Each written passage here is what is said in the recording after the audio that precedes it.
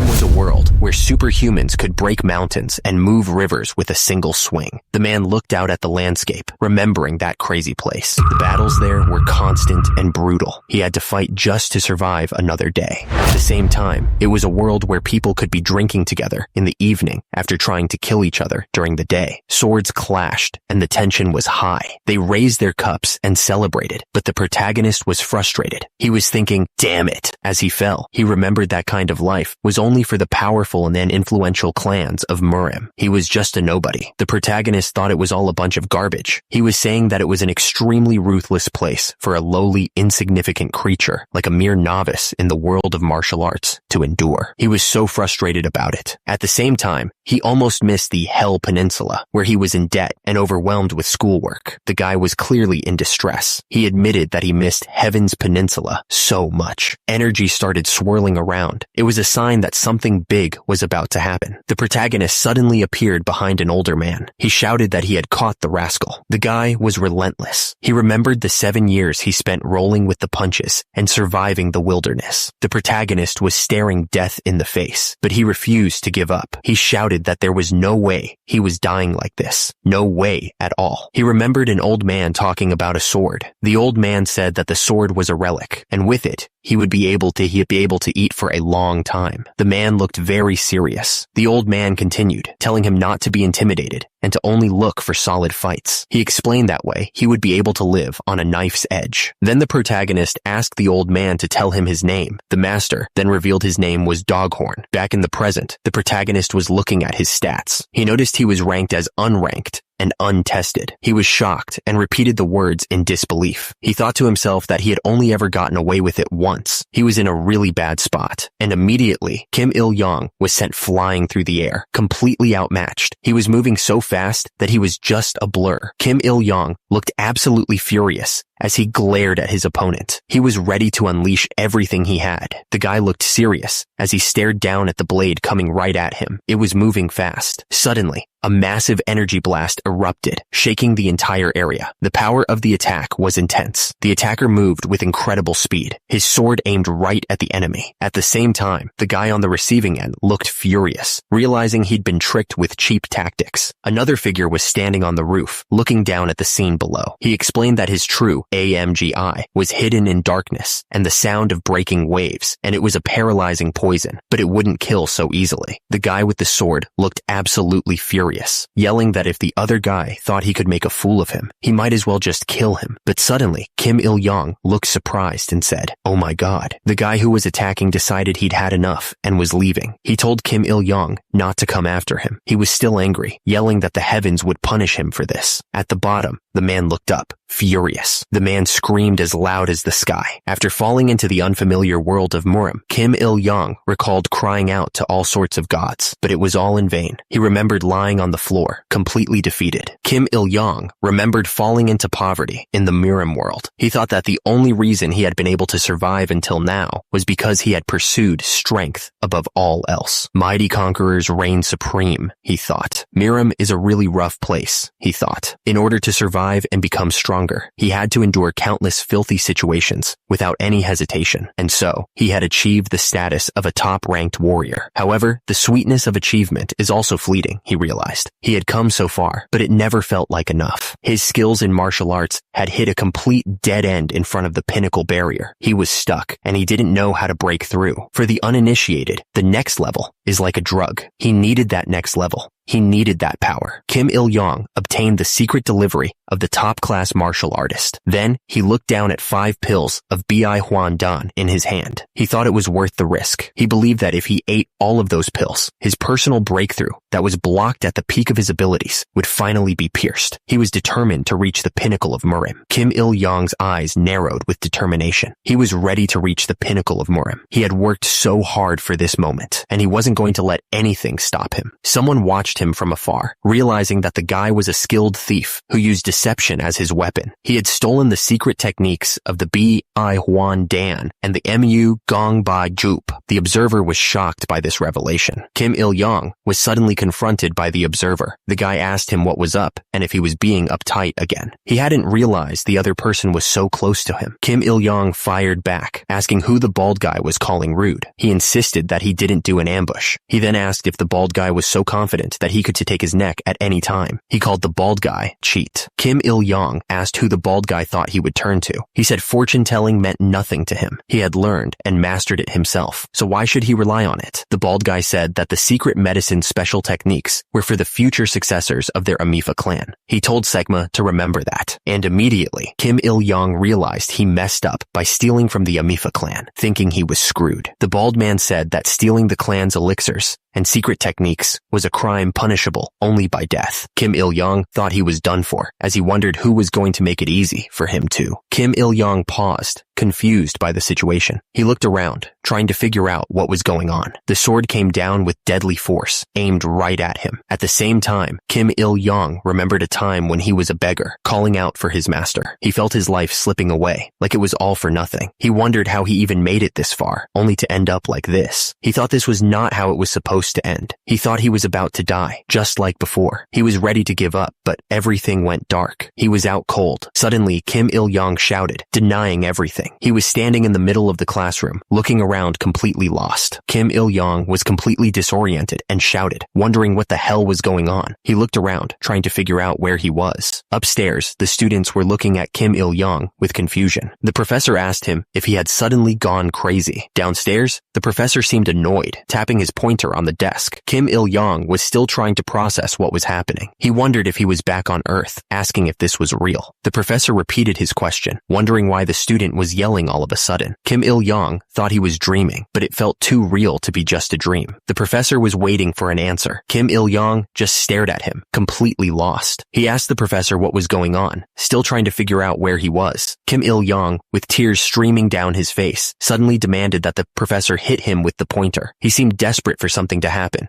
his expression a mix of pain and anticipation. The professor looked at Kim Il-yong like he was out of his mind, holding the pointer in his hand. He was clearly confused by the sudden outburst, and immediately, his expression changed to one of shock as he realized something. He mumbled, wondering what the hell this guy was, before realizing it could be another returnee. Kim Il-yong tilted his head, completely lost. He was even more confused by the professor's reaction, wondering what he meant by returnee. He just replied, yes. Kim Il-yong was lying on the bed, looking at his phone. He wondered if the dimensional rift was the reason he got caught up in all this. Below, the screen showed information about returnees. The screen explained that returnees from another dimension have high mana affinity and a good chance of getting an unique class upon awakening. Kim Il-yong started thinking about mana and unique classes. The screen also mentioned Travia being sought after by clans and nations, but only if they have a good class selection. A phone was on the bed, vibrating with notifications, but Kim Il-yong was already sitting in front of the TV. He was ready to see what the news had to say. The news reported that the crystal elixir, which was auctioned at a Geneva hotel in Switzerland, was sold for 303.8 billion won. Kim Il-yong was interested. The report described the elixir as a medicine that grants eternal life, like something out of a fantasy novel. The news announced that the winner of the bid for this Pangea leap was Chairman Lee Kang-ho of the Il-sung Group. The announcer repeated Lee Kang-ho's name. Before getting swept up in the world of martial arts, he was just a nobleman. But now, thanks to the crystal elixir, it seemed he could live a long life in this world. Someone was flipping through channels on the TV. The screen showed an ad for the Narangjin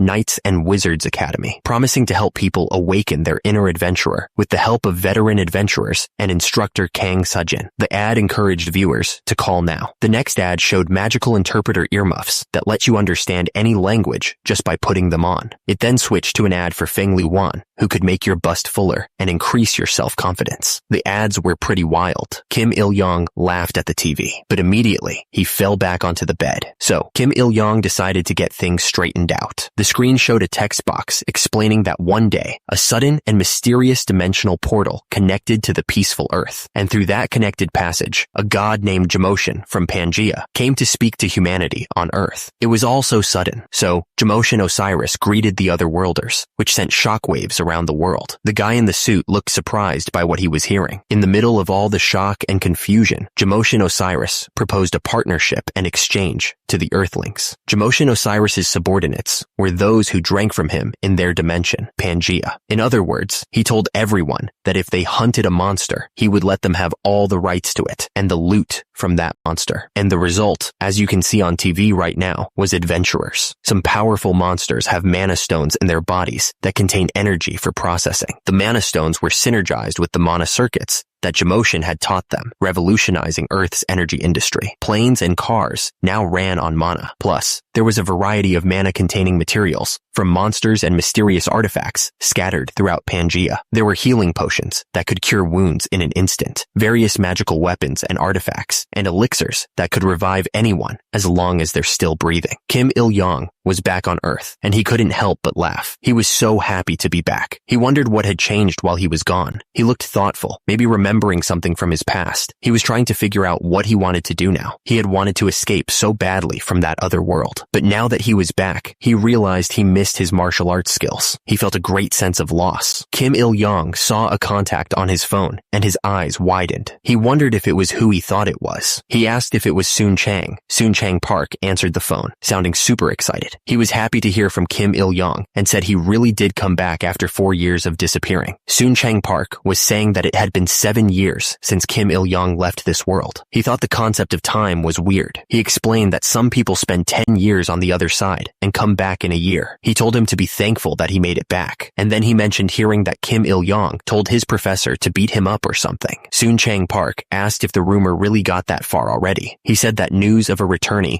spreads like the wind. He continued, saying that if a returnee awakens, they are the only class, right? He added that he was sure Kim Il-yong's departmental chat room was going crazy right now. Kim Il-yong asked when Soon Chang Park was going to do the awakening test. Soon Chang Park asked why he ended his sentences with a question mark. He told Kim Il-yong that he should be an adventurer, too. He called it a life-changing lottery ticket and asked if he would scratch it. Kim Il-yong asked, "You too?" Then he asked Soon Chang Park if he was an adventurer, too. Soon Chang Park replied that that's why he called right away. Soon Chang Park said that it was really weird, by the way. Kim Il-yong asked what he meant. Soon Chang Park replied that their department alone had produced 2 of those rare returnees, including Kim Il-yong. Kim Il-yong then asked if Soon Chang Park made a lot of money as an adventurer. Soon Chang Park replied that he made a lot of money, more than he could imagine. The next day, the scene shows the Adventurers Association building. It was a beautiful day, and it was a good day to pass the exam, or so they said. It was like SAT day, apparently. The guy walked with his hands in his pockets, looking confident. The crowd was going wild,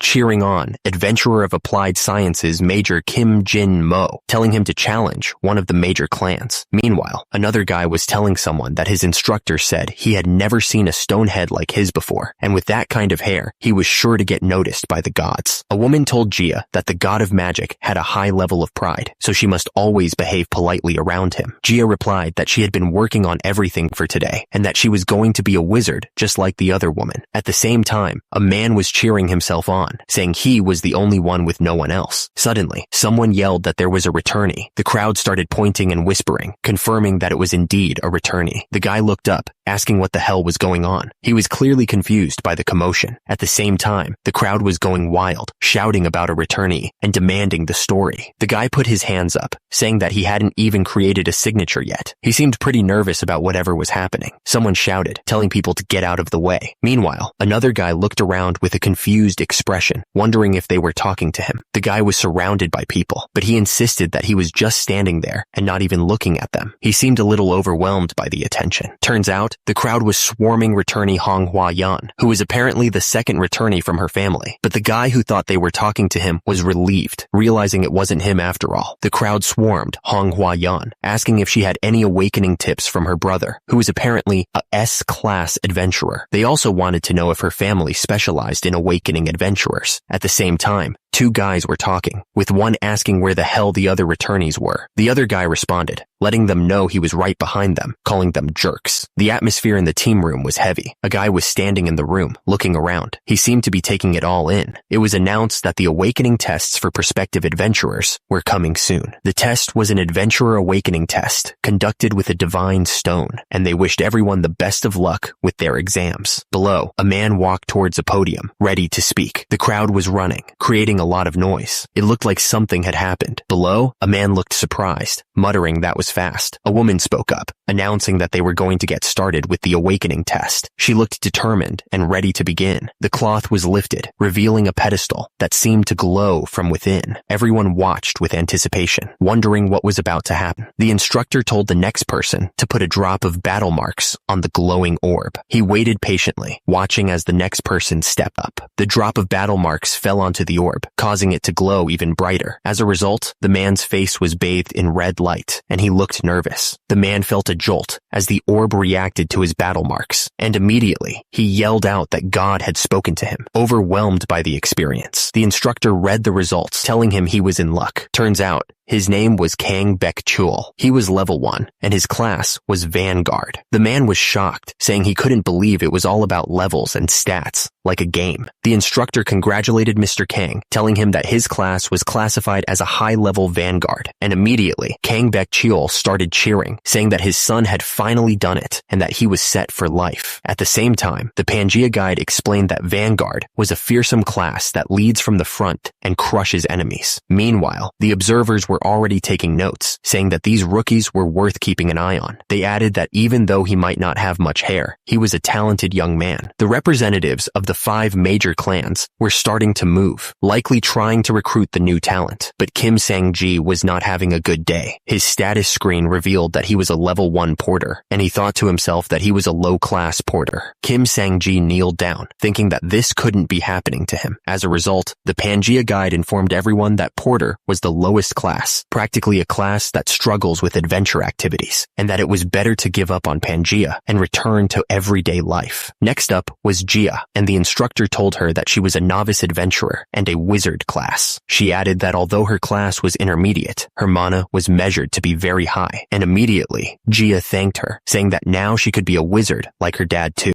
The man in the suit thought that mana was a natural gift, something you couldn't train like physical skills. He remembered that it was a good thing he had gotten some training in this area from that rascal, Sun Chang. The instructor called out for the next adventurer, Miss Hong Hua Yan. Hong Hua Yan had been called up to the front, ready to show off her skills. Hong Hua Yan dripped some battle marks onto the new stone, muttering ash under her breath. The drop of battle marks landed on the stone with a soft thud. As the battle marks soaked into the stone, a message appeared, Pangea's God System. A strange energy pulsed from the stone, reaching out into the cosmos. The system returned, bringing with it a message. Where a beautiful God is, beauty will also stay. Please keep order. The words seemed to echo through the very building. The first man yelled to get out of his way, saying that he had picked this one. He was ready to fight anyone who stood in his path, and immediately, a second man yelled back, telling him to get out of the way too. The first man asked what was going on, stating that he was done. He suggested that they make a deal. Below them, a cloaked figure demanded they get out of the way, wondering what that abomination was.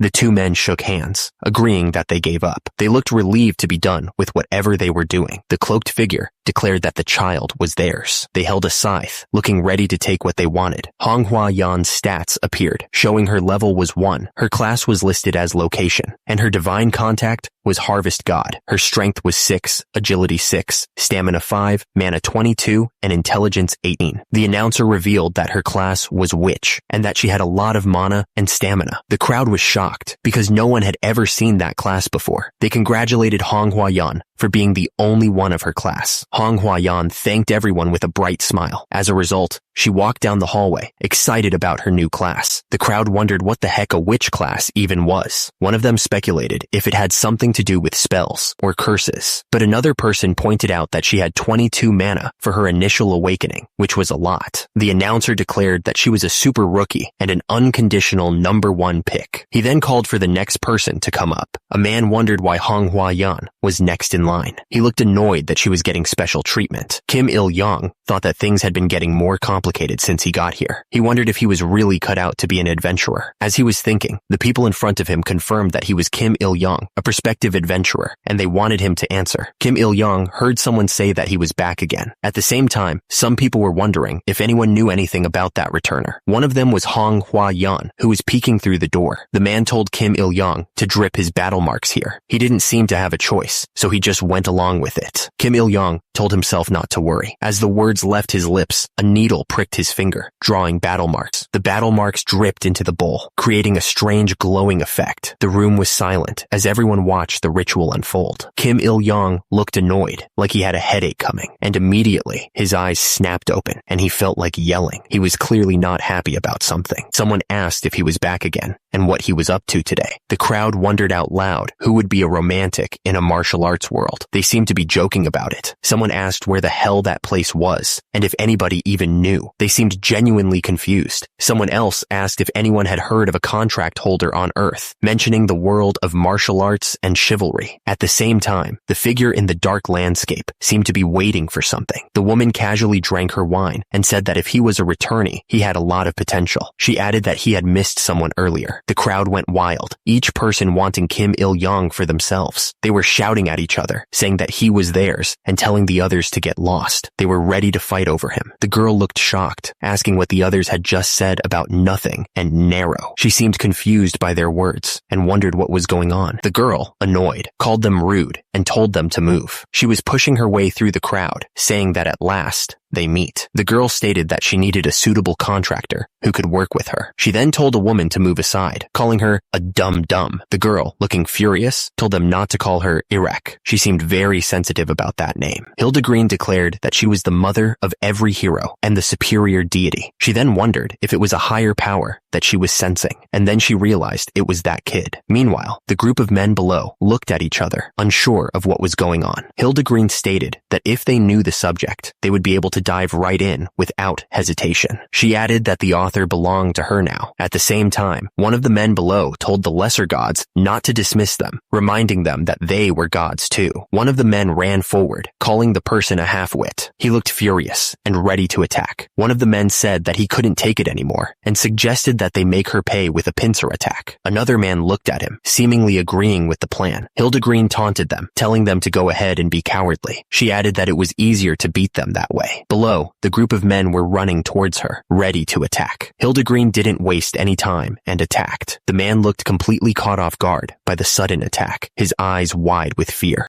Kim Il-young felt like his head was spinning. He muttered, asking where he was. Hildegreen looked down at him and cheerfully asked if he had finally opened his eyes. She was grinning like she was really happy to see him. Kim Il-young was still trying to get his bearings, wondering where he was. He wondered if he was experiencing the legendary power he had only heard stories about. Hildegreen explained that they were somewhere among countless dimensions. She added that it was the anniversary of the founding of the heavenly land, and that this place was only allowed for today. She then asked him who he was, before quickly clarifying that she was asking about herself. Hildegreen declared that she was the mother of all heroes and a living legend. She was Hildegreen. She seemed to be thinking about something, wondering if the god of heroes was auspicious or inauspicious. Hildegreen asked the child of Earth, meaning Kim Il-young, what his name and dream were. She seemed curious. Kim Il-young wondered why she would ask that in the first place, confirming that she was talking to him. Kim Il-young knew that lies didn't work with gods of contracts. He'd rather go out with a bang. He stated that his name was Kim Il-young, and his dream was to live off his own skills in this life. Hildegreen was confused and asked what he meant by living off of life. Kim Il-young explained that he wanted to become a landlord who collected rent from adventurers every month. He was thrilled at the prospect. Hildegreen looked at him, wondering if those who were chosen by this heroic god were just going to let life walk all over them like that. Hildegreen explained that there was a catch to all of this. She said that he had to be from the world of nothingness and consultation. Kim Il-young replied to Ms. Hildegreen that there was martial arts where he was from, but there were no chivalrous individuals. He also admitted that he wasn't particularly skilled in martial arts either, just a lowly swordsman who scraped by during the day. But at night, he was a formidable warrior. At the top, Hildegreen was surprised that he was a lowly swordsman, defining it as a mercenary. She She thought that was a good thing because mercenary kings could be heroes too. But then she asked what an amphipasic group was. Kim Il-yong was standing in front of her. At the bottom, Kim Il-yong was standing in front of her, and Hildegreen was wondering what an amphipasic group was. Kim Il-yong explained that it refers to a person who tries to redistribute wealth by sneaking into other people's homes and stealing their riches and treasures beyond their walls. Hildegreen was shocked, realizing that it was just a fancy word for thief. She wondered if thief was the right word for him. Kim Il-yong confirmed that was right, realizing that maybe he was too honest. At the bottom, Hildegreen was furious, calling him a thief and asking what he was so proud of. Hildegreen was starting to panic because they had already met, so the contract was unavoidable. She realized she messed up. Because of that, she declared that she would tear him apart and fix his way of thinking to make him a hero. Kim Il-yong was confused, asking what that nonsense was supposed to mean. He pointed out that being a hero wouldn't help him get through life at all. He looked annoyed by the whole situation. Kim Il-yong asked if hero was just another word for sucker. He couldn't help it, so he declared that he would become a contractor in secret. He was floating away from Hildegreen. Kim Il-yong refused, saying that he needed a god of martial arts or a sword saint, not just a simple body transformation god. Hildegreen was completely shocked by his arrogance. Hildegreen called him a stupid, arrogant earthling, telling him to go home. She punched him hard, sending him flying away. Kim Il-yong was sent flying by the punch, and he couldn't understand why he had fallen. He wondered if he had even been hit at all. He looked around, confused. Immediately after, he was holding his neck, asking what kind of violent god would do that. Hildegreen declared that prospective adventurer Kim Il-yong's awakening was complete. Kim Il-yong was on the ground, wondering what his class was. Hildegreen pointed, showing Kim Il-yong's stats. It showed his name, level, class as Ronin, divine contract with the god of heroes, and his title, foolish and arrogant earthling, along with his strength, agility, stamina, mana, and intelligence. Kim Il-yong smirked, remarking that the little god had a way with words. He wondered if a Ronin class even existed. At the same time, some guys were overhearing the conversation, and one of them declared that it must be the only class. Kim Il-yong was surprised, wondering if another unique class had appeared. He thought he had seen a mana star, but he wondered if he was wrong. He then asked if he couldn't use a skill without mana. He checked his stats again. Kim Il-yong then realized he was wearing a pearl necklace around his spine and wondered what he could do with it, since he was the only one in his class. He seemed disappointed. The guy with the blonde hair congratulated Kim Il-yong on being the only one with the Ronin class, but then he added that his mana was terrible. Kim Il-yong just replied with a,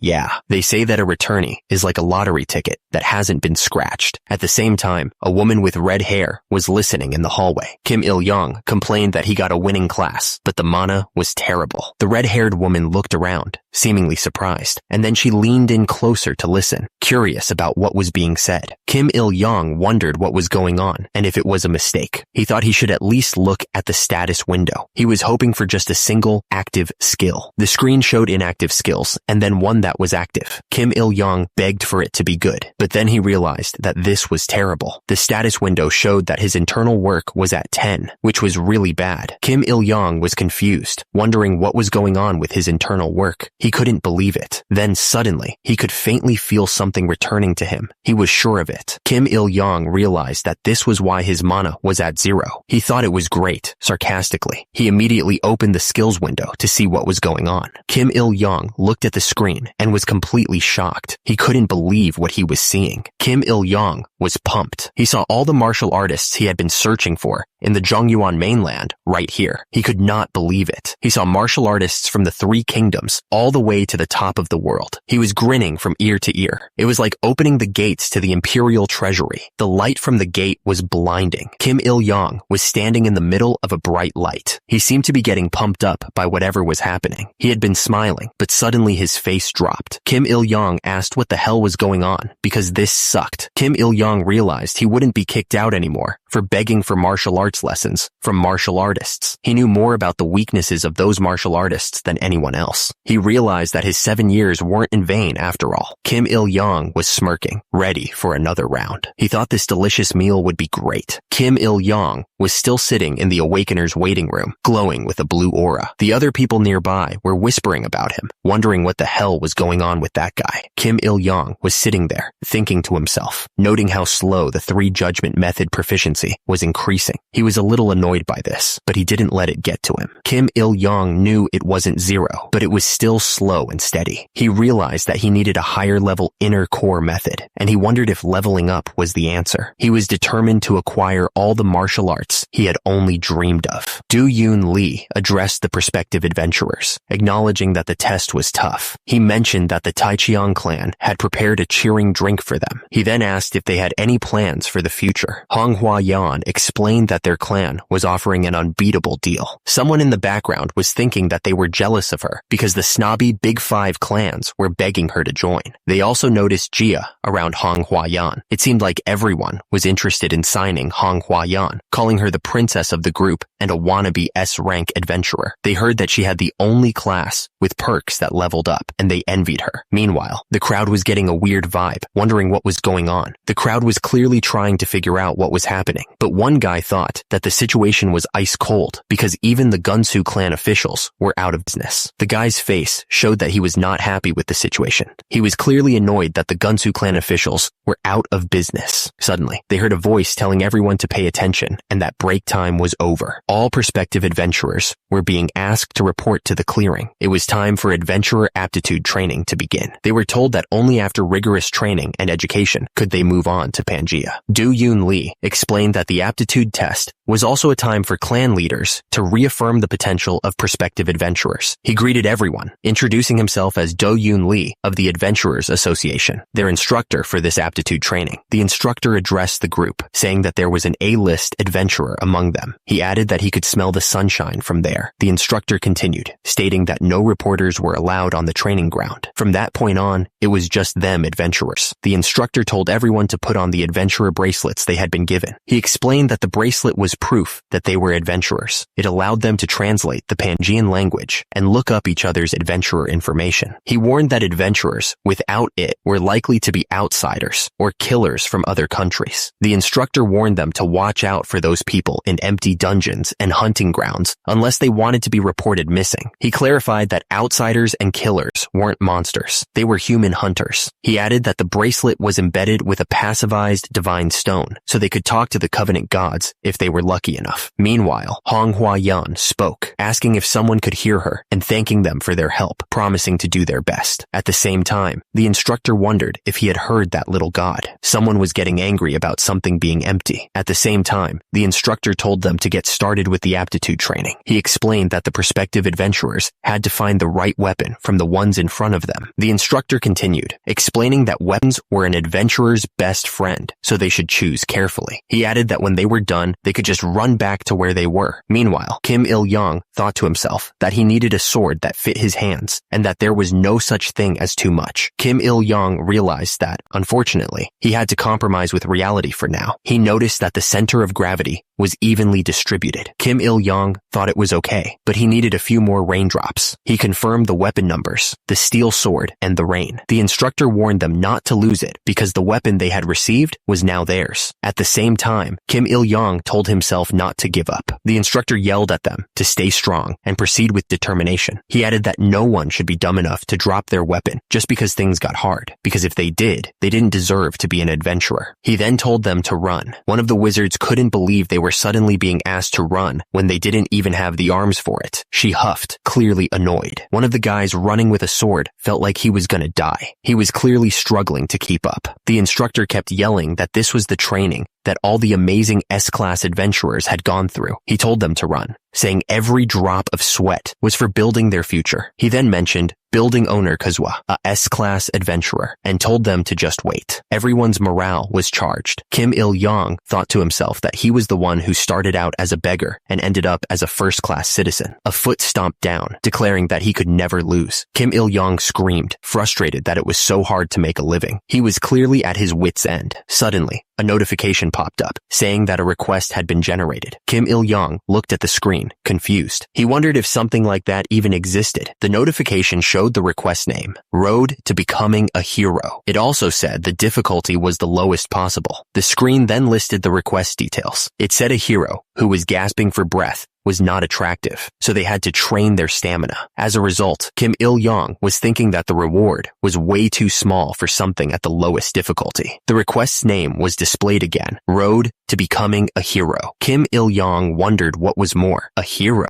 Kim Il-young looked at the screen and said, wow. He seemed genuinely surprised by what he was seeing. Kim Il-young thought to himself that this nobleman was still dreaming the wrong dream. He was clearly frustrated by the whole situation. Kim Il-young looked at the training request with a serious expression. He was thinking about what he should do next. The screen showed the details, running, push-ups, and sit-ups. Kim Il-young was thinking, oh God, why did you give me such a trial? He figured gathering experience points little by little was better than doing nothing, right? The screen showed he needed to do 150 reps to get a muscle strength stat of 1. Kim Il-young realized stats were really important. The details of the request were still on the screen. Kim Il-young was getting annoyed and asked himself if he really had to do this. Kim Il-young was clearly not happy about this training. He was annoyed and decided to ask what the real intention was behind it all. Kim Il-young looked totally confused and asked Ms. Hildegreen what this was all about. He looked like he had no idea what was happening. The bracelet glowed as Kim Il-young thought to himself that this goddess was really persistent. He wondered if this was just her style as a brat. The screen showed the title of the request, The Second Path to Becoming a Hero. It also showed his achievements, like running 6,800 out of 7,000 meters and doing 290 out of 300 push-ups. He was so close to finishing. Kim Il-young kept running, but he felt like he was about to die. He was pushing himself to the limit. Even after finishing the sprinting exercise, Kim Il-young kept training. He didn't even know how to rest after completing the first request, so he just kept running. Kim Il-young felt like his body was completely numb. He couldn't even scream to stop himself. He was so tired. He felt like he was about to die right there.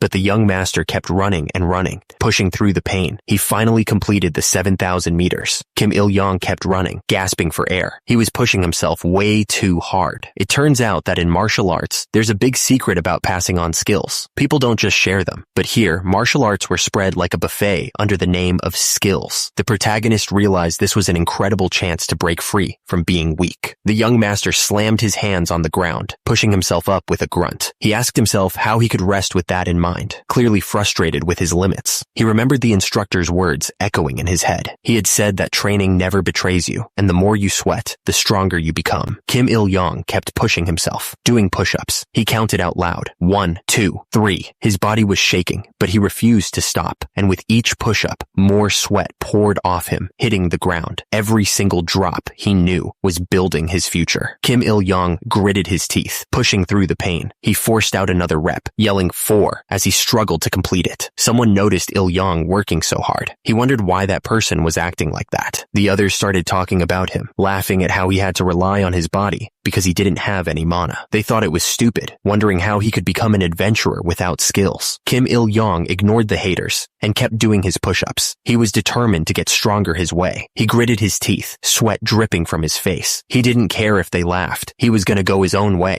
He pushed himself to 10.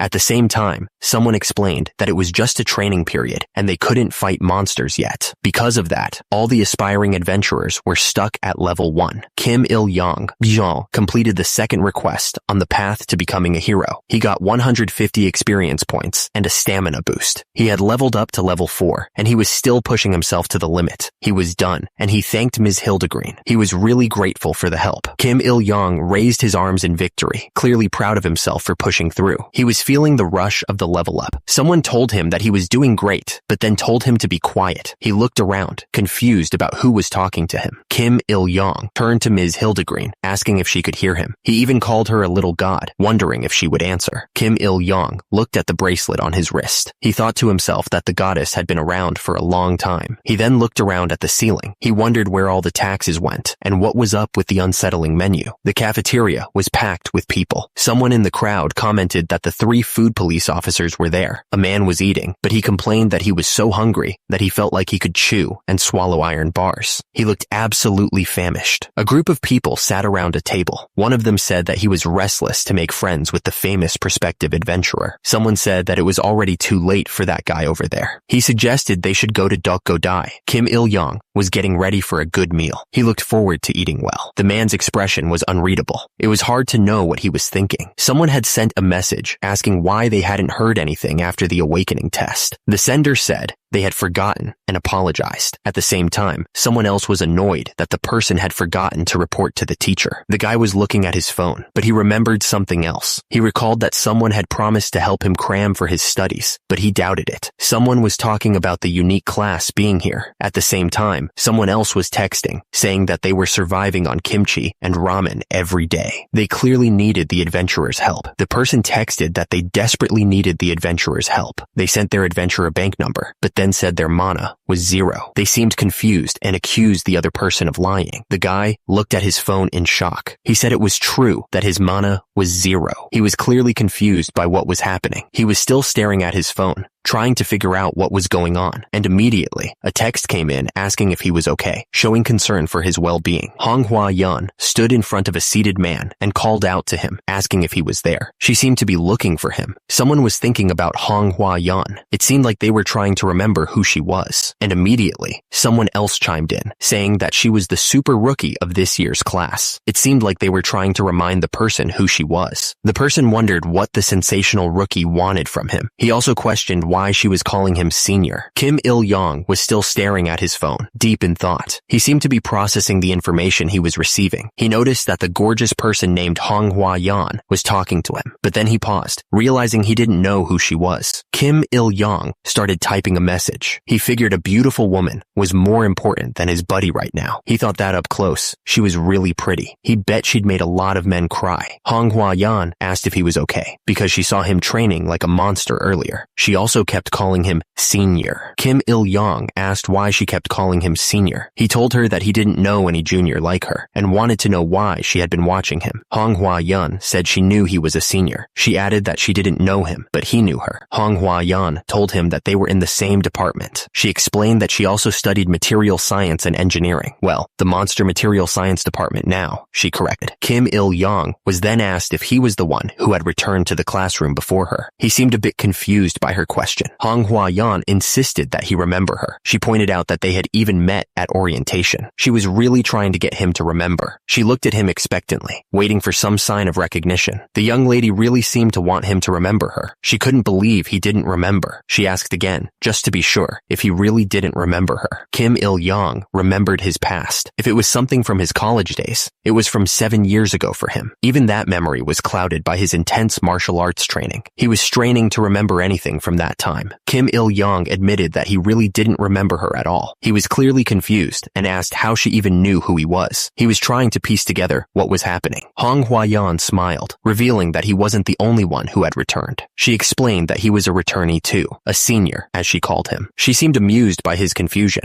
Hwa-yeon continued, explaining that the department group chat had been very noisy because of him. She said that there was no way she couldn't know who he was. She seemed to think it was obvious. Turns out it wasn't a surprise, considering 2 reincarnated students came from the same department. It was quite the coincidence, really. The situation was starting to make sense. Hwa-yeon revealed that there had been rumors about a senior high school student coming back. She seemed to be enjoying this bit of gossip. She continued, explaining that the senior had done a strange dance during a chess competition. She admitted that she couldn't forget his face after that. It was a flashback to a time when Kim Il-young was wearing a tiger suit. He was dancing with his arms raised, clearly not embarrassed at the time, and immediately Kim Il-young remembered. He realized it was his shameful history from 7 years ago. He was starting to regret his past actions. Meanwhile, Kim Il-young looked like he was in pain. Kim Il-young exclaimed that he almost forgot about what happened 7 years ago. Hwa-yeon asked if he had come back after all those years, clearly amused by his reaction. Hwa-yeon smirked, saying that it was no wonder Kim Il-young couldn't remember anything. She pointed out that she had only been back for a year. She seemed to be enjoying his confusion. Hwa-yeon continued, telling Kim Il-young that he didn't have to go around networking like the others. She smiled warmly, trying to make him feel at ease. Hwa-yeon leaned in slightly, suggesting that he just call her Hwa-yeon comfortably. She seemed to be trying to build a friendly relationship with him. She added that she found it more fun fun talking to her senior. She smiled, making it clear that she was interested in continuing their conversation. Meanwhile, another guy watched them from across the room, lost in thought. He seemed to be calculating something, his expression unreadable. Someone suddenly exclaimed, recognizing Hua Yan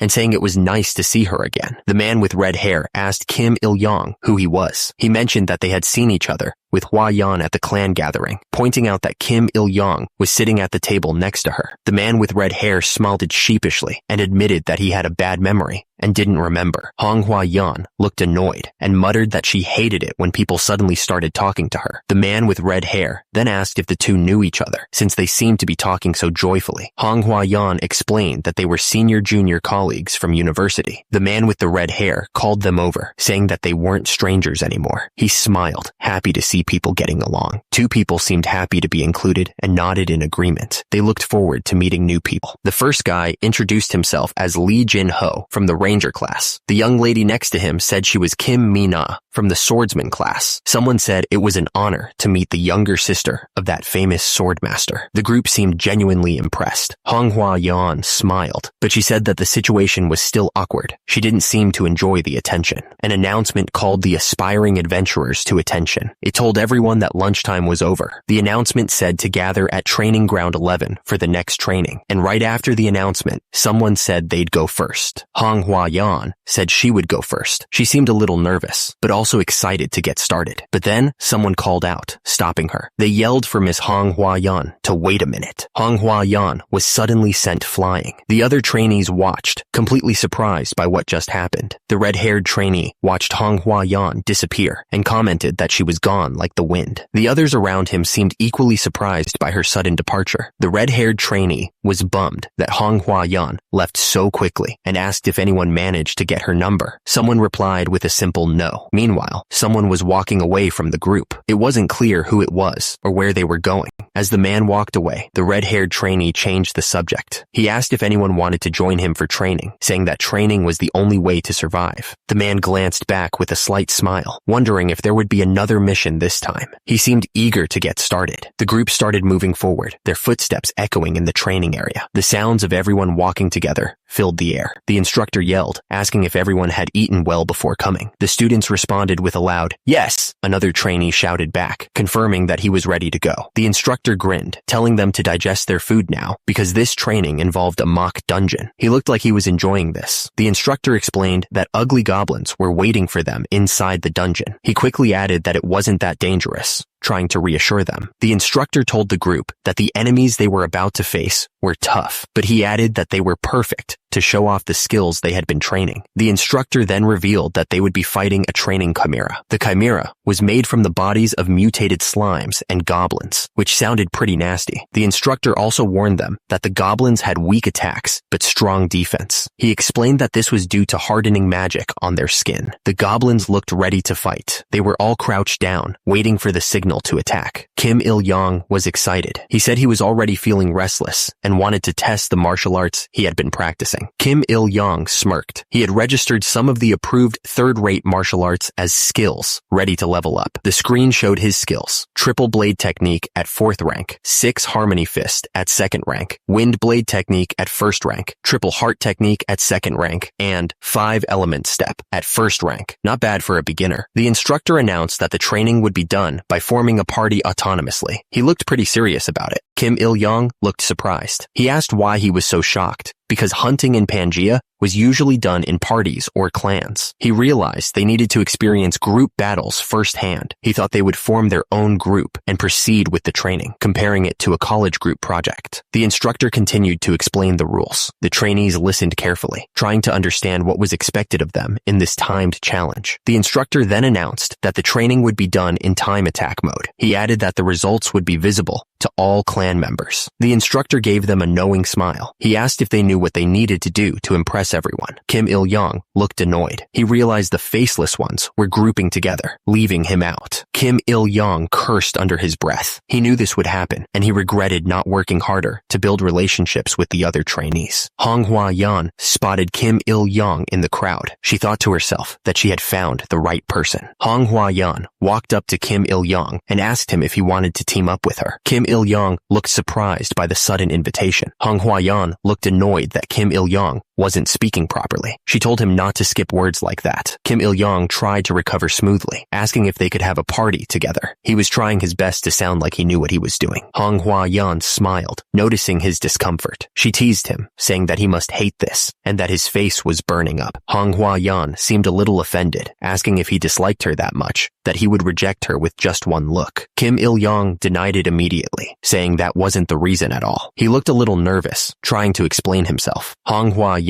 then asked if he would do it, looking at him with an expectant expression. She was waiting for his answer. Hong Hua-yan looked like she was thinking hard, but then Kim Il-young spoke up, declaring confidently that there was nothing he couldn't do. He was trying to sound cool. Hong Hua-yan smiled, saying, "All right, let's do it together." Kim Il-young then asked if he should gather people for the party, ready to get started. Kim Il-young thought to himself that with Hong Hua-yan on his side, recruiting people was easy. He shouted out, asking who wanted to party with him, and a bunch of people raised their hands immediately. Hong Hua-yan smiled, telling everyone not to fight. She seemed to be trying to ease the tension in the group. Someone in the crowd shouted to everyone, telling them to do their best. They sounded really enthusiastic. Another man raised his fist, declaring to Kang Baek-chul that he would repay his kindness with his best efforts. He looked really determined. Kim Oh-yeon then spoke up, introducing himself and mentioning that he was an assassin class. He seemed eager to get started. The group started discussing their positions for efficient hunting, but Kim Oh-yeon thought to himself that it was all kind of ridiculous. Kang Baek-chul would take the lead, while Lee Jin-ho and Kim Mi-na would bring up the rear. Kim Oh-yeon and someone else would take the center. At the same time, Hong Hua-yeon stared intently, planning their strategy. A man smiled, saying that he liked how they were expressing their interest. He seemed really pleased with their enthusiasm. Another man smiled, saying that it was fitting for a prestigious adventurer family. He seemed really impressed. A man smiled, commenting that she had analyzed everything in an instant and given sharp orders. He seemed impressed by her quick thinking. Hong Hua-yeon asked the young master where he wanted to stand. He replied that he didn't care. Anywhere was fine with him. He looked completely indifferent. The guy with the dark hair was clearly annoyed. He thought it didn't matter where the young master stood because he didn't even have any mana. He told the MC to please not disturb them and just stay out of the way. The man declared that he would stand guard with Mr. Kang. He added that his younger brother was also on the list, sounding a bit protective. Someone in the group asked if the young master was nervous. The group was gathered in what looked like the entrance to a cave, ready to start. The young master replied that he was okay, trying to sound confident. He then declared that they should all go, ready to face whatever was ahead. And just like that, a portal opened before them, swirling with energy. It was time to begin their adventure. The group moved forward into the dungeon, ready for whatever was ahead. Kim Il-young took the lead, holding his sword and shield, with the others following close behind. Kim Il-young turned back and declared that they would do their best and become the shield of the party. But to himself, he thought that this was so annoying. Water dripped from the ceiling, echoing through the dungeon. The silence was heavy, creating a tense atmosphere. Suddenly, Kim Il-young stopped the group. He announced that he sensed something ahead, looking concerned. Kim Il-young, preparing for a fight, asked how many enemies were out there. He looked serious, ready to protect his group. Kim Il-young was trying to figure out how many enemies were coming. He muttered to himself, wondering if there were 2, 4, or even more than 6. He focused his energy, his eyes glowing with a fierce light. He was ready for whatever was about to come. The air crackled with anticipation. Kim Il-young, seeing the enemies approach, shouted a warning. He yelled that they were coming. One of the other trainees looked absolutely terrified. He took a step back, fear written all over his face. The monsters were closing in. One of them screamed as it lunged forward, ready to attack. The goblins, a nasty-looking bunch, were ready to fight. Their leader shouted for everyone to prepare for the attack. One of the trainees wasn't going to wait and see what happened. He activated a skill, shouting that he was going to provoke the enemy. The trainee looked around, his eyes widening in disbelief. He realized there were goblins in the back too, and not just a few. Panic started to set in. It was clear they were completely surrounded by the monsters. It was a really bad situation. The goblins didn't waste any time and charged forward, looking like they wanted to tear everyone apart. They were moving fast and looked really angry. The rookies started to panic, realizing they didn't have any real combat experience. They were screaming and looked like they were about to run away. At the same time, Manhwa also looked surprised, like she wasn't ready for this kind of fight. It was clear this was her first time being this close to the action. Turns out, Manhwa was also taken aback because this was her first time in close combat. She was clearly not expecting it to be this intense. Meanwhile, one of the goblins was attacking with a crazy look in its eyes. It looked like it was about to hit someone. The others thought the association guys should hold back a little. The trainees were wondering if the instructor was trying to push them too hard. Turns out, the goblins were protected by some kind of magic, and their attacks weren't doing anything. The goblins were relentless, and one of the guys was getting attacked up close. At the same time, Manhwa was trying to blast the goblins with her magic, hoping to break through their defenses. The goblin was still attacking the man, and he looked like he was in serious trouble. He was screaming, trying to fight back, but the goblin was too strong. The goblins kept attacking, and the trainees were getting pushed back. It was clear that their skills weren't working well against the goblins. Manhwa looked really stressed out, like she couldn't handle the pressure. She was frustrated that she couldn't even use her abilities properly, because she was so tense. Kim Il-young was starting to worry. He realized that at this rate, they were going to get wiped out. Suddenly, a system message popped up. Mission alert. The mission name was Proof of a Hero, and the details said, Crisis is the stage for heroes. Let's harvest the skulls of all the goblins. All right, our hero grinned, finally getting a mission he could sink his teeth into. It was time to get to work. Our hero was pumped. He thought to himself that he had been waiting for this. He knew this was his specialty, martial arts and fighting dogs. He had absolute confidence in his skills. Kim Il-young could feel it. He could feel the flow of his inner energy coursing through him. His muscles were reacting quickly, ready for anything that came his way. He realized his strength was being concentrated, building up for something big. Kim Il-young swung his sword, a purple energy trail following the blade. He was moving with incredible speed, ready to cut down whatever was in his path. The sword cutting through the air, the purple energy intensifying with each swing. The power behind it was undeniable. At the same time, the goblin screamed, clearly terrified. Kim Il-young realized there was no time to activate his skill. Meanwhile, he thought that in martial arts, everything should be instinctive. His eyes narrowed, focusing all his energy. He reassured himself that his body remembered what to do. The young master took a step forward with his left foot, beginning the form of the three-sword technique. Kim Il-young lowered his head, focusing his energy. The purple aura around him intensified, ready to explode. He slashed his sword, cutting through the goblin with ease. The goblin could only make a weird noise as it was cut down. Kim Il-young shouted that he could do all of this without any skills. He was feeling pretty confident. Manhwa looked completely shocked. She wondered how he could do that without any skills. Kim Il-young stood tall, surrounded by the goblins he had just defeated. Manhwa could only watch in disbelief. Kim Il-young didn't waste any time. He moved with blinding speed and slashed at the goblin. The goblin screamed, knowing it was about to be cut down. The goblin screamed as Kim Il-young's blade came down on him. He could only shout as the blade approached. The sword cut through the goblin's flesh with ease. It didn't even have time to scream before it was cut down. Kim Il-young looked back with a smile, clearly enjoying himself. He was ready for the next fight. He thought about the feeling he got when he defeated an enemy. It was a familiar sensation. He remembered the feeling of cutting through flesh. It was something he had done many times. The sword sliced through the goblin, and he could feel the resistance as it cut through bone. It was an oddly satisfying feeling. Manhwa watched the fight, her eyes wide with surprise. She couldn't believe how easily he was taking down the goblins. The goblin's head went flying, landing on the ground with a thud. The attack was brutal and efficient. The feeling of the blade cutting through flesh and bone was familiar to him. It felt almost intimate. A wide smile spread across Kim Il-young's face. He wondered if he had truly returned as a martial artist. One of the trainees looked at Manhwa asking what that had been just now. The woman's eyes were wide with disbelief at the power she had just witnessed. Manhwa was stunned. She couldn't believe that someone could cut down a hardened goblin so easily. She had never seen anything like it. Our hero didn't stop to celebrate. He kept moving forward, his sword ready for the next attack. He was completely focused on the mission.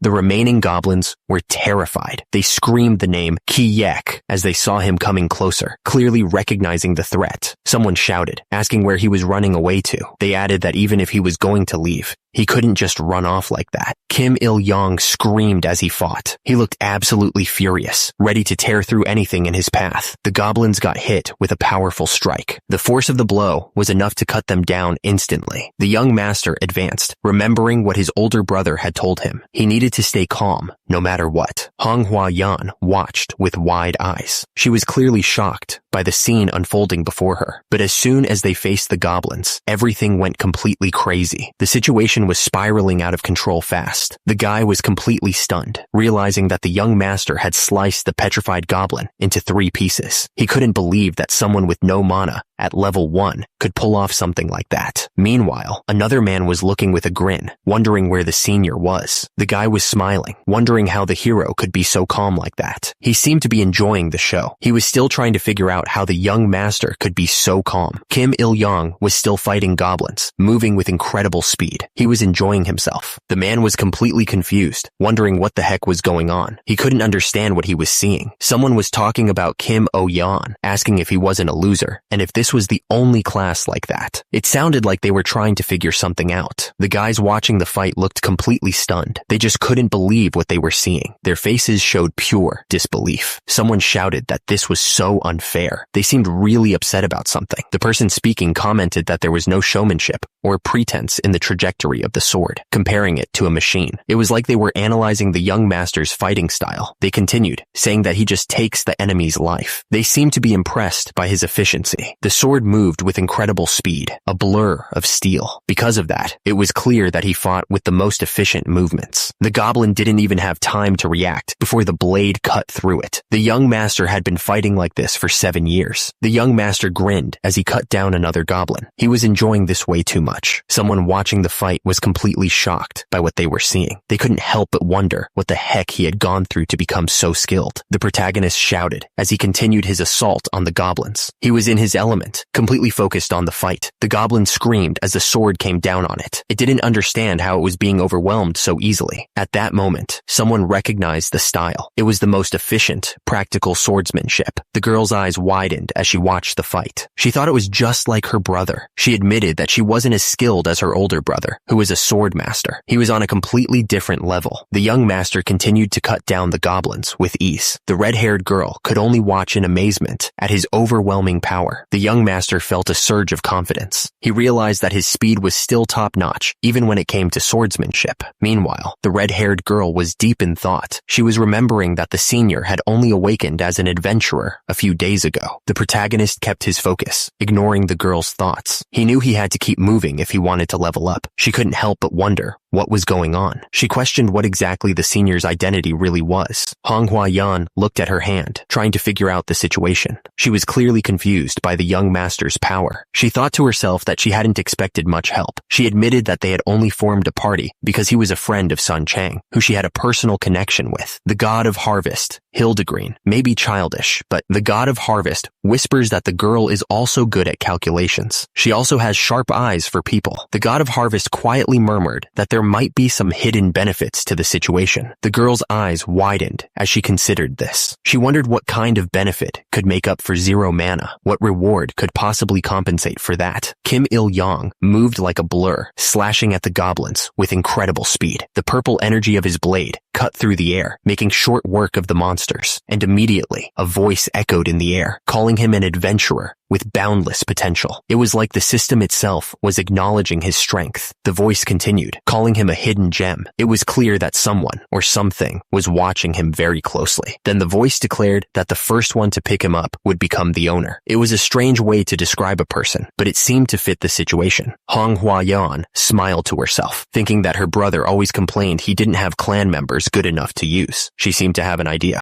Hong Hua-yan was getting excited, thinking she might have found the perfect person for their clan. She thought to herself that she might have found someone. She continued, believing that if they succeeded in recruiting him, their clan would be a total success. The only problem was figuring out how to persuade their senior members. The system seemed to be reacting to his performance, and the text implied that if the god of harvest wanted him that badly, Hong Hua-yan would even use her own body to persuade him with a smile. She was clearly very motivated, but someone immediately shot down her idea, saying, what was she even talking about? No matter how much they wanted to recruit him, it wasn't going to be that easy. The god of harvest was laughing heartily. Apparently the joke landed way better than expected, and the reaction seemed suspiciously good. Manhwa was blushing a little, saying, "Oh my, really?" She seemed to be taking the joke a bit too seriously. Outside the association's viewing room, everything was quiet. The room was empty and waiting for something to happen. At the same time, some people were talking about the returnees. One of them asked if they could expect a new record this time, but the other guy immediately shut him down. The guy stated that there wouldn't be any new records because they had set the training difficulty level too high. They were clearly not expecting much from this group. The text clearly states who's in charge: Director Kim Ma-young. The man asked what the difficulty level was and why it was suddenly changed. He looked a little worried. The text says that Pangea is a bit complicated these days. The man explained that because of his own inner conflicts and the presence of outsiders, he had to train even harder this term. He seemed determined to raise the bar. The text declared that if you're an adventurer, you have to overcome all challenges with perseverance. It was a pretty standard motivational speech. The woman repeated the word perseverance to herself, clearly thinking about the weight of that statement. She seemed to be considering the implications of what was just said. The man turned to Mr. John, confidently saying that Manhwa's party would definitely be the fastest. He added that even manager Kim wouldn't dare to bet against them. The man went on, explaining that the person in question had received great teachings from their older brother. He also mentioned that their lineage was excellent, but another man questioned that statement, pointing out that the lineage hadn't actually been proven yet. He seemed skeptical about the claims. Someone else chimed in, arguing that it had been proven in Pangea. He explained that children born to magicians often showed talent in magic themselves. Someone commented that these days, there were many cases where adventurers were connected because of stories like this. It seemed like they were discussing how people find common ground in this new world. The woman looked at the man beside her and said that the world had become strange as she thought about lineage. She didn't seem to believe it was that important. The door to the dungeon started to shake violently. Cracks appeared around the edges, hinting at something powerful about to come through. A woman shouted that they were coming out. Everyone was focused on the door, waiting to see who or what would emerge. Finally, the doors swung open, revealing the exit from the dungeon. The tension in the air was thick as everyone waited to see who had made it through. Someone was breathing heavily after the fight. They were clearly exhausted. The adventurers were covered in battle marks and dirt, but they had made it through. One of the people watching commented that lineage was a real thing. He seemed impressed by what he had just witnessed. The general manager told them to record everything. They needed to digitize the footage and send it to headquarters. Someone pointed out that the time was 9 minutes and 56 seconds, asking if that was a new record. They seemed impressed by the speed. The people watching were surprised. They asked if the association hadn't raised the difficulty level already. They were shocked that someone could clear it so fast. One of the guys scoffed, saying that they even had to carry that worthless baggage. He didn't seem happy about it. The group was still in disbelief. They pointed out that she had cleared the dungeon in under 10 minutes without using any mana. It was almost impossible. The general manager exclaimed that they had to recruit that woman no matter what. He was clearly impressed by her skills. Someone else agreed completely. He added that he would call the accounting team and increase the recruitment budget. They were determined to get her on their team. Kim Il-yong stood there, covered in battle marks, still gripping his sword tightly. He looked like he had been through hell, but he seemed completely unfazed by it all. The person watching the fight said that the guy's moral integrity was a mess. She wondered who he even was. Someone was doing pull-ups, clearly struggling with each rep. He was huffing and puffing, trying to push himself. Someone told the senior to avoid making strange noises. He sounded annoyed. The guy doing pull-ups complained that the sound was irritating. He said it sounded like someone was taking a dump, which made the whole situation even more awkward. Manhwa was catching her breath, clearly exhausted from the fight. She looked like she had used a lot of energy. Kim Il-yong looked down, lost in thought. He seemed to be considering his next move. Suddenly, an explosion of energy erupted. It was like something was being unleashed. Kim Il-yong moved with blinding speed, his swords flashing. The air crackled with energy as he attacked. A system window popped up, showing that his triple sword technique had reached the 6th stage at 16%. He was getting stronger fast. Kim Il-yong was smiling, thinking about how he had slaughtered goblins in the mock dungeon without leaving any trace. He was pretty satisfied with his performance. Turns out, his martial arts level had noticeably increased. He was really happy about that. Kim Il-yong looked down at his sword, knowing there was no substitute for actual combat training. He knew he needed to keep pushing himself. He knew that there was no substitute for actual combat training. He needed to keep pushing himself himself to get stronger. Kim Il-yong decided to double-check all his supplies. He wanted to make sure he was ready for anything. He was taking his time, making sure he did everything just right. He was moving slowly, but with absolute certainty. The system chimed in, letting him know he had nailed the move perfectly. His skill level was even higher than expected. Kim Il-yong looked surprised by the system's feedback. He hadn't expected such a good result so quickly. He was confident it wouldn't take too long to get back to his peak condition. At the same time, the RPG screen showed Triple Sword Technique, 7th form, 1%. Kim Il-yong smirked, realizing he could restore his cultivation level pretty quickly at this rate. He was definitely on the right track. Kim Il-yong was getting excited, realizing he might even reach the peak of his dreams. He thought about how he was addicted to getting stronger, and it looked like he'd finally achieve it back on Earth. He smirked, thinking martial arts was the only drug approved by the government. He was sure he made the right choice, coming back to Earth and becoming an adventurer. He looked incredibly confident. Hung Hwayan asked if he wasn't exhausted from training so hard. She pointed out that he might not realize it, but his hands were completely worn out. She seemed concerned. Kim Il-yong told her it was okay. He explained that he was going back to the hands he used to know, looking at his own hands with determination. He added that he was talking about the hands of the hermit. Then, he wondered if the girl even trained at all, looking at her with a curious expression. Someone was complaining that she had been hanging around him ever since the mock dungeon. He sounded pretty annoyed. He wondered if the other trainees were giving her the cold shoulder. He looked at the two with a concerned expression. Hong Hwa-yan asked the senior if they could have a serious talk when he was done training. She looked serious, her red eyes focused. Hong Hwa-yan added that she wouldn't drag it out for long. She gave a small smile, trying to reassure him. He thought to himself that a serious conversation with a cute college girl would usually have him over the moon. He seemed conflicted. Kim Il-yong looked down with a smirk, refusing her request outright. He seemed determined to do things his way, no matter what. He thought to himself that it was time to train like crazy. He didn't have any time to waste on anything else. Kim Il-yong told her that there was still a lot of training left to do. He was focused on getting stronger. Hong Hwa-yan sighed, looking a little disappointed. She said that she understood. Hong Hwa-yan asked him to let her know when he had some free time. Kim Il-yong just looked away, clearly not interested at the moment. Kim Il-yong thought to himself that she was really getting on his nerves in many ways. He didn't seem to appreciate the constant attention. Kim Il-yong knew he couldn't waste this moment carrying Yahello on his back. He had to focus on his own training and get stronger. The young master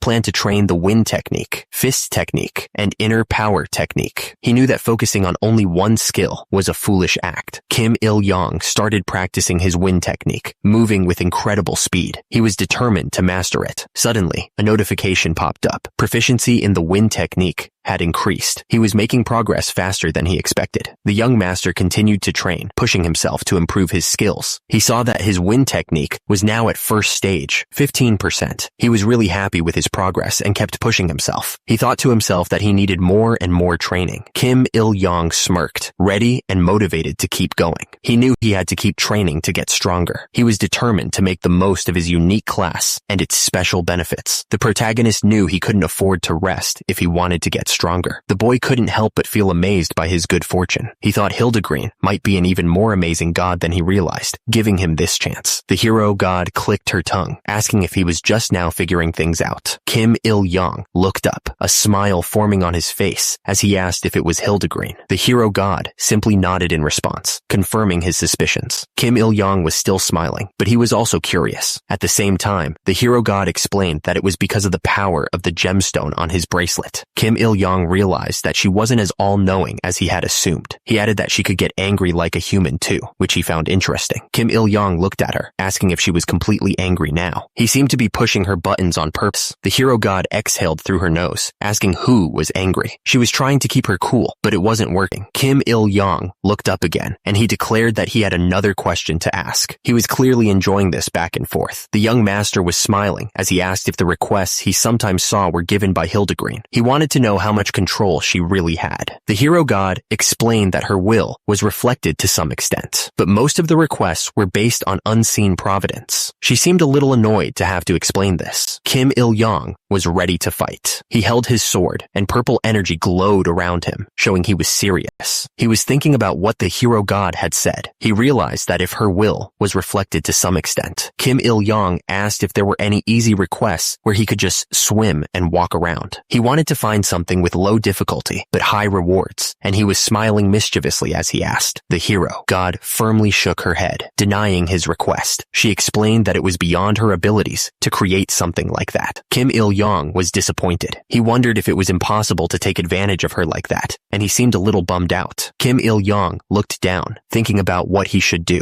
He seemed to be weighing his options, and he had a serious look on his face. The hero god clicked her tongue, annoyed by his attitude. She told him that heroes shouldn't only look for the easy way out. The hero god continued, telling him to become a hero who overcomes hardship and adversity. She was trying to inspire him. Kim Il-yong looked up, a sly smile on his face. He said that being a hero only made you suffer, and it wasn't worth it. He added that these days, villains were the ones who ate well and lived the good life. He seemed to be serious about his point. A man wearing a suit and sunglasses walked forward, a small smile on his face. He seemed confident, like he knew something others didn't. The man in the suit taunted that the hero should just eat their dust. He seemed to enjoy putting others down. Kim Il-yong smiled, thinking that ultimately it was power that moved the world. He seemed to be plotting something. He continued, thinking that to him, that power was martial arts. He was excited about the prospect of using his skills. Kim Il-yong looked up, his sword at the ready. He was determined to show everyone the true power of martial arts. The guy was saying that whether someone is a hero or not, power is everything in the world. He continued by saying that people should go ahead and send him requests and bring on the challenges. Kim Il-yong was smiling, looking pretty confident. He seemed ready for anything. The hero god sighed, wondering why she ended up with such a client. She seemed a little annoyed. She held her head, looking like she was dealing with a massive headache. Having Kim Il-yong as a client was proving to be a lot more trouble than she thought. The voice echoed, announcing that it was the last training session. It was hard to say goodbye to the sunshine, the voice added, sounding a little sad. Another voice chimed in, simply saying, "It's sad." It seemed like they were really going to miss this. The first voice said that they were soon leaving Earth, but the second voice immediately warned that there was a final gate standing in their way. The trainees looked up at the man in the suit, all of them curious. One of them asked what exactly the final gate was. The voice boomed out, explaining that anyone who wanted to venture into Pangea had to face something. The instructor raised his voice, making sure everyone heard him clearly. He announced that they all had to pass through a place called the Dungeon of Proof. The instructor's voice echoed, emphasizing the importance of this final challenge. It seemed like this Dungeon of Proof was no joke. Kim Il-yong stared ahead, his expression unreadable. He was probably wondering what this Dungeon of Proof was all about. Kim Il-yong repeated the words Dungeon of Proof to himself, curious. He had no idea what to expect. So, the instructor was explaining that the Dungeon of Proof was in some kind of neutral dimension, not part of Earth or Pangea. It was also implied that some people can adapt to this new world faster because of something called the benevolent nature of Mother Earth. The instructor continued, saying this so-called tutorial dungeon was made to teach adventurers to be careful. Kim Il-yong looked concerned, probably realizing this wasn't going to be a walk in the park. The instructor's expression turned serious. He warned that there would be real monsters in there, monsters that actually wanted to kill and eat them. He challenged anyone who was scared to back off now, because this was a life or death profession. The instructor raised his voice, making sure everyone understood that only prospective adventurers could enter this Dungeon of Proof. He added that they would all be watching. The instructor reminded them that all their actions would be monitored in real time by clan officials. One of the adventurers thought to himself that this was a real-time assessment, which made him nervous because one mistake could get him disqualified. The instructor finished by saying they were lending them magical-grade armor for safety, so they should give it their all. The instructor kept talking, saying it was a relief to have a safety device, but he quickly corrected himself, clarifying that they were just borrowing the armor, and losing it would mean owing a lot of money. He then told them to hurry up and pick out the right magic-grade armor. Everyone started looking at the armor, trying to figure out what to pick. The armors looked old and worn, but they were probably better than nothing. One of the trainees asked the instructor if there was armor that gave just enough protection without being too bulky, like cloth armor. He seemed to be prioritizing mobility over defense. The instructor, looking annoyed, realized it was the same guy from before. He told him to just pick one from there. The trainee thought to himself that he had to compromise with reality again. The trainee decided he would get this one. The system window showed the armor was sturdy boiled leather with a magic defense of 11 and durability of 98/110 with no special effects. The instructor yelled, asking if everyone had picked their armor. He didn't wait for an answer, immediately declaring it was time for them to prove themselves. He continued, telling them to prove they were worthy adventurers adventurers. He welcomed them to a world full of life and death, urging them to break out of their shells and be reborn. The light pulsed as the instructor's words echoed. He was trying to hype them up for the dangers ahead, hoping they wouldn't chicken out. One of the guys turned to Jin, asking if they were really going in without an instructor. He pointed out that there was a real monster inside, clearly nervous about the whole thing. Jin smirked, saying that whether it was Murim or Pangea, the only thing that had changed was the stage. He was confident that he could handle whatever came their way. A bright light filled the area. Jin declared he was about to show them what he was made of. The light illuminated the other trainees. As Jin remembered his past, he recalled the 7 years he spent crawling in the dirt of Murim's world. Jin gripped his sword tightly. He looked confident, ready to prove his worth in this new world. Jin suddenly grabbed his head, feeling a sharp pain. He stumbled, losing his balance on the rocky ground. Jin wondered if the monster was already there, having not even taken a step. He gripped his sword tightly, ready to defend himself. Jin was in pain, but he heard someone shout. He was asked if he was all right by the young lady, Manhwa, who was standing next to him. The girl with black hair asked if Jin was the person they were talking about. She added that they were lucky because they must have been separated when they entered the gate. At the bottom of the panel, Kim Il-young looks up.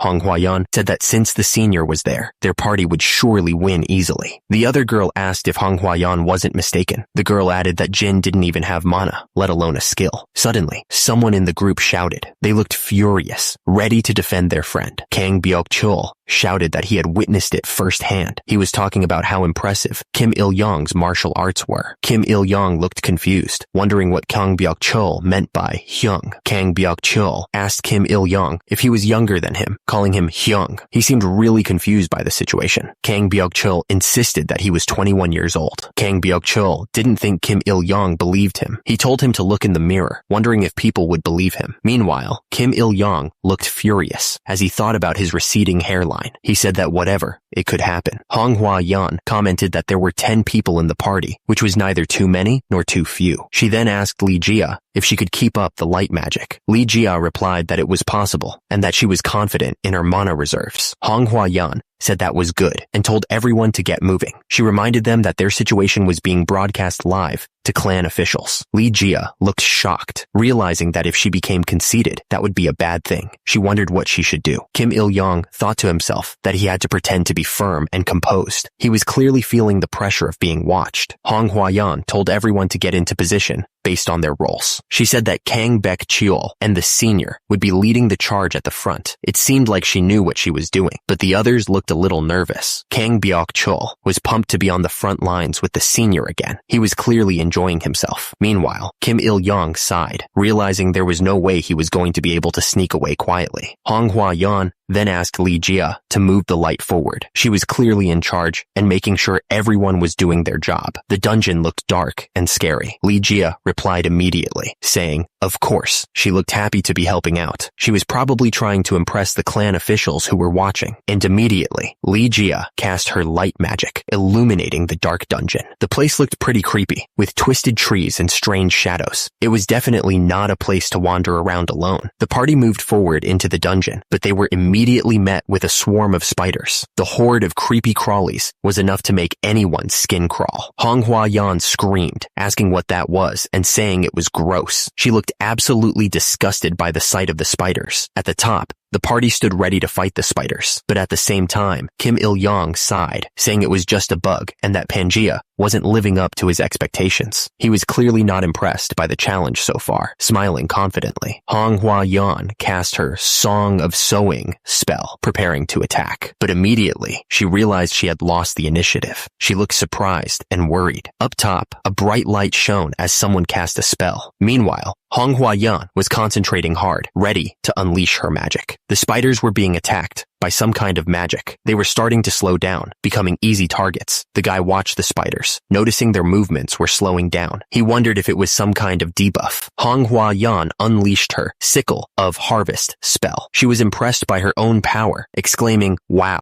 As the spiders were being destroyed, a system window popped up. It said that a request had been generated. The guy smiled, saying that the request was coming. He looked excited about it. A system window popped up, showing the quest details for Pest Extermination is also a hero's duty. It was a very easy quest, and the reward was 175 EXP and a slight increase in the proficiency of the triple divine sword technique. Because of that, the guy smiled, thinking he couldn't lose at all. He started to condense his energy, getting ready to fight the rest of the monsters. The energy around him started to glow. He swung his sword fast, using the rapid one-strike sword technique. The swing was so fast, it created a gust of wind. The guy attacked the spiders, striking twice every second. The spiders didn't stand a chance against the speed of his attacks. He continued his assault on the remaining spiders. He thought to himself that it was time to hunt the giant bug, since there were only 11 left. Kim Il-yong's sword crackled with energy as he prepared to strike. He was really feeling the battle. He even shouted out, saying this is how a battle feels. He was super hyped. Hong Huayan didn't waste any time. She yelled out, "Sickle of Harvest," and unleashed her attack. Hong Huayan's attack sliced through the spiders with overwhelming power. The spiders didn't even see it coming. They were instantly wiped out. Kim Il-yong was caught off guard by her sudden attack. He thought they were gonna fight together. Meanwhile, Hong Huayan was smiling, like she knew exactly what she was doing. Kim Il-yong looked annoyed. He asked why she kept saying things like that. He thought it was so burdensome, but Hong Huayan just kept smiling at him. Hong Huayan stared in disbelief. She wondered how that guy could compete with her on equal terms. With 0 mana, how could he even fight? And what the hell were those movements? The protagonist slashed through the enemies with incredible speed. He was panting, but then he got a notification. Quest completed. He leveled up, and his proficiency in the triple divine sword technique had increased. The guy smirked, asking why they were just watching. Didn't they want to become more appealing to the clan officials? He added that it would be a petty revenge. He then asked if they weren't going to level up. Hong Huayan looked annoyed, saying that he didn't even leave them with a single monster. The other man next to her looked just as upset. Meanwhile, the guy who spoke before was smirking, clearly enjoying their frustration. Suddenly, a bunch of monsters appeared, ready to attack. They looked fierce and hungry. The group of adventurers stood ready, facing whatever challenge the dungeon threw at them next. The guy in front spoke up, announcing that he would concede a little this time. He seemed to be trying to sound confident, but there was a hint of nervousness in his voice. At the same time, a horde of goblins charged forward, their eyes filled with hunger. They were ready to tear anyone apart. Meanwhile, someone watched from below with a creepy smile. He seemed to be enjoying the chaos. Suddenly, one of the girls screamed for help, clearly terrified by the sudden attack. Her hands were shaking as she tried to defend herself. She was clearly not prepared for this. The goblins swarmed around, their sharp claws and teeth bared. They were a terrifying sight to behold. Meanwhile, another girl wondered if it was goblins this time. She sounded relieved, like she could handle this. The girl smiled, a glint of excitement in her eyes. She declared that it was something she could fight against. She seemed eager to prove herself. Hong Huayan was not about to let anyone steal her spotlight. She wouldn't lose to those other two, she thought. She was determined to show her strength. The attacker laughed like a maniac as he went after the goblins. He challenged them to bring it on, ready for a fight. A notification popped up, announcing that a request had been generated. The guy looked surprised, wondering if more requests would keep showing up like this. The man thought that the Dungeon of Proof was really awesome. He smiled, clearly enjoying the challenge. The man changed his mind and decided to join in on this one too. He looked eager to test his skills. Kim Il-yong stared ahead, a determined look on his face. He was ready for anything that came his way, not backing down from this challenge. Kim Il-yong was surrounded by goblins, but he didn't seem worried at all. He swung his blade, ready to take them all down. Hong Huayan looked shocked, thinking,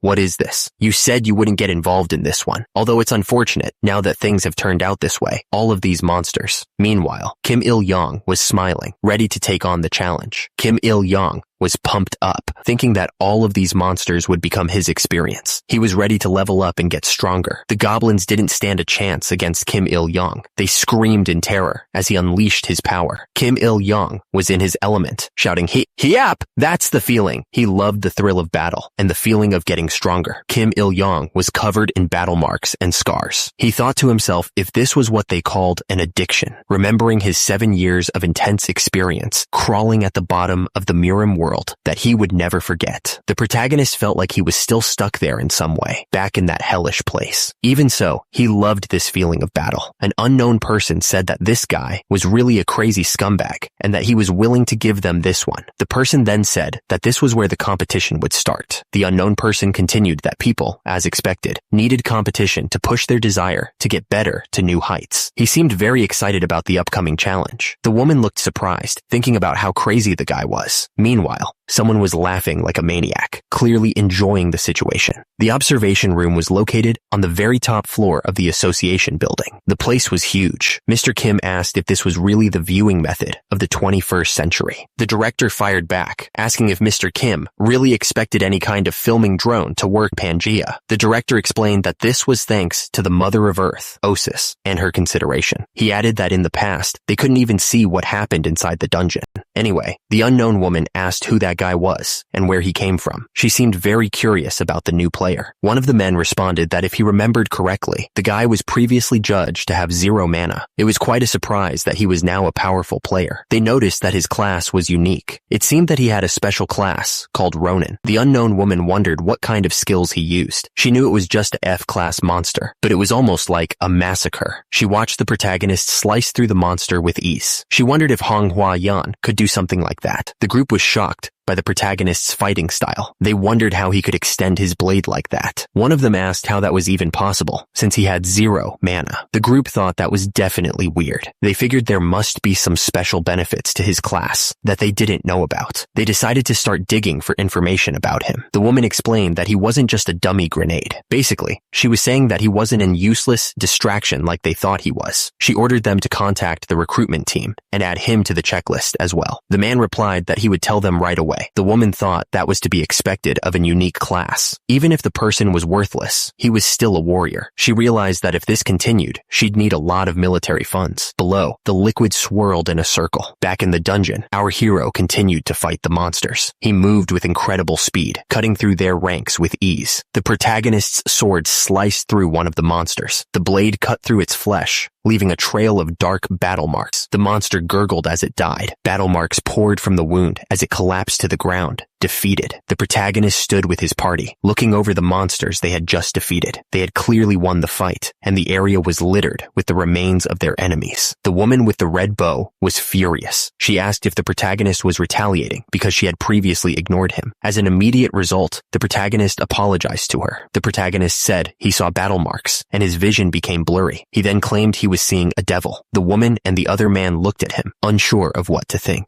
The woman said that since she felt a little sorry, she would give him some leeway for the next monster. She told them to continue. With a smile, she said that everything was fine. Really? The woman smiled, thinking that the senior was a really funny guy. Meanwhile, a strange energy swirled around them. The protagonist wondered what was coming next. He looked grim, like he was expecting something bad. The protagonist asked if it was just him who had heard something. He was confused why no one else was reacting to it. Manhwa asked the senior why he was stopping. She then told him to forget it and keep going. Meanwhile, the protagonist was focused on the sound he had heard. The protagonist thought about the sound again. He was starting to get concerned about it. The protagonist ordered them to shine the light in that direction. He was annoyed that no one else seemed to hear the sound. Manhwa looked around, trying to figure out where that sound was coming from. She seemed concerned, like she knew it wasn't good. And immediately, a horde of green slime monsters appeared. They were all squirming and looked pretty gross. One of the men with Manhwa looked around nervously. He asked if those things were slimes. The protagonist examined the monsters with interest. He wondered if his sword could cut through something so soft and squishy. Another member of the group shouted and activated his shield. He looked ready to defend against the slime attack. The guy looked intense, like he was about to do something crazy. He shouted that this was the time for him to show everyone what he could do, and immediately, the door exploded into pieces. The guy yelled about having a rush of trust as he charged through the opening. The slime monsters didn't stand a chance against him. He was mowing them down left and right. The guy was laughing like a maniac, saying he was going to get rid of all of them at once. The slime monsters were popping left and right. He was having the time of his life. The guy was laughing like a maniac, saying he was going to get rid of all of them at once. Manhwa watched Kang Baek-chul with a mix of admiration and embarrassment. She thought he was cool, but also a bit much. The guy watched the battle unfold with a smirk. He commented that the Vanguard class was also pretty good. Manhwa unleashed her marionette dance magic. She was ready to show off her skills. Manhwa grinned, feeling confident. She announced that she was also going to put on a good would show. The slime monsters were getting shredded. It looked like someone was having a field day with them. Manhwa cast her spell, Sickle of Harvest. She looked determined to wipe out the remaining monsters. The ice spears pierced through the slime monsters. The monsters didn't stand a chance against the sudden attack. Li Jia prepared to unleash her next attack. She announced that she was going to do a more perfect performance with her ice spear magic. The ice spears rained down on the slime monsters, piercing them. The monsters were getting destroyed by the ice magic. One of the guys watching complimented Li Jia, saying she was amazing. He added that it was just some simple skill for her. Then another guy announced that he was going to make his move too. He smirked, ready to show off his own skills. One of the guys shouted for them not to do anything. He demanded that they give up if they had any conscience at all. The other guy just stood there, watching the scene unfold. The guy smirked, saying he had already given them the little leeway he promised. Since they had reduced the slimes by half, he didn't see any point in listening to them any further. The woman screamed that it was time for slaughter, and immediately, the guy moved with incredible speed, slicing through the air with his sword. The woman yelled at the guy to just go and die already. Meanwhile, he continued to slash through the air with his sword, showing no signs of stopping. One of the people fighting the slimes said that they were gonna lose it. She desperately asked everyone to bear with it and keep going, clearly at her limit. Manhwa screamed for the monsters to die. She unleashed her magic with a burst of power. The ground was completely wrecked after the attack. It was a scene of total destruction. The other characters were surprised and excited. They realized they had leveled up because they were fighting real monsters. Kim Il-young wondered if he should check his level too. He saw that his level had risen to 12, and his stats had also improved. The group decided to check their techniques. They were excited, thinking they would soon be as strong as a third-rate martial artist. Manhwa pointed towards the end of the dungeon, announcing she could finally see the light. Everyone was excited, wondering if they were the first to reach the final destination. One of the guys declared that it had to be him who arrived first, not the others. Meanwhile, the rest of the group kept running, pushing themselves to the limit. The group finally reached their goal, exhausted but thrilled. They cheered, believing they had made it. They were shocked to find that other people had already arrived. One of them asked if they could still be first if they kept going at this pace. The two men realized this was an excellent chance to get the clan's attention, but they were confused. How did the others get here so fast? Did they use some kind of trick? Meanwhile, the other guy didn't seem to care and just picked his nose. Kim Il-young looked around, clearly confused. What? Out of nowhere? He muttered, trying to understand what was happening. Someone shouted that the kid was still alive. He declared that the Dungeon of Proof was no big deal, right? He added that he had won, but was still tripping for no reason. Manhwa looked determined and announced that it was starting now. She clarified that she was referring to the boss raid. The man asked what kind of monster usually appeared as the boss. Manhwa replied that it depended, but it was usually 1 or 2 hobgoblins or gnoll centurions. The man said that it didn't seem like a big deal. Manhwa explained that was usually the case. However, there were times when a dark orc chai or something more powerful was summoned, and the number of deaths was staggering at the time. She finished by mentioning the dark orc again. A dark energy started to fill the air. It felt like something big was about to happen. At the same time, the man felt an immense pressure bearing down on him. He looked up, sensing the danger. Meanwhile, the protagonist stepped forward, his eyes widening. He seemed shocked by what he was seeing. Turns out, it was a dark orc. The orc roared, and it looked like there were more than one of them. This was going to be a tough fight. The situation just got worse. One of the orcs pointed out that there were 3 of them, which was not good at all. One of the guys screamed, clearly terrified by the sudden appearance of so many powerful monsters. The people realized they were in way over their heads. They knew they couldn't beat the orcs. People were starting to panic. Someone shouted for everyone to run away, which seemed like the only option at this point. It was a free-for-all as people scrambled to escape. The orcs started attacking the fleeing people. It was a massacre, as the monsters easily overpowered them. Manhwa shouted at the others, telling them not to leave people behind, even if they ran. She looked desperate, refusing to let anyone die. At the same time, Kim Il-young looked determined, knowing they couldn't just abandon everyone. Suddenly, a powerful energy slash cut through the air. The force of the attack was immense, leaving a trail of destruction in its wake. An orc impaled one of the people with its weapon. The person coughed up battle marks, clearly in immense pain as he was being killed. One of the people was bleeding from the mouth after being hit. He was clearly in shock, not understanding what had just happened. At the same time, another person was also bleeding, looking equally terrified. Kim Il-young realized that if things kept going like this, they were all going to be wiped out. He looked worried, knowing they needed to do something fast. Meanwhile, one of the orcs roared, ready to continue the slaughter. One of the guys coughed up battle marks,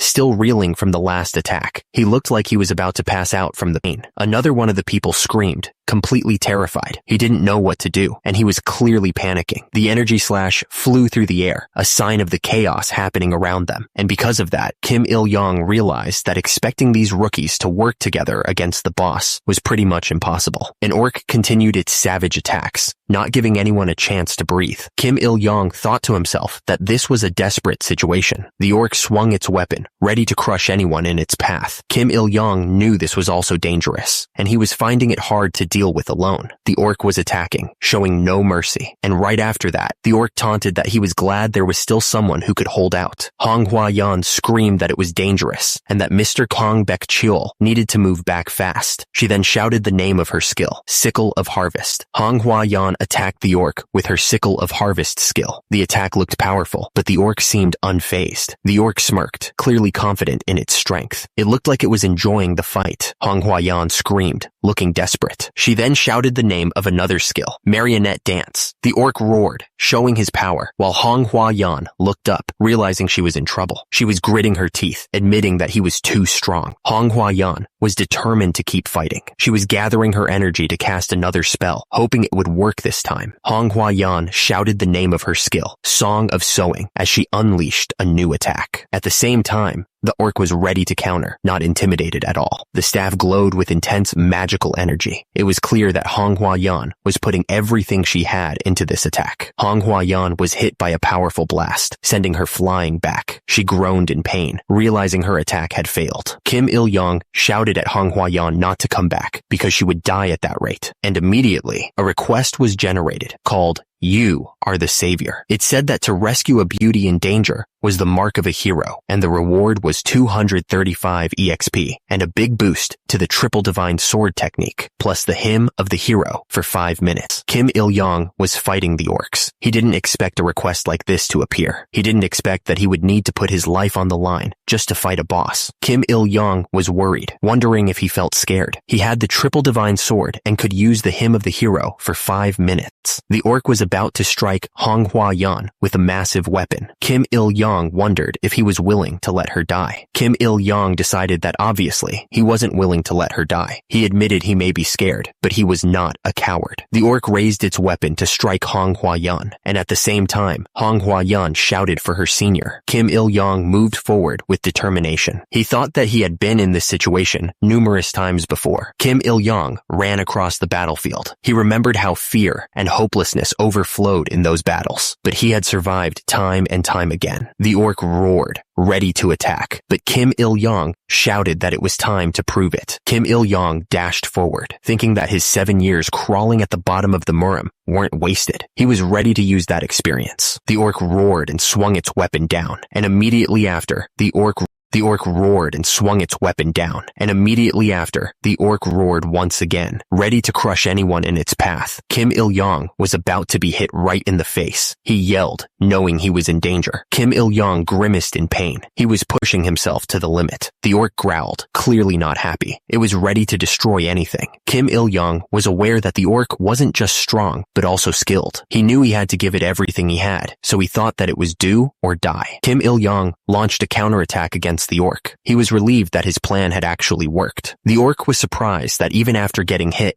Kim Il-young could still fight back. The orc admitted that the guy had great endurance. Kim Il-young faced the orcs head on, not intimidated at all. He thought to himself that the orc's end was certain, because in a life or death situation, the most cool-headed one always wins. Kim Il-young moved with incredible speed. He wasn't going to give the orcs any chance to recover. The young master's hand moved like lightning. He was ready to end this fight. The orc was suddenly struck by a dark energy attack. Kim Il-young asked him how it felt to experience the thrill he had been so excited for, implying that the orc was getting a taste of his own medicine. The orc roared, seeing a chance to strike back. He swung his sword down at Kim Il-young with all his might, but at the same time, Kim Il-young just smiled, confident in what was about to happen. Kim Il-young raised his sword and blocked the orc's attack with ease. The force of the impact echoed through the dungeon, but the young master didn't even flinch. Kim Il-young asked if the orc could withstand what was coming. He declared that of course the orc couldn't, and with that, he unleashed the 6 Harmonies fist on the orc. The force of the punch was devastating, sending the orc flying backwards. The orc crashed into the wall, leaving a huge crater in the stone. The orc tried to block, but it was too late. Kim Il-young's Azure Dragon Claw attack landed with full force, and the orc screamed in pain. Manhwa Yuan watched the fight with excitement. She was really impressed, and thought to herself that the young master was amazing. The orc was hit again, and yelled out in pain. He was clearly struggling to keep up with the young master's attacks. The orc tried to regain his balance, stepping forward to try and get back in the fight. He was desperate to turn the tide of the battle. Kim Il-young watched the orc struggle and grinned. He asked the orc how it felt to be cornered by a mere human being, clearly enjoying the moment. The orc roared, its red eyes glowing with rage. It was clearly not happy about being cornered. The orc was starting to sweat, feeling a heavy pressure coming from Kim Il-young. He couldn't believe how much power the young master was holding back. The orc roared again, trying to intimidate Kim Il-young, but the young master just laughed, joking about how the orc was acting like a character from Dragon Ball. The orc didn't waste any time and swung its sword down at Kim Il-young. The attack was fast and brutal. Kim Il-young countered with a powerful energy attack, hitting the orc head on. The force of the blow sent the orc flying backwards. The orc swung its sword with everything it had, but it was starting to panic. He couldn't believe the young master had suddenly become so much stronger. The orc thought to himself, he got stronger all of a sudden. What kind of thing is this? The orc was hit hard, stumbling back from the force of the blow. He realized he couldn't keep up with Kim Il-young's speed. He thought, I can't keep up. I'm at a disadvantage. Seeing their leader struggling, the other orcs charged forward to help. They were desperate to turn the tide of the battle, but they were clearly outmatched. The orc leader looked absolutely furious. He screamed out, Duranka! Kim Il-young was barely scratched, looking calm and confident. He knew he had the upper hand now. The orc realized, oh no, he has the advantage now. Kim Il-young blocked the orc's sword with ease. The force of the impact still shook his arms, but he didn't even flinch. Kim Il-young screamed as he prepared to unleash his full power. He was ready to end this fight right here and now. Another orc charged in, yelling that he was going to help his leader. He looked determined, but he was probably just going to get in the way. Kim Il-young smirked, seeing the orc charging in. He realized that the orc was still alive. He was ready to take on both of them. Kim Il-young felt a rush of power flowing through him. He was confident that he could take down both orcs without any trouble. The orcs kept swinging their weapons with savage force, but from below, Manhwa Yan yelled that she was there to help her senior. She was ready to fight alongside him. Kang Beok-cheol smirked, knowing that Manhwa Yan was strong. He knew they could take on these monsters together. Manhwa Yan unleashed her magic, calling it the marionette dance. Her power surged forward, ready to strike the enemy. The orc was getting overwhelmed by the combined attacks of Kang Beok-cheol and Manhwa Yan. Because of their teamwork, an opening was created. Kang Beok-cheol saw the opening and prepared to strike. He knew it was enough of a gap to cut off the orc's breath and end the fight. The orc swung his sword down with all his might, yelling that they were gonna die right there. Kim Il-young and Manhwa Yan were surrounded, but they fought together. It was a tough battle, but they were determined to win. Suddenly, a bunch of system messages popped up. Turns out, Kim Il-young leveled up and even got the 10-star triple divine sword technique. The battle was finally over, and Kim Il-young was breathing heavily. He was exhausted, but he had made it through. The rest of the group cheered, happy that they had won. They raised their hands in victory, relieved that the fight was over. Kang Beok-cheol was shocked. What was this? Heroic anthem activated. His attack power, stats, and inner power increased by 250% for 5 minutes. An unexpected buff was given. Kang Beok-cheol could feel his battle marks boiling. He felt an inner strength flowing through his veins. He wondered what he should call this feeling. Kang Beok-cheol Byuk-chul didn't think he could lose it all. Was this the hero's sensation? He looked up, ready to fight. The orcs roared and charged. Their attack was wild and savage. They were determined to take them down. Kang Byuk-chul knew there was no way out anyway. They couldn't get out of the dungeon without defeating the boss. He steeled himself, ready to face whatever came next. The people screamed as they tried to escape. The orcs' roar echoed through the dungeon, and they were terrified. Kang Byuk-chul steeled his resolve. It was an inevitable fight, a fight for life. His heart was racing like crazy. He knew he had to give it one last shot, even if the price was death. Kang Byuk-chul shouted, telling them to bring it on. He challenged the knuckleheads to see how well they could dance with blades. He was ready to fight. The orcs roared back at him. They looked absolutely furious and ready to tear him apart. Kang Byuk-chul smirked, ready to unleash his technique. He muttered that he was going to use the triple divine sword technique. Blades of light shot out in every direction. The orcs roared in pain as the swords pierced them. Kang Byuk-chul's attack landed with a loud smack. He thought to himself that he would hit with the 5 elements and then retreat automatically. Kang Byuk-chul continued his assault with the 5 elements. The orc could barely defend himself against the barrage of attacks. Suddenly, Kang Byuk-chul was sent flying backwards. He lost his balance and crashed to the ground. Kang Byuk-chul was getting swarmed by the 2 Class D monsters. They were attacking him from both sides, forcing him to defend desperately. The orcs didn't give him any room to breathe.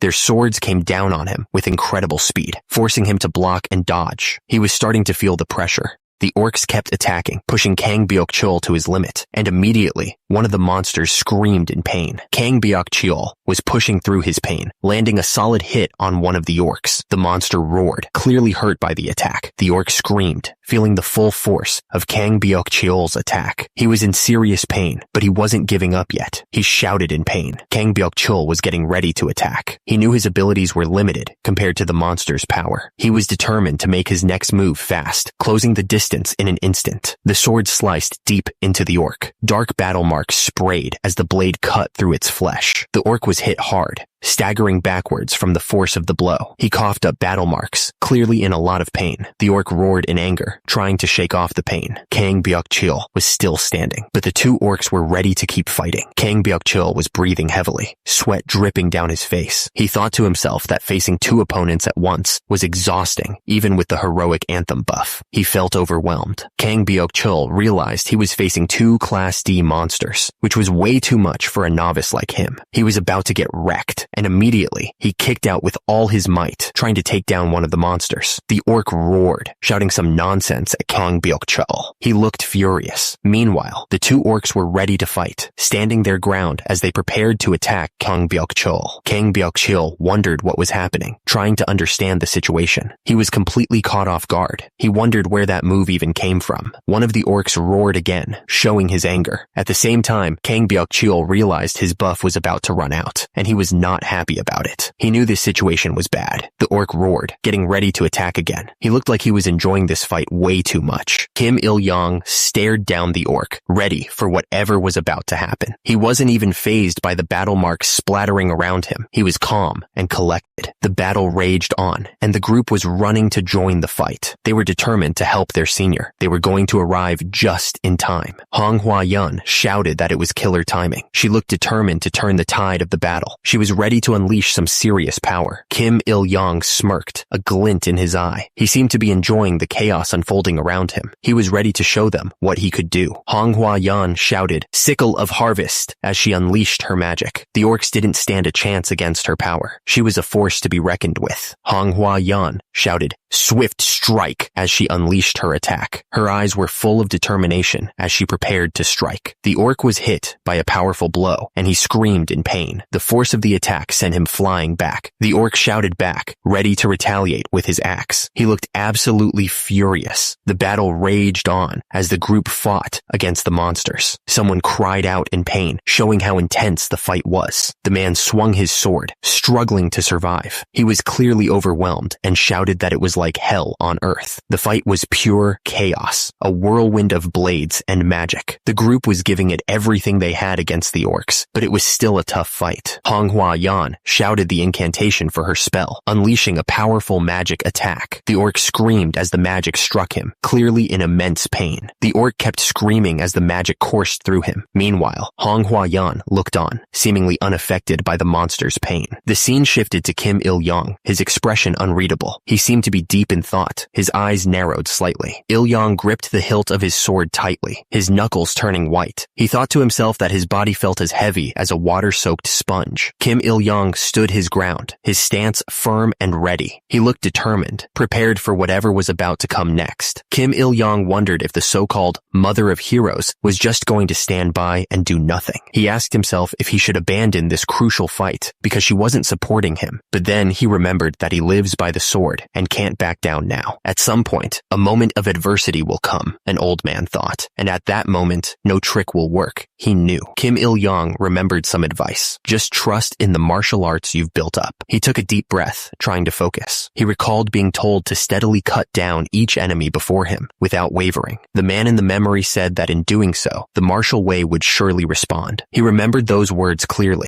Kim Il-yong looked determined. He was going to believe in himself. He steeled his resolve, ready to face whatever came next. The group was swarming the monster, each of them trying to get a hit in. They looked determined, ready to take down this beast, no matter what it took. The monster was taking damage, but it was still standing strong. Kim Il-yong charged forward, screaming that they would die. He was determined to defeat the strong, no matter what it took. His eyes burned with a fierce intensity. A leg connected with a head, the force of the impact sending the head flying. It was all about surpassing your limits and becoming more than yourself, he thought. The attackers stood over their fallen opponent, ready to deliver the final blow. They were going to go forward, feeding on the battle marks of their enemies, because it was the right thing to do. Kim Il-yong's face was covered in battle marks, but his eyes were still burning with determination. This was the way of the warrior, and he wouldn't back down. Kim Il-yong shouted that he was using the 5 elements step. He looked determined, ready to unleash his full power on the enemy.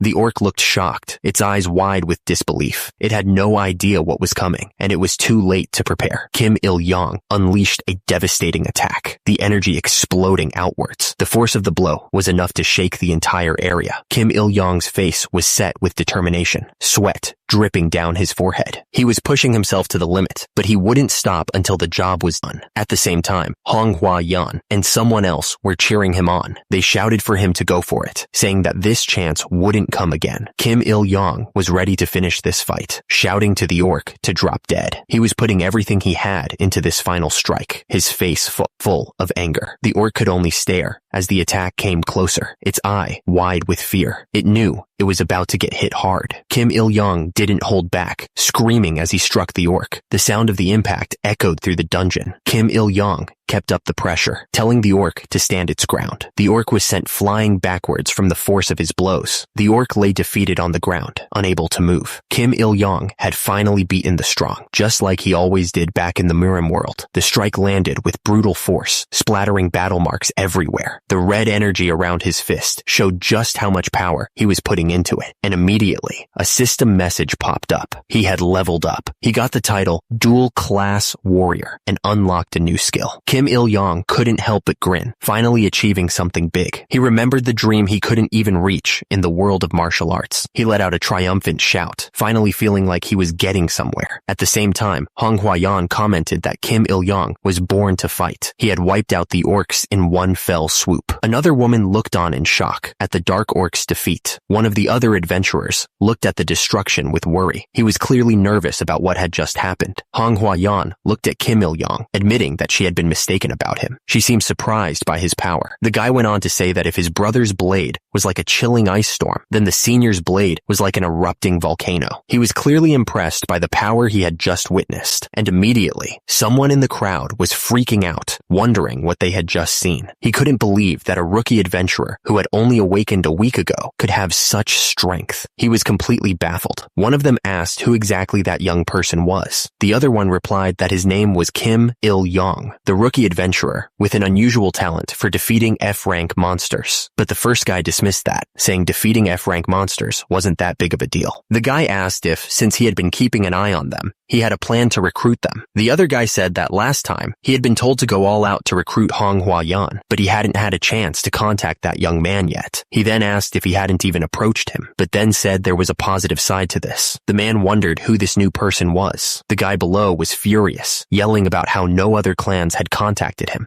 so at least the playing field was level. He then asked if that was supposed to be a good thing, since he was supposed to be scouting. He was getting paid a fortune, but he was just talking about waiting. What a waste. The man ordered them to quickly gather more information about them and find some recruits. He knew there was something special about them when they slaughtered the ground beetles and orcs. But then, he thought about the dark orc. Executive Director Lee Hani thought that the competition would intensify after the graduation ceremony. The other person replied that it would be more like a war zone. Their value would likely skyrocket beyond Manhwa Yan's. The guy asked if they were really more valuable than Manhwa Yan. The woman said absolutely. Manhwa Yan couldn't take down 3 dark orcs either, so she wanted them to bring them in, even if they had to dismantle the Ilsung Group's foundation. She added that they were just adventurers chasing wealth. If they presented an irresistible offer, they would eventually join them. The woman thought they wouldn't suffer a loss. As her grandfather always said, the foundation of this business was talent. Super rookies like them didn't yet know their true value, the potential and growth they possessed. The man let out an of relief, saying he was really worried about how things would turn out earlier. They managed to avoid a major setback. Even experienced adventurers couldn't have helped in that situation, and it could have been a massive disaster. He added that if an entire group had been wiped out without making progress, things would have been much worse. Meanwhile, the man continued, if an entire group had been wiped out without making progress, the man continued, South Korea's Pangea industry competitiveness would have suffered significantly. He thought he should suggest to the government to increase the armor rental rating this time, but then he wondered if they wouldn't reject it due to budget issues, like last time. The woman wondered who knew. If they mentioned this incident, they might just downplay it, saying that it wasn't a big problem after all. She sighed, frustrated by the cursed bureaucracy. The government always seemed to be reactive rather than proactive. The man was so frustrated right now. He knew it was understandable that there wasn't a guild that wouldn't take in a rookie adventurer who defeated 3 D-ranked monsters consecutively. It was every man for himself. He added that they would also like him to join, but someone like him probably wouldn't be accepted into the association. The man sighed, saying it was obvious adventurers these days lacked the adventurous spirit and were driven by money and power. He seemed pretty bummed about it. The energy orb pulsed with a strange light. It was hard to tell what it meant, but it definitely felt important. Suddenly, a group of rookie adventurers arrived. They announced their presence with confidence, and right after, another group appeared, looking much rougher. A man started chanting, asking for healing. He was clearly trying to help someone. Down below, the group of adventurers seemed to be receiving some kind of blessing. Someone wondered why the group looked so worn out. They seemed clueless about what had happened in the dungeon. And at the bottom, a man with dark hair realized that someone almost died and was miraculously saved. The man with dark hair asked if the rookie adventurer's shoulder was okay.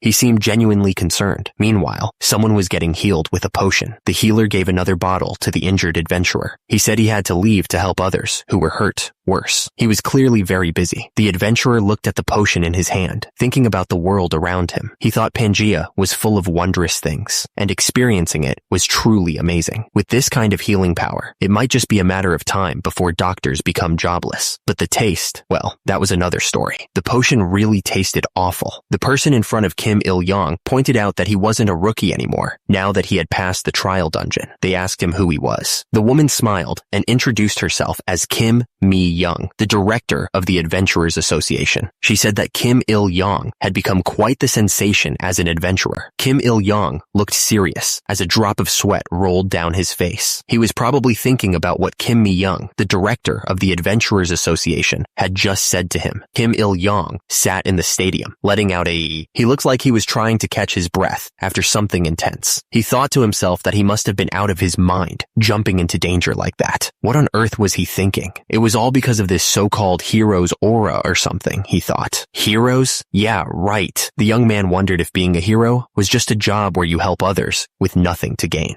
The mother of heroes seemed to be telling him not to ignore his inner heroic instincts. It was a bit much for him to take in. Instincts? Please, don't make a fuss at a time like this, Kim Il-young thought. Heroic instincts in someone with a rough background. Even a passing dog would laugh. The mother of heroes was still messing with him, claiming that martial arts would answer his call. She just stood there in the bubble, making fun of him. Kim Il-young was getting seriously annoyed. He yelled, wondering why he had even bothered doing that in the first place. It was all because of this stupid hero mindset, he thought. The mother of heroes kept smirking and even started imitating him. Because of that, he cursed that damn god under his breath. Hildegren was laughing while looking at his flustered face. It felt like his list of embarrassing moments just kept growing, which made him feel even worse. Kim Il-young looked over, surprised. He wondered who this prospective adventurer was supposed to be. Kim Mi-young introduced herself as the director of the Adventurers Association. She said it was nice to meet the adventurer everyone was talking about. Kim Il-young looked at her, realizing she was a high-ranking person from the association. He seemed a bit surprised by her sudden appearance. The camera panned to show the empty auditorium. It was silent and still, waiting for something to happen. Kim Mi-young asked if Kim Il-young would consider working for the country, but he immediately turned her down, saying he was good. Recently, things had gotten hectic for Kim Il-young. He thought that all this stuff about becoming a hero and working for the country was getting really annoying. The young man looked stressed. Kim Il-young was thinking that he should visit a powerful shaman at least once. He looked serious, like he was weighing a very important decision. The director, Kim Ma-young, chuckled, asking him to take a look around. She pointed out that there was hardly any room left to squeeze him into their organization. Then she asked if he was joining a guild after all, but immediately changed her mind. Kim Mi-young was surprised. She said he turned out to be more determined than she thought. She was referring to those who had ignored him, treating him like a loser. Kim Il-young apologized, saying he would pass. He explained that his pride wouldn't let him bow down to those who looked down on him. The guy smiled, saying he'd rather hunt in the wild. He added that it had been a while since he'd seen a real man. He told him that he deserved a reward for that and asked if there was anything he wanted. He then wondered what was up with Kim Il-young.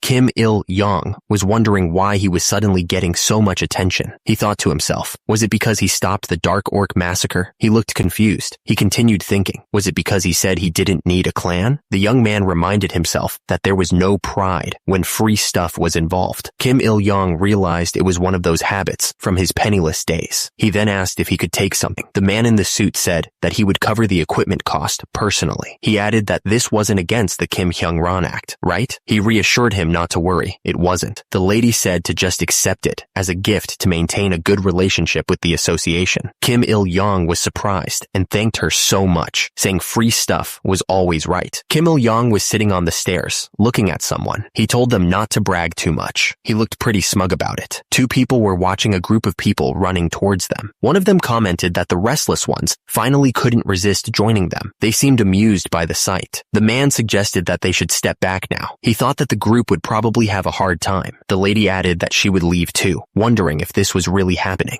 A huge group of people was running towards something with incredible speed. The ground was shaking from the force of their steps. It looked like a stampede. Kim Il-young was suddenly surrounded by a bunch of people. He told them to come on out and asked why they were standing in such an awkward place. He looked annoyed. Kim Il-young glanced back at the crowd behind him and wondered if they were all talking about him. He was getting a weird feeling about this whole situation. The crowd surged forward, all trying to get his attention. They were shouting for him to join their clan, promising him a brilliant future as an adventurer. Kim Il-young found himself completely surrounded by the eager crowd. He realized this was what everyone had been talking about, and honestly, it was kind of a pain. Suddenly, a system alert popped up, telling him that a hero doesn't ride on others' coattails, and to reject them all. He scoffed, realizing that Hildegren's true intentions were now clear. The crowd's gazes intensified, and they looked like they were ready to devour him whole. It was clear that they wanted him badly. Kim Il-young thought about how those who had ignored him before were now making a big deal out of him. He hadn't forgotten how they had treated him in the waiting room, not one bit. He said that he was a person who holds firm to grudges and resolves them. The crowd was pushing him around, and he shouted at them to stop. He wondered who had so much strength that they could push through like that. A woman introduced herself as Li Hani, executive of the Ilshung clan, and offered a handshake. She seemed confident and eager to recruit him. Kim Il-young just sat there silently, leaning back against the stairs. He didn't seem too impressed by the offer. Li Hani asked if he was going to leave her hanging like that. She warned that if he was already shocked, he should wait until he saw what she had in store for him. The crowd of people were shouting at Kim Il-young, saying that their clan didn't request such evil deeds. They offered him a huge contract fee, saying that they didn't realize his true value until now, begging him to stop. Kim Il-yong put his hands up, looking annoyed. He said that if everyone talked at once, he wouldn't be able to understand them. He asked what was going on now. Kim Il-yong told them that he couldn't talk to everyone. He would only discuss things with the clans he had prior contact with. He wondered who had approached him first and which clan it was exactly. Kim Il-yong thought to himself that there probably wouldn't be any. He wondered when they would stop treating him like an invisible person just because he was Mana Zero. The young man figured they probably thought they could manage without Mana, since he couldn't use skills as an adventurer. Kim Il-yong opened his arms in disbelief. He sighed, saying that everyone seemed to lack an eye for talent. He was clearly disappointed that no one had approached him before. Kim Il-yong said that he had no choice but to leave if no one was interested in him. He remembered how they had ignored him as if he was nothing of value, and now they wanted to recruit him. The young man was not impressed by their sudden change of heart. Kim Il-yong continued, saying that they only wanted him now because he seemed valuable. He added that they had spat him out when they thought he was bitter, and now they wanted to pick him up again. The fighter found the situation laughable. The crowd started coughing, realizing there was dust everywhere. They wondered where he had gone, shocked that he had just left like that. The people were completely bewildered by his sudden departure. The crowd watched him walk away, murmuring in shock. They couldn't believe that he didn't need a party to go on this adventure. The people were left speechless by his confidence. Kim Il-yong was walking down the hallway, realizing that he wasn't at the gate yet. He figured he had some time before he arrived at his destination. The young man decided to check his status window. Kim Il-yong looked at his status window. It showed that he was level 14 and a second-class martial artist. He was finally getting somewhere. The young man felt a surge of excitement. He realized that leveling up was the answer. The number of martial arts skills he could register had increased since he reached the second-rate level. Kim Il-yong smirked, knowing he was on the right track. He needed to discard the useless color arts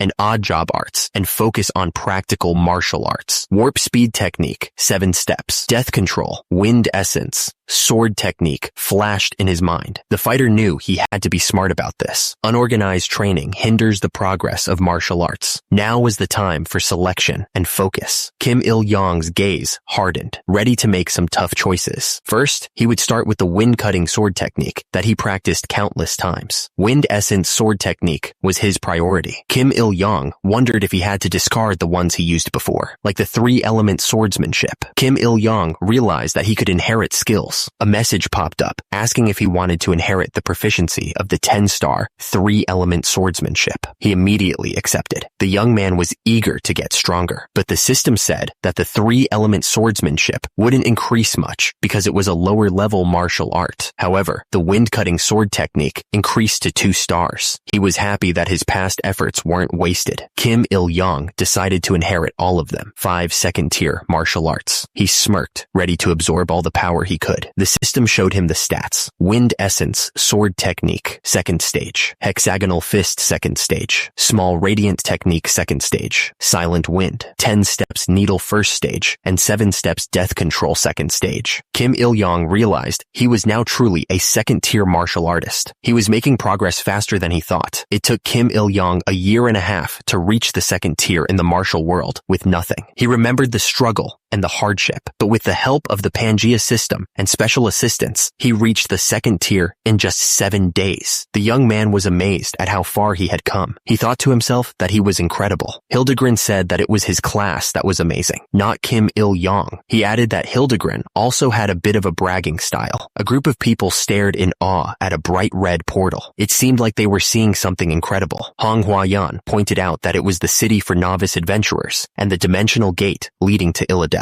She then asked Kim Il-yong when he had gotten there, to which he replied that he had just arrived. Hong Huayan looked at Kim Il-yong suspiciously and asked what he was staring at. She seemed a little annoyed by his gaze. Kim Il-yong asked if she was staring at the face of the hero who saved her. He then told everyone to look at this girl, saying that she casually spouts such bold words. He looked amused by her reaction. Hong Huayan asked what he meant by that, saying that he had appeared like a hero in the nick of time, defeated the Dark Orc, and saved her. She then clearly cleared her throat, looking a little embarrassed. Manhwa added that she still couldn't believe his swordsmanship skills against the Dark Orc. She then asked Kim Il-young what on earth had happened during those 7 years. Looking curious, Kim Il-young thought about how he had returned after experiencing the filthiest depths of another world. He then said that a hero's life was like wading through sticky mud. Looking grim, he continued, saying that the word hero was far from describing him. Kim Il-young stated that he was a swordsman, driven by money and profit, and that's what a hero really was. Manhwa asked if he didn't want to talk about it. She then said that she understood, as it was quite embarrassing to brag about one's own good deeds. The woman asked if he was pretending to be aloof, like a tsundere.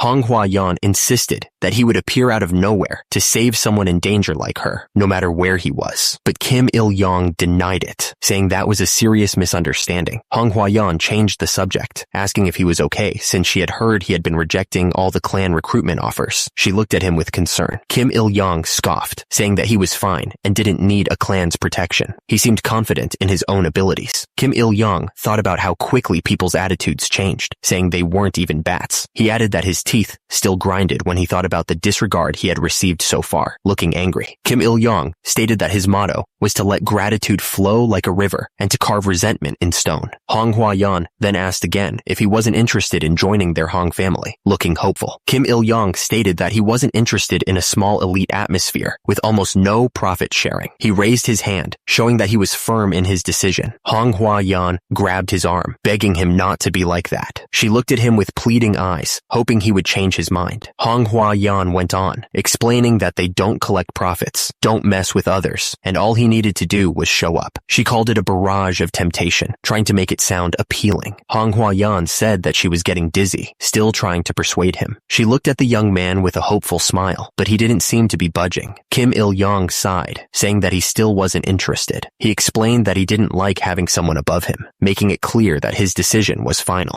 Manhwa asked why he cared so much about that. She looked at him with a serious expression, waiting for his answer. Kim Il-young explained that there were countless masters in the martial arts world who could trample him. He said he was done with that life, preferring to be with a snake's head than a dragon's tail. He added that he had always been tense, afraid his head would be taken. Manhwa suggested that he create his own clan and become the head of his own organization. The woman looked hopeful, thinking he might consider it. Kim Il-young said he would think about that. Kim Il-young said that if that happened, she should join too and bring that thick-headed shield along as well. He added that he would think about that too. Manhwa replied that he should, looking pleased. The crowd gasped, exclaiming that it was opening. Everyone stared in anticipation, wondering what was about to happen. The text described a mysterious otherworld that one might only see in fantasy novels. It said that although danger and hardships are inevitable, those who overcome them can enjoy great wealth and fame. The man announced to the adventurers that the test was over. He declared that they were now all full-fledged adventurers. He then told them that before them was Pangea. The man continued, saying that there would be adventures and crises. He said that he believed they could all overcome them. The leader looked at them, his eyes full of hope. The man reminded everyone that they had defeated a dark orc. The crowd looked back at him, listening intently. They seemed to be ready for anything. The man said he didn't want to receive any heated gazes from them. He looked a little uncomfortable, like he was trying to avoid something. Maybe he was nervous. The man shouted for the adventurers to go forth, declaring that Pangea awaited them. His booming voice echoed through the hall, and below, the crowd cheered in response, ready to embark on their adventures. Some of the new adventurers were already eager to get started. They asked their senior to go with them. They were ready to explore the dangers that awaited them. The god on the screen snapped her fingers, beckoning them to come. She seemed to be amused by their enthusiasm. Meanwhile, the man responded that he would go, even without being asked. He looked determined to face whatever challenges lay ahead. Turns out, an adventurer must embark on adventures. That's how Sun Chang responded when asked what an adventurer was. The group seemed to be listening intently, ready to take on the world. He declared that they should face the challenges and endure the risks. In return, they would get wealth and honor befitting the effort. He was ready. Crossing dimensions felt like sinking endlessly into the deep ocean. It was a chilling sensation, like being pulled down into the abyss. Upon opening his eyes to this chilling sensation, he felt a surge of cold water around him. He was waking up in a new world. A fantastical new world awaited Kim Il-young, a city of wonders in the distance. He felt a sense of anticipation and dread. One of the new adventurers looked down, asking if the senior was okay. He seemed genuinely genuinely concerned. Turns out, when you first dimension hop to Pangea, it might cause nausea, as Honghua Yan's older brother said. She looked like a mess and didn't seem like she was in a state where she should care about others right now. Kim Il-young looked around at everyone suffering. He found it a little annoying, to be honest. Kim Il-young patted Honghua Yan on the back, trying to help her feel better. She thanked him, saying it was almost too much to handle, but the pat on the back made it even more intense. Honghua Yan, still leaning on him, asked Kim Il-young how come he was doing fine. He just shrugged, saying he didn't know. Kim Il-young looked around at the others, all lying on the ground. He thought to himself that he had felt a little dizzy, but not nearly as bad as these guys. The system told him to think about his level and stats. Kim Il-young wondered if that was why he felt okay. Kim Il-young thought to himself that with high physical stats, one would likely benefit from better balance. Come to think of it,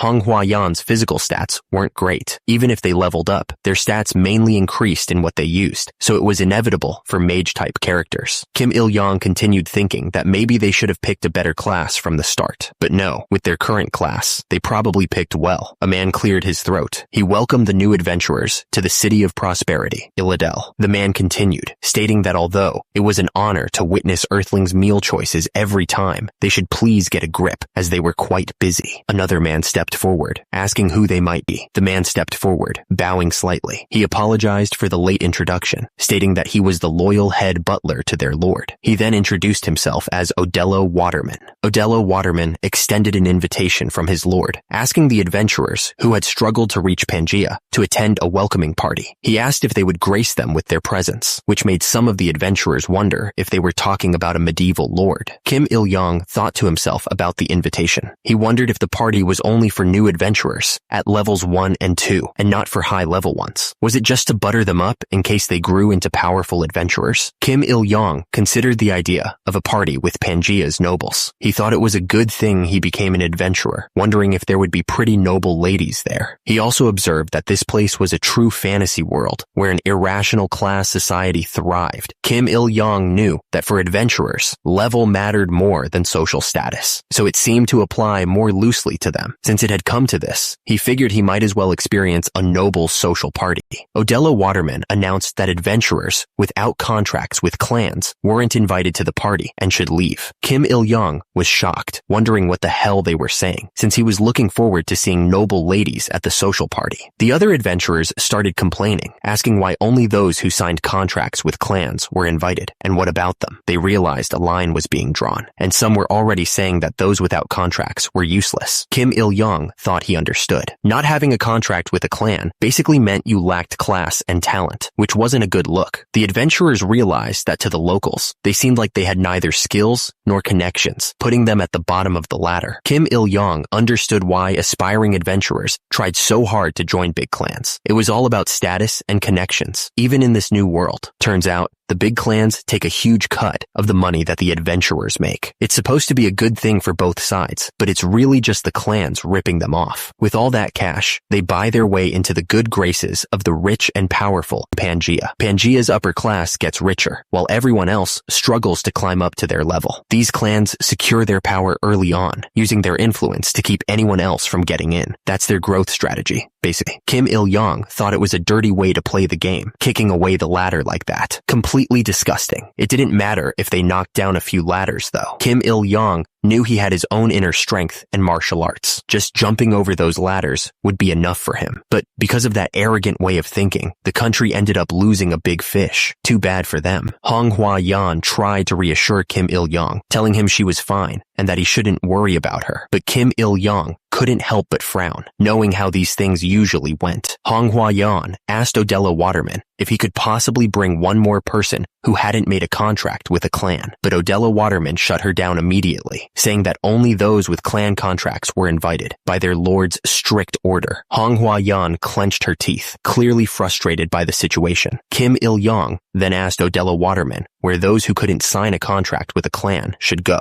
Yahello Waterman just shrugged, saying those who couldn't sign would figure something out, and recommended trying to find the Adventurers Guild. Oh, is that so? Kim Il-young thought, unimpressed by the callous response. Pangea Mia's first impression on Kim Il-young was that humans always rank and discriminate against each other, no matter where they went. Hong Hua-yan offered to go with Kim Il-young to the Adventurers Guild, but he told her to just see her at school. He didn't want her to get dragged down with him. Kim Il-young was used to this kind of treatment because of his days as a ronin. Instead of feeling wronged, he figured he just needed to level up a bit faster and pay them back in kind. He'd show them what a real ronin could do. The adventurers who weren't invited to the party were cursing their luck and going their own ways. One of them muttered that they should try to be productive, but admitted it was pretty sad. He called the city for beginner adventurers a joke. One man stared off into the distance, looking like he felt sorry for himself. He thought to himself that he was just an unlucky old man. The city stretched out under the sunset, full of buildings and people. It was a huge place, and it was easy to get lost. Kim Il-young wondered where the heck the Adventurers Guild was located, but turns out, communication wasn't a problem thanks to the bracelet he had, and just like that, he found the Adventurers Guild without much trouble. Above the door was a message: "May the glory of the Earth Deity be with the adventurers." The Adventurers Guild was packed. One of the guys there was pissed. He complained that there were way too many people at the guild today, and then he realized it was because the newbies were arriving. Another adventurer chimed in, saying that a dark orc had appeared as the boss for the Dungeon of Proof, and that there were actually 3 of them. He sighed, saying that this batch of newbies was screwed, especially with the monster wave coming soon. Over at another table, someone else said that he had just come from the plaza, and the new adventurers seemed to be full of energy.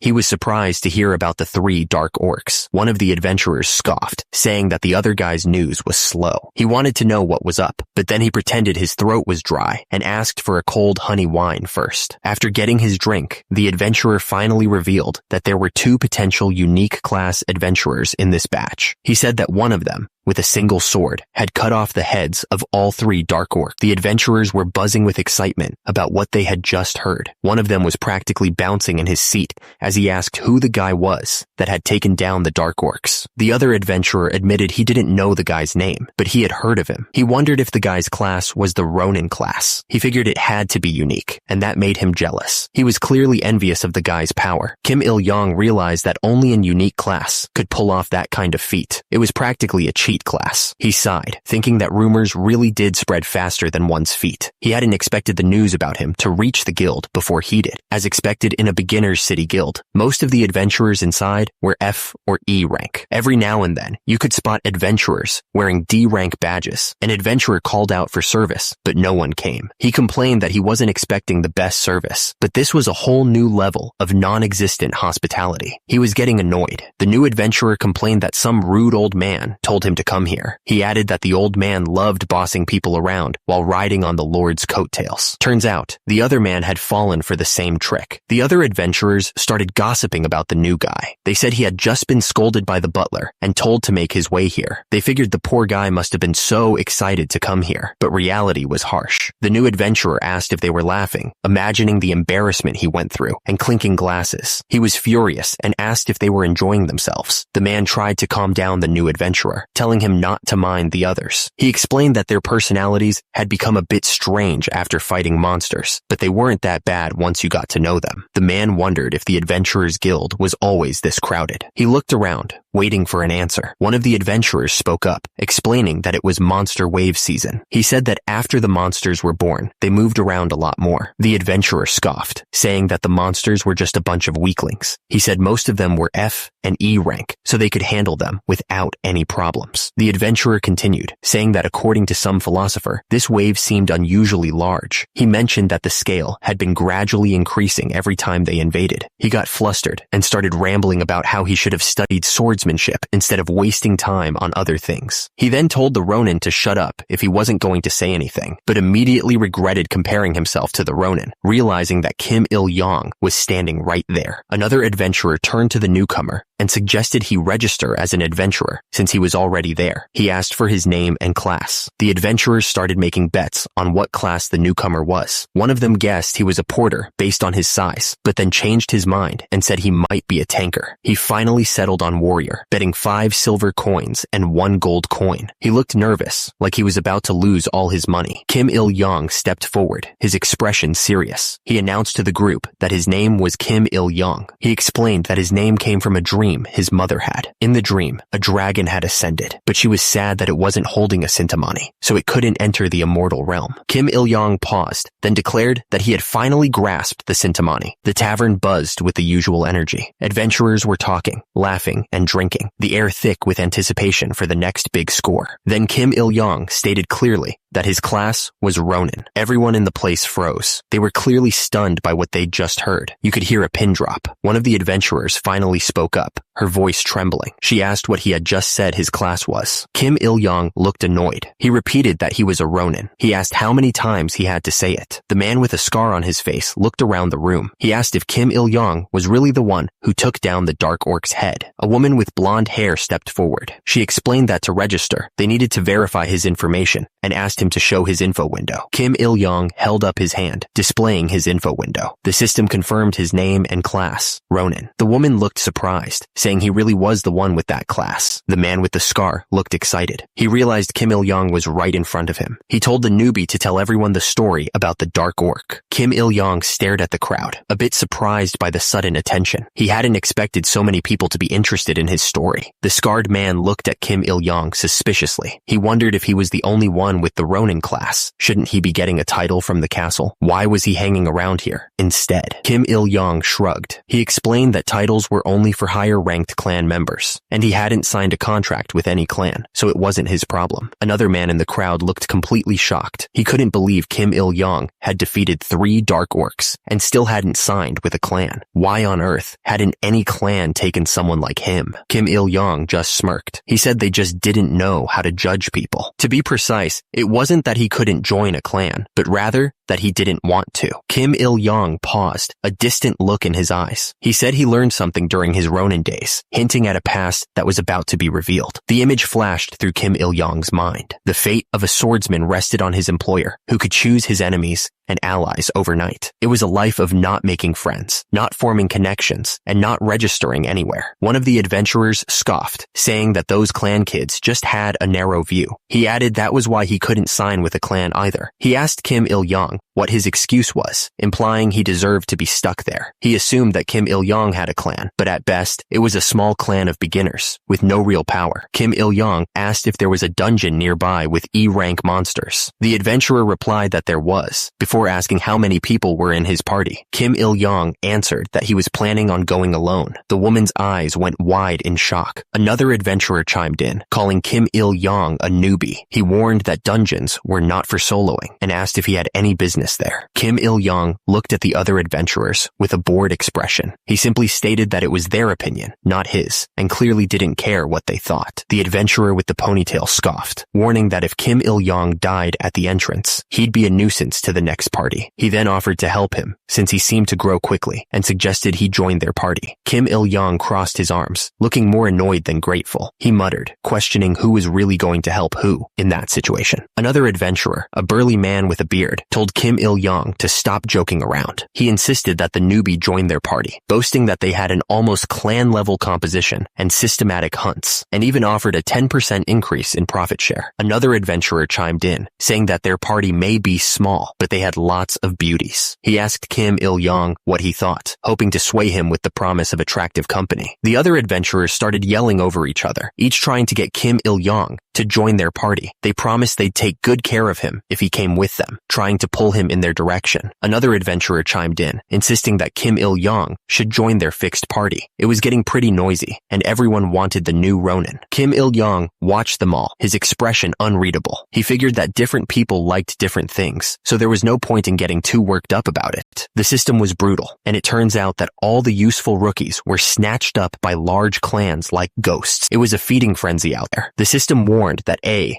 B, and C rank adventurers were highly sought after. It was a constant battle to find and secure new talent before someone else did. So, these adventurers just gather together with their weird classes and half-heartedly try to farm dungeons. Turns out, they're all E rank, which isn't saying much. But today, for some reason, a talented stray dog is wandering the alleys. Basically, Kim Il-young is out there, and he's a whole different breed. With no clan to call his own, it seems like Kim Il-young is fair game for anyone who wants him. Kim Il-young scoffed, thinking they actually believed that he, who was kicked out by a large clan, would actually join their little fixed parties. Kim Il-young wondered if there was an E-rank dungeon nearby that could handle about 6 people. Turns out, there was one near the Rocky Mountain, full of monsters and all. The doubter asked if Kim Il-young was sure he could handle it alone. He looked genuinely worried, like he knew something Kim didn't. The doubter replied, asking if there was a rule against entering a dungeon alone. He then added that it was just a matter of whether he could make it out alive or not. Kim Il-young replied that there was no problem. He seemed completely unfazed by the doubter's concerns. Kim Il-young added that he could handle the work of 6 people on his own. He looked absolutely confident, like he knew exactly what he was talking about. The doubter replied, saying that there was no problem with that, but it was dangerous. He looked really frustrated, like he couldn't get through to Kim Il-young. The adventurer tried to stop Kim Il-young, telling him to listen to the receptionist and not be so arrogant. He insisted that Kim join their party instead. Kim Il-young didn't even listen to the guy. He cut him off and asked where the Rocky Mountain dungeon was. He just wanted directions. The adventurer asked if he was really sure about this. Kim Il-young gave a thumbs up, looking completely confident. Kim Il-young said he'd be back before it got dark. He acted like it was no big deal at all. Far from the town, the Rocky Mountains loomed in the darkness. The air was cold and still, and the only sound was the wind whistling through the rocks. Kim Il-young walked alone through the dark landscape. The Rocky Mountains loomed ahead, lit only by the faint glow of the moon. Turns out, while the noble lords and chosen adventurers were having their extravagant parties, others were grinding it out. Kim Il-young stared straight ahead, his expression hard. He was completely focused on what he needed to do. Kim Il-young was thinking that he would be leveling up at lightning speed. He was going to leave everyone else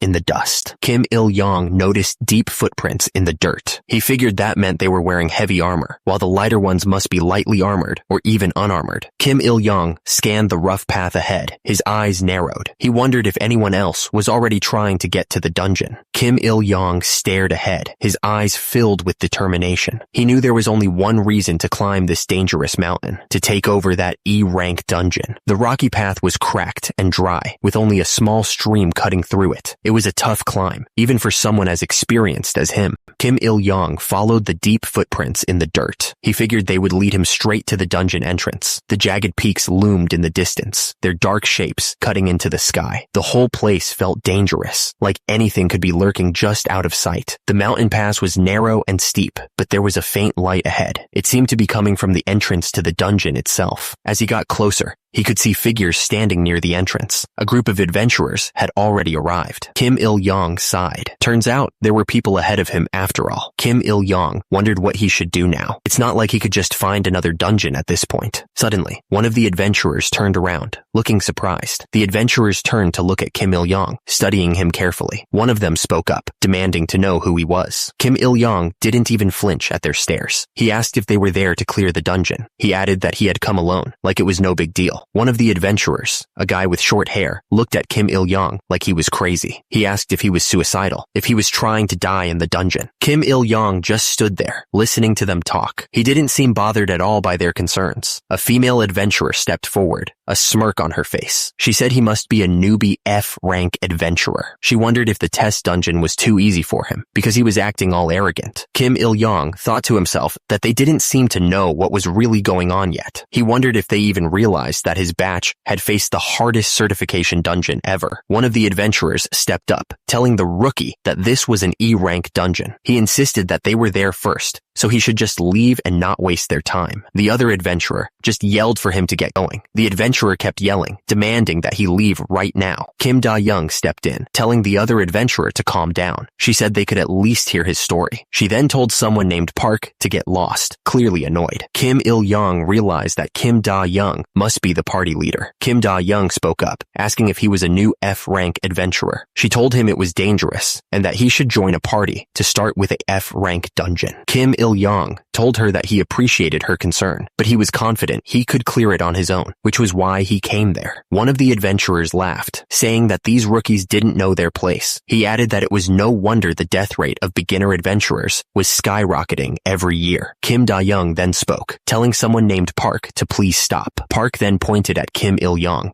singling him out. He looked serious, like he was about to say something important. Park spoke, observing that Kim Il-yong seemed to have no intention of backing down. The air grew thick with tension. The adventurers all stared up at Kim Il-yong, waiting for him to react. He seemed unfazed by their threats, his expression unreadable. Kim Il-yong stared at them, asking if they were planning to chase him away by force. He didn't seem scared at all, but he was definitely ready for a fight. He narrowed his eyes, focusing on the group in front of him. The air grew heavy with anticipation, as if something big was about to happen. Suddenly, the new adventurer gripped the hilt of his sword. His knuckles turned white, showing how tense he was. Park spoke up, saying that since Kim Il-yong had already come up there was no other choice. He looked serious, like he was making a final offer. The adventurers all started begging Kim Il-yong to join their dungeon party. They were seriously desperate, especially their leader. One of the adventurers scoffed, wondering why they were even dealing with a nobody like Kim Il-yong. He figured they were just asking for trouble and would probably get what they deserved. The new adventurer stared at the group, but he didn't say anything. He just asked what they were going to do next, waiting for someone to make a decision. He thought about just leaving, wondering if it was even worth the trouble. Maybe he should just go down the mountain and find a different group. But then he considered another option, just knock everyone out and go into the dungeon by himself. The thought crossed his mind, and he seemed ready to act on it. Suddenly, the system flashed a notification, telling Kim Il-yong that he shouldn't be a lonely loser. It was a quest to make allies, promising a reward of 175 XP and a secret elixir if he could get 30 party members. Kim Da-young's eyes widened as he considered the system's offer. He stared intensely, trying to make a decision about whether to accept the quest or not. He steeled his gaze, a new determination washing over him. He wasn't going to be a loser. He was going to get those allies and that sweet EXP. The system seemed to whisper promises of untold power. The reward for this quest? A secret elixir, and not just one, but two of them. He held the potion in his hands, examining the dark liquid. The system identified it as a low-grade potion from the Amifa clan, claiming it could enhance inner power. The system's description of the potion triggered a dark memory. It was the same kind of potion that led to his throat getting cut in the Murim world. He remembered the moment clearly, standing back to back with a bald comrade, facing down a group of assassins. The tension was heavy, the air thick with the smell of blood and sweat. He had fought so hard for that potion, risked everything to obtain it, but ultimately, it was a treasured item he couldn't even taste as he lay dying in the dirt. Kim Il-yong thought about the quest to gather allies. Hildegrin's hero-centric attitude could be annoying, but he had to admit the guy had a point. Kim Il-yong stared ahead, thinking hard. If the quest provided potions like the one he knew, maybe he'd reconsider joining the group. The woman behind him just smiled, waiting for his answer. The system then displayed the potential rewards. Martial arts items were included, which got his attention. There was armor, ginseng, and even more potions. The system was basically asking if he could get rewards like dragon scale armor or 1,000-year underwater ginseng. The possibilities were insane. The other man was waiting for an answer, looking impatient. Kim Il-yong paused for a second, then said he'd accept the quest. The man's eyes widened, clearly surprised by the quick change of heart. He just stared blankly. A voice called out, suggesting that they should all enter together. Kim Il-yong posed for a second, then thought to himself that they must want him to take the elixir. The entrance to the dungeon loomed ahead, swirling with strange purple energy. It looked pretty dangerous. The group of adventurers marched forward, ready to enter the dungeon. They looked like they were ready for anything. Suddenly, one of the women held her hand over her nose, looking disgusted. She asked what that smell was. The disgusted adventurer held her hand over her nose, trying to block the stench. She gagged and complained about the smell of waste, pointing out that the monsters had smeared feces all over the walls. That's just nasty. Another adventurer looked around, trying to ignore the smell. He observed that the dungeon was actually pretty spacious, much larger than it appeared from the outside. The observing woman narrowed her eyes, clearly annoyed. The whole situation seemed to be getting on her nerves. The greedy adventurer started complaining immediately. He whined that they now had to divide the loot among 7 people, which meant less for everyone else. The annoyed adventurer joined in, complaining about having to bring a beginner along. He grumbled that it was so annoying. shouting. Kim Il-young tried to calm the other adventurer, telling her not to pay attention to what those people were saying. He insisted that he wasn't bothered by their complaints. Kim Il-young leaned in slightly, as if sharing a secret with the other adventurer. He whispered that it was a secret.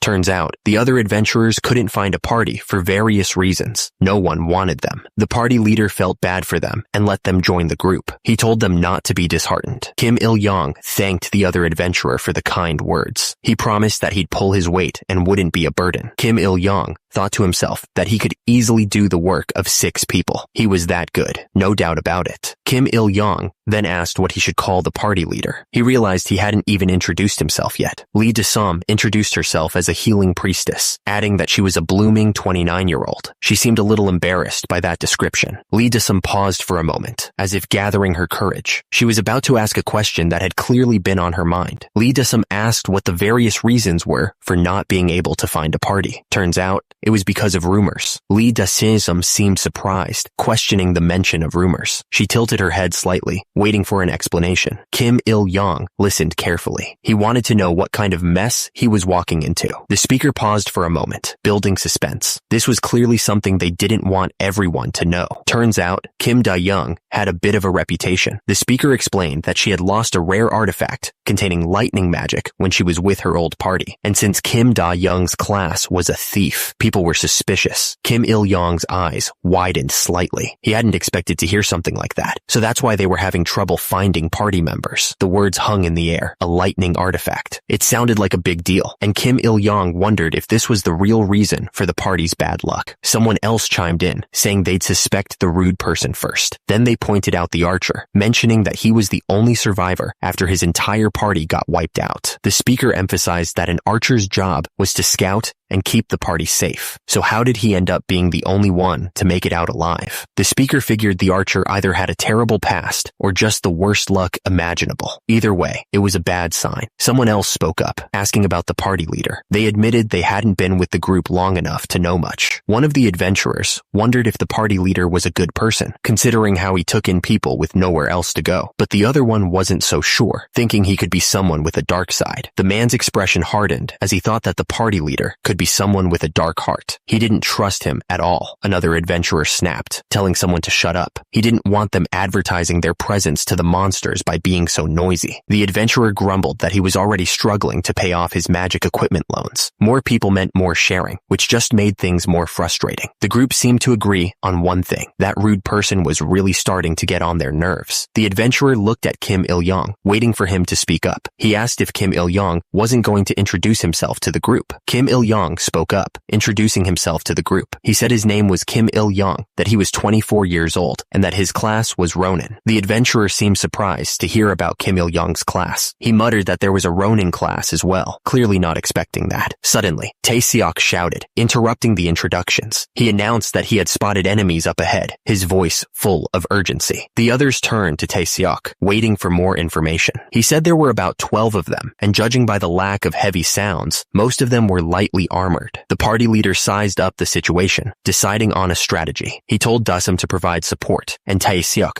to suppress the enemy with his bow. He then told Seok-do to grab his greatsword and stay by his side. The leader then turned to Kim Il-young, asking him to protect Dasum and the porters. He added sarcastically that Kim Il-young would be playing the role of a shield. Ahead, a pack of wolf-like monsters emerged from the shadows. They were heavily armed and armored, ready for a fight. Tae-seok drew back his bow, aiming at the monsters. He shouted that they had to strike first to win. The arrow shot forward like a bolt of lightning, piercing through the air. It flew straight toward the monsters, ready to tear through their ranks. The party leader looked down at the fallen monster, holding his sword high. He declared that one was down for now, but there were still more to deal with. The monster lay still on the ground, defeated, but all around it, more of the wolf-like beasts were ready to tear them apart. Suddenly, one of the monsters roared, its fangs bared. The sound echoed through the dungeon, a promise of violence. With a deafening roar, the monsters charged forward, their eyes filled with bloodlust. They were ready to rip apart anyone who stood in their way. Arrows rained down on the monsters, but many bounced harmlessly off their shields. The archer's attack wasn't doing enough to stop the horde. The pack of monsters surged forward, their heavy footsteps shaking the ground. They were like a furry wall of muscle and steel, shields raised and teeth bared, ready to crush anything in their path. The monsters roared, the sound echoing through the dungeon. It was a deafening challenge, a promise of pain and death to anyone who dared stand against them. The party leader screamed, bracing himself behind his shield. He knew what was coming, and the thought of it terrified him. The party leader swung his sword, hoping to break through the monster's defenses. He put all his strength into the blow, desperate to make a difference. The two adventurers ran for their lives, their faces pale with terror. They knew they were outmatched, and their only hope was to escape the horde. That adventurer screamed that he was done for. Everything was about to end for him, right there. Kim Il-yong swung his sword with everything he had. He didn't even hesitate, hoping to cut through the monsters. The monsters swarmed him, their claws and teeth ready to tear him apart. It was a hopeless situation, but he didn't back down. Suddenly, a ball of pure energy slammed into one of the monsters. It exploded on impact, sending the beast flying backwards. The rest of the monsters kept coming, their eyes fixed on their prey. They were a relentless horde, impossible to stop. The leader stood tall, his expression confident as he looked at his followers. He announced that 2 were already down, a sign of their quick victory. The strike landed hard, and the enemy yelled in pain. He cursed at the attacker, calling him a little scumbag. The enemy's face was twisted with fury, sweat dripping down his forehead. He gripped his axe tightly, ready to swing.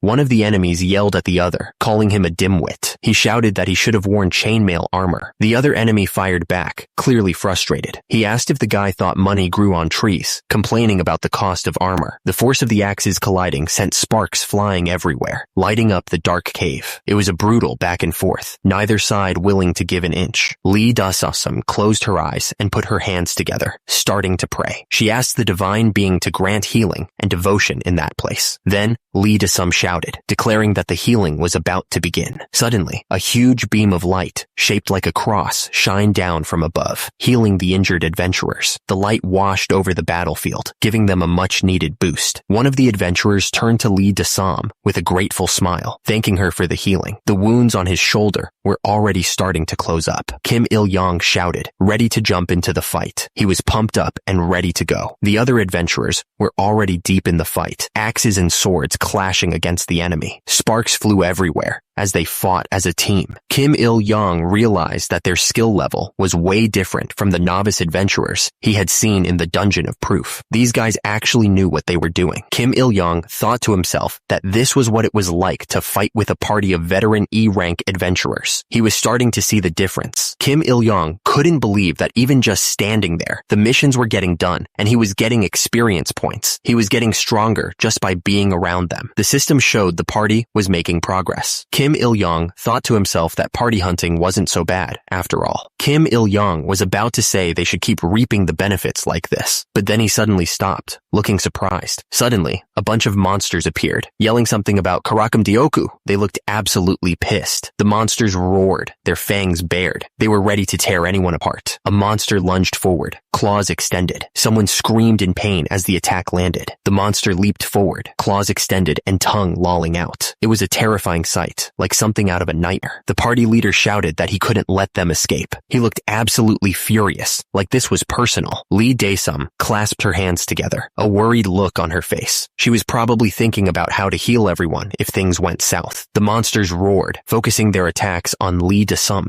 who was busy trying to cast healing spells. They knew she was the key to keeping everyone alive. Kim Il-yong's eyes narrowed with determination. He wasn't going to let those monsters hurt his new party, not if he could help it. Kim Il-yong said that it was a brilliant decision. He seemed to be sizing up the situation, ready to act. Kim Il-yong added that it would be a good plan if he wasn't there. He looked absolutely confident. The wolf-like monsters snarled, their eyes glowing with a hunger for blood. They were closing in, their growls echoing through the cave. Da-sum froze, clearly terrified by the monsters. Kim Il-yong told her to run away, his voice full of urgency. Kim Il-yong held his sword ready, his gaze fixed on the monsters. He figured that since ancient times, it's been said that a mad dog needs a beating. Kim Il-yong's eyes narrowed, his body tensing up. He thought it was time for a quick smack, his sword poised to strike. Kim Il-yong unleashed a flurry of strikes, his movements a blur of speed and power. It was 18 windless strikes, each blow carrying the force of a small explosion. Kim Il-yong stared coldly, a smirk playing on his lips. He figured that if a dog bites a person, it's only natural. Kim Il-yong unleashed the wind-cutting sword technique, his movements becoming even faster. It was the first form, swift strike. The The essence of a swift strike, he knew, was a rapid, single strike, infused with the spirit of exhilaration. Kim Il-yong moved like lightning, aiming for the monster's weak spot. The monsters roared, their claws slashing through the air. The sound of their attack echoed through the cave, a terrifying symphony of violence. Kim Il-yong knew that to achieve this lightning-fast speed, the sword had to be blunt and straightforward. As a result, it was easy to break after swinging it a few times. The space around them crackled with purple energy. The air itself seemed to vibrate with barely controlled strength. Kim Il-yong knew that if a warrior's sword moves are easy to read, it's basically a death sentence. The monsters were getting used to his attacks. One of the monsters lunged forward, claws extended. The attack was meant to tear him apart. The monsters roared, their fangs bared. They were ready to rip him to shreds. Kim Il-yong looked completely caught off guard. What the hell was going on? The monster snarled, ready to tear Kim Il-yong apart. But Kim Il-yong wasn't scared at all. He warned the monster that it had made a huge mistake, and the only one going to hell was the monster itself. Kim Il-yong didn't waste any time. He threw a punch with all his strength, connecting right with the monster's face. The sound of the impact echoed through the cave. He didn't stop there. Kim Il-yong kept hitting the monster, each strike filled with explosive power. The monster was getting absolutely destroyed. The other adventurers watched in disbelief. One of them muttered that this kid was beating a monster with his bare hands.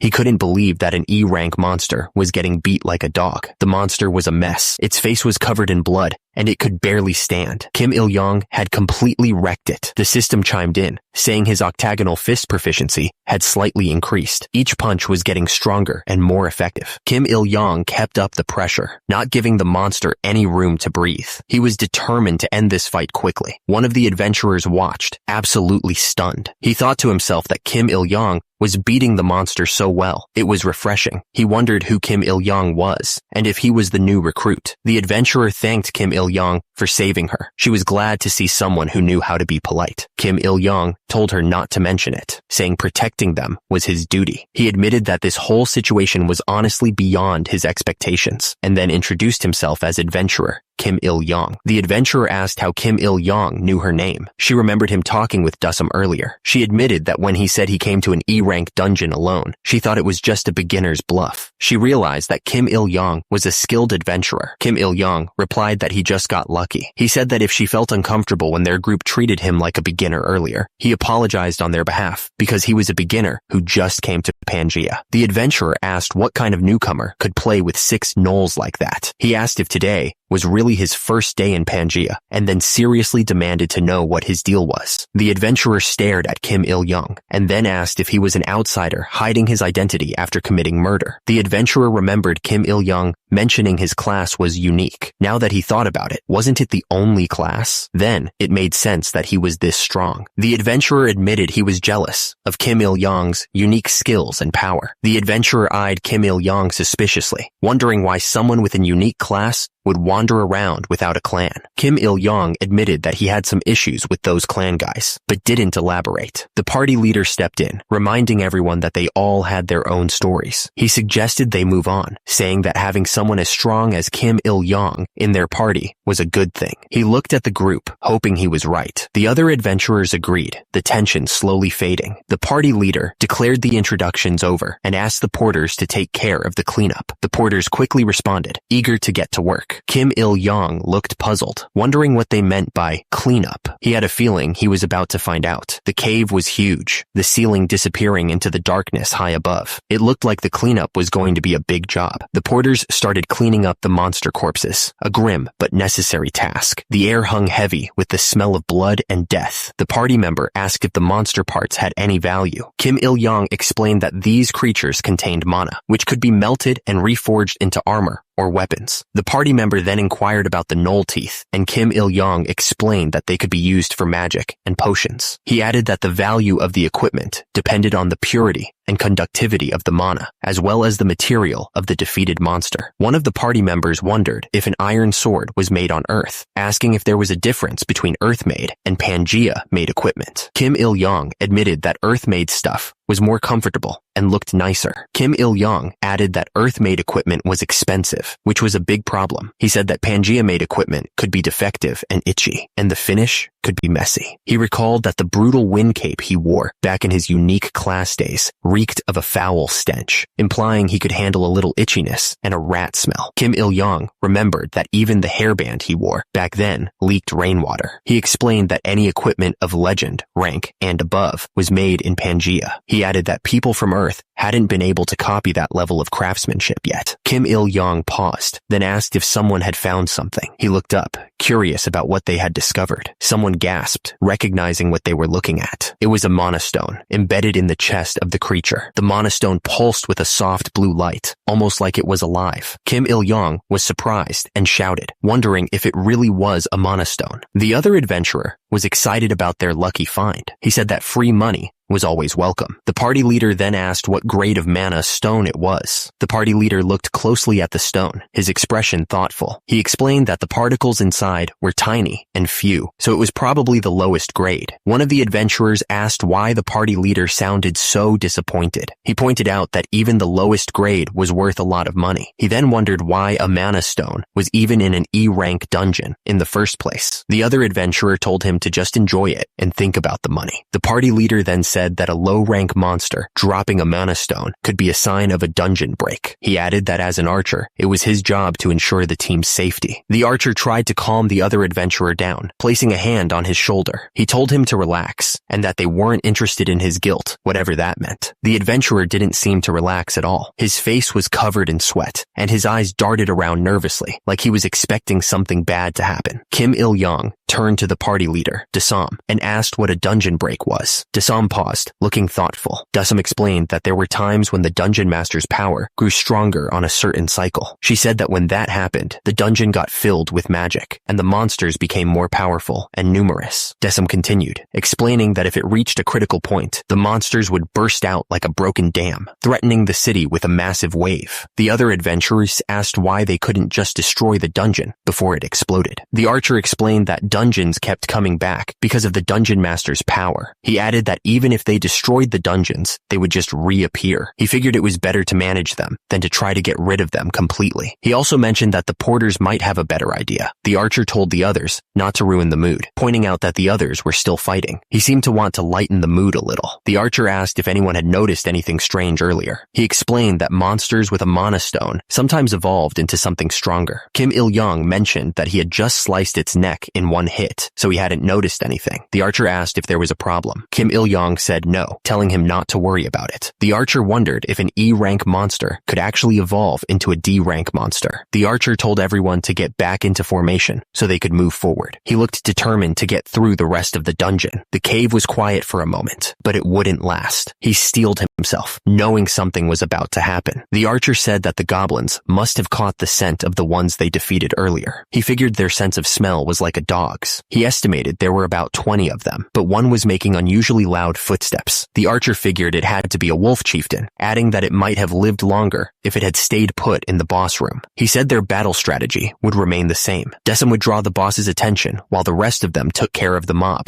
and then they'd regroup. One of the adventurers hoped another mana stone would drop. The other one scoffed, saying that wasn't going to happen easily, but the first one replied that you never know. Suddenly, a massive howl echoed through the cave. One of the adventurers looked terrified, wondering if it was really a wolf chieftain. He was worried it could be a wolf warlord instead. A guttural growl echoed through the cave, sending chills down everyone's spines. The sound was coming from a pack of wolf-like creatures, their eyes glowing menacingly in the darkness. The adventurer scanned the area, his sword at the ready. He wondered where the boss was hiding. The archer was getting frustrated, saying he didn't see the boss anywhere. He added that it was impossible since they had just heard that terrifying howl. He wondered where the boss was hiding. The wolves snarled, their fangs bared and ready to strike, their eyes burned with a savage hunger. The leader shouted for everyone to focus on the wolves in front of them. She then called out to Il-young, asking him to help out. The archer aimed his arrow directly at Il-young, his face set with a grim determination. He didn't even hesitate, ready to shoot him down without warning. Il-young didn't even flinch. In a flash, he deflected the arrow with a powerful strike, sending it flying away. The force of the impact echoed through the cave. The wolves didn't stand a chance. Il-young stood in the middle of the carnage, surrounded by the bodies of the dead wolves. It was a clean sweep,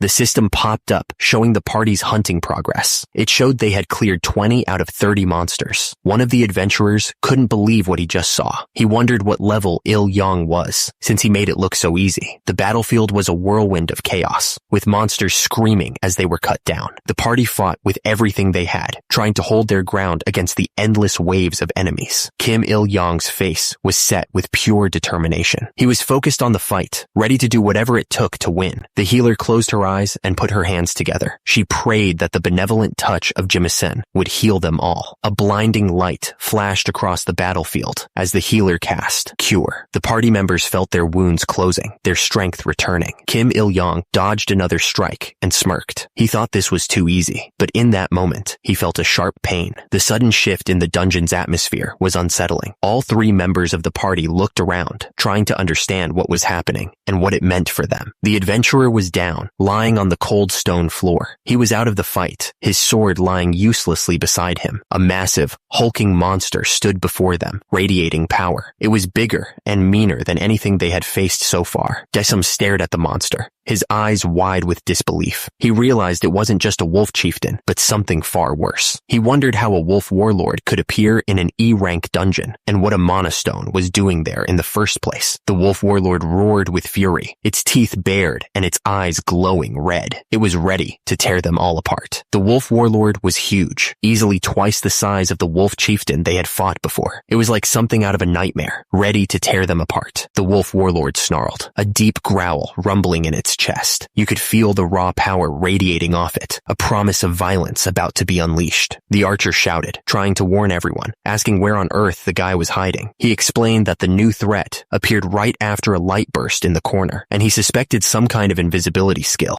The wolf warlord roared that it would chew them up, demanding they dodge. It was moving fast, ready to tear into anyone who couldn't get out of the way. The wolf warlord charged forward, its massive frame shaking the ground. The adventurers scattered, trying to avoid the beast's path. An adventurer urged another strike, warning that even a graze from the creature would be trouble. He told his teammate to stop talking and attack again. The man stared up at the wolf warlord, his eyes widening. He was shocked, realizing there was no protection above the creature's neck. He wondered what kind of monster they were dealing with. The wolf warlord lunged forward, claws extended. It was moving with surprising speed, a blur of fur and teeth aimed right at the adventurers. The wolf warlord continued its assault, forcing the adventurers to scramble out of the way. The monster was relentless, not giving them a moment to breathe. High above, the wolf warlord was still on the attack, tearing through the dungeon. But below, the archer notched an arrow, preparing to strike. The man swung his weapon, putting all his strength into the blow. The wolf warlord roared in pain, the sound echoing through the dungeon. Il-yang didn't hesitate. He swung his sword with all his might, a flash of metal against the dim light. At the same time, the wolf warlord lunged forward, its claws tearing through the air. Il-yang poured all his energy into a punch, his fist glowing with power. The force behind it was enough to make the air ripple. The wolf warlord snarled, its fangs bared in a vicious display. It was clearly not happy about taking that hit. The wolf warlord's claws connected, slamming into Il-yang. The impact sent shockwaves through his body. The monster roared in triumph, its breath hot and foul. Suddenly, a shout echoed through the dungeon. It was Otai Seoke, yelling his own name at the top of his lungs. What the hell was he doing? Otai Seok spotted something. He yelled, full of fury, "That bastard!" The wolf warlord didn't waste a second. It lunged forward, claws extended, striking with incredible speed. Otai Seok realized how bad this was. He understood that with that much force, even one hit from the wolf warlord could be lethal. Daesum looked completely shocked. Darn it, she thought. Where did it come from? The wolf warlord roared with fury, its fangs bared and its eyes burning with rage. Otai Seok moved with incredible speed, leaving streaks of light as he attacked the wolf warlord. He thought to himself that one flash wouldn't be enough.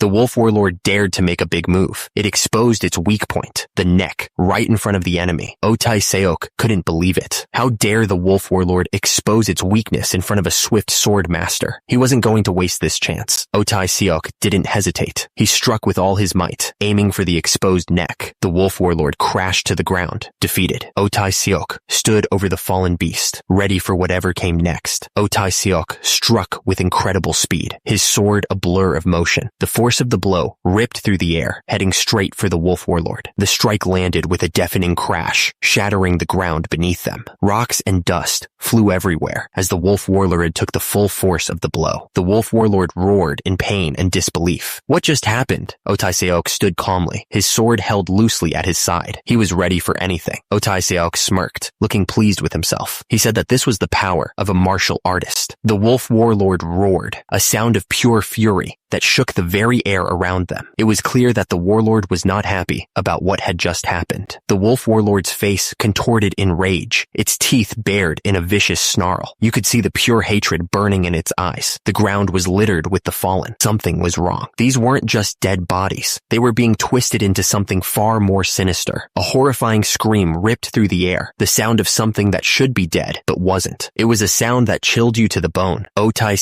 looked absolutely shocked. He asked what this was, seeing the undead creatures rising around him. A horrifying shriek echoed through the cavern as the undead creatures surged forward. They were everywhere, their grotesque forms filling the space around the warrior. The warrior stood his ground, his eyes narrowed as he assessed the creatures surrounding him. He realized they weren't even Jiangshi, which made the situation even stranger. Otai looked around in alarm. He shouted that they'd turned these guys into undead and wondered if there was a necromancer nearby. He immediately ordered Desum to bless the weapons. Desum closed her eyes, her hands clasped together in prayer. She begged the merciful Mother Earth to bestow her grace upon their weapons. A surge of divine energy coursed through the weapons, bathing them in a brilliant, holy light. The system announced that they were now holy weapons. The sword was now glowing with holy light, blessed by Dasum's magic. Otai stared at the blade, feeling the surge of power coursing through it. The others stood ready, their blessed weapons gleaming in the dim light of the cavern. Each of them gripped their weapon tightly, waiting for the attack to begin. With a horrifying roar, the undead creatures charged towards them. Otai yelled for everyone to get ready, bracing himself for the coming onslaught. The lead creature lunged forward, its eyes burning with a malevolent green light, its claws extended, ready to tear into anyone who stood in its path. Otai looked absolutely furious. He couldn't believe these pests dared to show their faces. The creature screamed that they were gonna die. Kim Il-yong realized that at this rate, things were getting too dangerous. The monster's roar echoed through the cavern, shaking the very ground. Kim Il-yong stared intently, his expression unreadable as he watched the beast. Kim Il-yong shouted that he was going to give it his all and go for it. He charged forward, a blur of motion against the monstrous foe. Kim Il-yong explained that striking the same spot twice hurt them the most. He unleashed his one flash wind slash, a technique he'd honed over years of brutal combat. Suddenly, the system announced that the quest was complete, telling him to claim his reward. The battle was over. Kim Il-yong stood over the corpse of the wolf, staring down at it. He thought to himself that this was what real martial arts felt like, a power he hadn't truly understood until now. The wolf-headed monster lay dead on the ground, its teeth bared in a final, silent snarl. The air was thick with the smell of blood and the stench of death. Kim Il-yong stared intently at something. His eyes narrowed. A cold smile played on his lips, a hint of the ruthless warrior he once was. The scene felt familiar to him. A figure stood amidst a field of corpses, a grim reminder of battles past. The only difference was that it wasn't a human he was facing this time, but a wolf-headed creature. The monster's eyes glowed with a feral intensity. The man was shocked by the speed of the sword. He wondered what kind of sword was that fast, before realizing it was a swift strike. The undead creatures started to crumble. Their bodies turned into dust, and their bones fell apart, leaving nothing behind. The man watched as the undead fell apart. He was confused and wondered what was happening to them. Turns out, the leader of the 1,000 demons was a spellcaster. That was the secret to their power. The man explained that normally, a control curse loses its effect when the caster or the medium dies. It was a basic rule of magic. The others thanked Kim Il-yong for his help. It seemed he had played a key role in defeating the undead. Kim Il-yong waved off the thanks. He said it was nothing, just party members helping each other out, as they should. Kim Il-yong stared intently. His eyes narrowed. He was focused on something, but it wasn't clear what had caught his attention. Kim Il-yong wondered aloud if the 1,000 demon leader was weak. He even asked if the leader had been recently promoted. The other man listened, arms crossed. Kim Il-young added that the fight had been easier than he thought it would be, especially considering how the others reacted. He seemed suspicious. Kim Il-young pointed in a certain direction and said, "Over there." Someone responded, asking for confirmation. Kim Il-young stood with his arms crossed, looking at the other man. He told him to just say what he wanted to say, without holding back. Oh Tae-seok explained that the woman wanted to thank Kim Il-young for saving her, but she was too embarrassed to say it directly. She was just stuttering instead. The woman, clearly annoyed, told Oh Tae-seok to shut up and called him an idiot. Kim Il-young realized what was going on and said, "So that's what it was." Kim Il-young dismissed the situation, telling her not to worry about it. He said it was just a normal thing to do as a party member.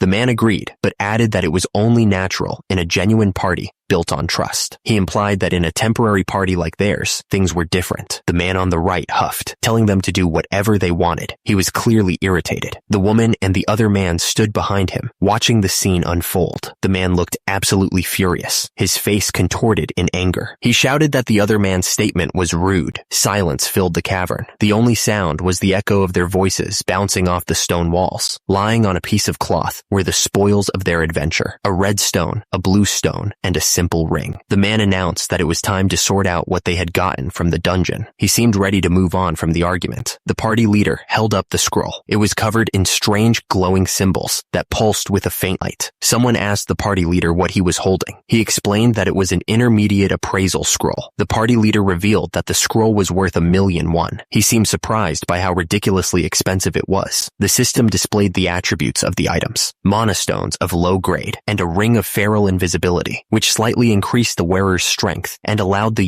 use of the invisibility skill for 3 minutes, but only 5 times. The system confirmed that it was, as expected, a low-grade mana stone. The blonde guy looked surprised. He figured that the leader of the 100 demons must have been promoted to 1,000 demon leader. The man with the scar looked serious. He explained that it wasn't the lowest grade, but just low, so the price was usually around 30 million won. He kept going, pointing out that the small mana stone was worth the price of a medium-sized car. He seemed impressed by the value. The man with the scar paused, then said that wasn't all. This ring, being a rare grade and an uncommon accessory-type artifact, was probably worth between 60 and 70 million won. He looked impressed. The group cheered, realizing they'd hit the jackpot. They were all smiles and high spirits, celebrating their good fortune. The party leader looked annoyed by the commotion. He told everyone to calm down, reminding them that they needed to discuss how to split up the loot first. On a white cloth lay their prizes from the dungeon: 2 shimmering mana stones, 1 red and 1 blue, and a silver ring that pulsed with a faint light. The items seemed to glow with power. The party leader looked down at the loot, calculating the total value. He announced that, including the miscellaneous items, the total came to about 120 million won. One of the party members looked impressed. He commented that it was an impressive amount for just 1 day of work. The blonde man nodded in agreement. He said that it was an abnormal income, but then again, the dungeon they explored was also abnormal, right? One of the party members bragged about their success. He said that even though they might have a bad reputation, they still cleared the dungeon because they were so skilled. The speaker continued, saying that if another party had tried to clear the dungeon, they might have been wiped out. He was serious. Another party member chimed in, looking concerned. He wondered if all dungeons were in such a dangerous state, and if so, the monster waves could be pretty bad. The female party member didn't seem to care. She said that it wasn't their business. One of the men looked at the party leader, eager to get paid. He told him that he had to tell them their share now, sounding impatient. The party leader looked thoughtful as he considered the numbers. He figured that after deducting the porter's wages and the 20% tax for Illidel and the Earth, they could split the remaining amount into 6 parts. One of the men scoffed, clearly annoyed by the tax deductions. He wondered what the country had ever done for them to justify taking away 20%. He then suggested that if it bothered them so much, they should become A-class adventurers and get a tax exemption. The party leader then announced that each person would get about 16 million won. He paused, then added that it wasn't bad. Kim Il-young stared blankly, thinking about the money. He thought that 16 million won was a significant amount, but it was still pretty depressing compared to the initial 120 million they had heard about. Another adventurer spoke. spoke up, directing his question at the party leader. He wondered if that worthless iron ring was really that expensive. The adventurer watched his companion. The guy looked pretty worn out, like he was about to collapse right there. Otai Seok's face tightened. He looked like he was thinking about something really hard. Someone explained that even though it's just a piece of armor, there are 10 places to wear a ring-type artifact, which makes them expensive. An invisibility ring looked really tempting. The thought of being able to just disappear was on someone's mind. Someone raised their voice to get everyone's attention. They had something important to say. The party leader smiled, looking at his team. He told them they all worked hard today. He added that they managed to hold out without anyone getting hurt, even though it was chaotic with the appearance of the 1,000-man commander. The party leader held up a small bottle. He said he would treat them to this low-grade potion. The leader explained that everyone should have a bottle in case there were internal injuries. One of the guys thanked the party leader. He said that it was just in time. His pierced wound was aching, and he'd drink it right away. The man brought the potion to his lips. He said he wasn't going to refuse anything free. He added that the potion tasted like a mix of red ginseng and herbal medicine. The man grimaced after swallowing the potion. He said that they say good medicine tastes bitter. The man frowned, tilting his head slightly. He wondered if the potion was supposed to taste this sweet. Suddenly, the man clutched at his chest, his face contorted in pain. He coughed violently, and blood splattered on the ground. The man groaned, collapsing onto the cavern floor. He was clearly in agony, struggling to breathe. Kim Il-yong was taken by surprise at the sudden turn of events. He wondered what was going on. Another man glared, pointing a shaky finger. He demanded to know what the party leader had given them. The party leader stood tall, looking down at the adventurers, who were now lying helpless on the ground. The silence was broken only by the sound of their ragged breathing. The party leader grinned, a sinister expression on his face. He commented that the poison was quite deadly. He remarked that, as expected, outsiders make at least one good item. The other party members looked absolutely stunned, their faces etched with disbelief and horror. They were clearly shocked by the party leader's words. He asked them what he had given them, then revealed it was a potion concentrated with mana poison. A narration box appeared, noting that the main character had the devil's luck. No matter how strong an adventurer was, consuming the poison would mess up their mana. The adventurer gasped for air, clutching at his throat. He cried out that it was mana poison. The leader clicked his tongue, remarking that it was an useless struggle. The leader's grin widened. He stated that if they swallowed it, it was already over for them. The party leader smirked, explaining that the poison would make their mana feel like a heavy stone, making it hard to breathe.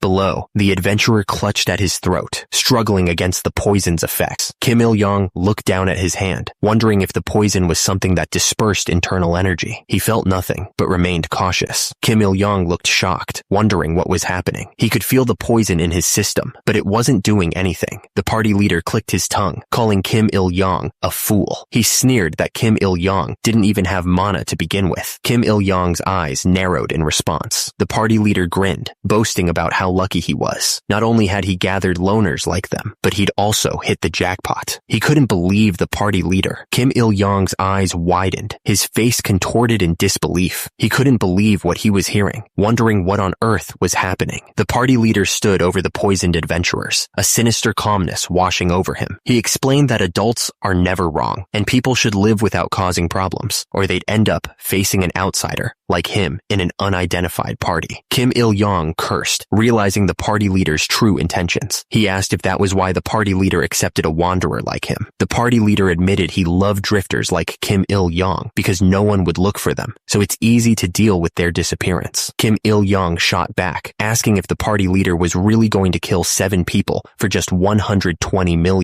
The party leader laughed, scoffing at the idea that it was just 120 million. He sneered, asking if they thought their lives were worth $1 billion. The party leader's eyes narrowed, his expression twisted with disdain. He figured that guy's way of thinking was completely different from normal people, and his perception of murder was twisted. He asked if Il-yong still had magic equipment left, chuckling to himself. Kim Il-yong's face was contorted with rage, his voice trembling. He demanded to know what the party leader thought a human life was worth, asking if he was even human. He spat out that the party leader was despicable scum, with slime instead of a brain. The party leader's eyes narrowed, his expression cold and dismissive. He told him to go ahead and babble, considering it his last words. He drew his sword, ready to strike. Suddenly, The system flashed a notification. A request was initiated with the name Justice Realization, difficulty low. The details stated that he is garbage born from Earth, created by Pangea, and needed to be cleaned up. The achievement was party leader's disposal 0/1, with a reward of 1 non-tradable pill. Kim Il-yong smirked, the timing always perfect. He was ready to fight. Kim Il-yong gripped his sword, ready to fight. He was about to make his move. The party leader was completely stunned. He demanded to know how Kim Il-yong could still move, asking if he'd ever heard of someone with 0 mana. Kim Il-yong moved with blinding speed. In a flash, he was right in front of the party leader, sword raised. Kim Il-yong's blade sliced through the air, aimed directly at the party leader. He declared that you reap what you sow. The party leader screamed as blood spurted from his arm. He couldn't believe the mana poison wasn't working. Kim Il-yong simply stated that it was because he had 0 mana. The party leader looked absolutely furious. He couldn't believe what was happening, exclaiming that no adventurer could exist without mana. Kim Il-yong stood over him, sword in hand. He pointed out that he was right there, warning the party leader not to come any closer. Kim Il-yong added that he really didn't want to do it, but he would. The party leader held up his hands, begging to talk. He cried out that it was murder, especially since they were both Korean. Kim Il-yong just scoffed, remarking that trash sure could talk. Kim Il-yong's eyes narrowed. He declared that even in the past, there was no history of sparing backstabbers. He wasn't about to start now. Suddenly, the system notified him that the request was complete. Kim Il-yong felt a surge of power as he leveled up. The sun was beginning to set over the city, painting the sky with shades of orange and red. It was a pretty sight, but it didn't last long. A plaque hung on the wall, bearing a message of hope. It wished glory to the guardian spirit and safety to any adventurer who passed by. Someone wondered if he was still alive. They were worried they'd feel guilty if they accidentally killed him by sending him to the dungeon. Suddenly, a door creaked open. Someone was there. Someone recognized the person in the doorway as Mr. Kim, the adventurer, Il-yong. The receptionist greeted them with surprise. She asked if they'd given up already, then told them not to be too sad. She suggested they find a stronger party next time. Whatever they were going to say died in their throats. All they could do was stare at the lost head, its lifeless eyes wide with shock. Life went on as normal in the city. People walked the streets, chatting and laughing, completely unaware of the violence that had just taken place. One of the adventurers asked what the receptionist had said. Apparently someone had been asking about whose head it was. Another adventurer confirmed that the head in question had a bounty of 100 million on it. They were all shocked. That guy was dangerous. The adventurer figured that with the party leader out of the way, there would be one less person to split the money with. He offered the bounty to Il-yong, explaining that they had settled their issues. The woman explained that since Il-yong saved their lives, they'd give him the dead party leader's share, equipment, and the bounty. She added that if he wasn't greedy, she'd make sure the money was used for a good cause. Il-yong replied that once the money was in his pocket, there was no going back. He mused that the party leader was an outsider, and he'd thought he was a kind-hearted adventurer. He then stated that there were no good people here, and everyone only acted for their own interests. One of the adventurers worried that their reputation was already bad, but now it was even worse with the outsider involved. He suggested they stick together. He pointed out that the party leader had been human, at least, and an outsider, but his skills were decent. He then asked what they were worried about, because they had new power, the strong power that cut off the party leader's neck in one strike. He reminded them that they had Il-yong with them. The mother of heroes shook her head, disapproving of the hidden intentions she sensed. She questioned what was wrong with being a bit selfish as a human. The mother of heroes warned him not to think about running away, since this wasn't the same as the martial arts world he knew. Kim Il-yong figured he didn't have a choice, not with a strict divine contract like that. He asked how the settlement would work. The other man explained that he'd handle it, and the money would be deposited into each person's account when they returned to Earth. Il-yong realized that he wouldn't have to worry about his basement apartment loan for a while. Another adventurer approached Kim Il-yong. Kim Il-yong looked thoughtful. He pointed at a ring over there, then asked if it was this one. He said he'd buy it. Kim Il-yong confirmed that he would buy it. He explained that according to the advice of the Sage of Sapphire, an escape plan was crucial for an adventurer who risked their life. For him, that escape plan was this ring. Kim Il-yong imagined himself using invisibility and silent wind with 10 steps needle, confident that no one could catch him. He thought it would even make him look like a gentleman. But then, he heard the mother of hero's voice in his head, warning him not to even dream about being a hero if he was going to steal. The man said that if Kim Il-yong bought the ring, it would make settling easier for everyone. He then told him the price was 7 gold coins. Il-yong protested protested, reminding him that the party leader's share was supposed to be between 1,500 and 2,000, and asking why he was charging the highest prices. He even asked for a party member discount. The man stated that settlements should be clear to avoid disputes. Kim Il-yong tried to reason with him, suggesting 6 gold coins since they had fought together. The man simply repeated 7. Il-yong attempted to meet him in the middle at 6.5, but the man was stuck on 7. Kim Il-yong looked absolutely furious as he asked if he was talking to a parrot. He wondered why the man was suddenly acting like that. The man explained that it was an after effect of fighting the party leader while under the influence of mana poison. The man pointed out that Kim Il-yong didn't even have mana. Il-yong grumbled about fighting so hard for a cold-blooded party member who wouldn't even lower the price. It was like talking to a brick wall. Kim Il-yong looked completely fed up. He told the man to just stop it already. Kim Il-yong opened his status window. He was now a level 15 Ronin with the title of second-class martial artist. His stats showed strength 16, agility 16, stamina 10, mana 0, intelligence 8, inner strength 13. He wondered if he had leveled up when he killed the party leader, thinking it was a bit cruel that killing fellow adventurers also raised his level. Delete entire panel. Delete entire panel. The system announced that his inner power stat had increased twice. His inner strength jumped to 15 thanks to the ancient inner strength manual. Kim Il-yong asked what the man planned to do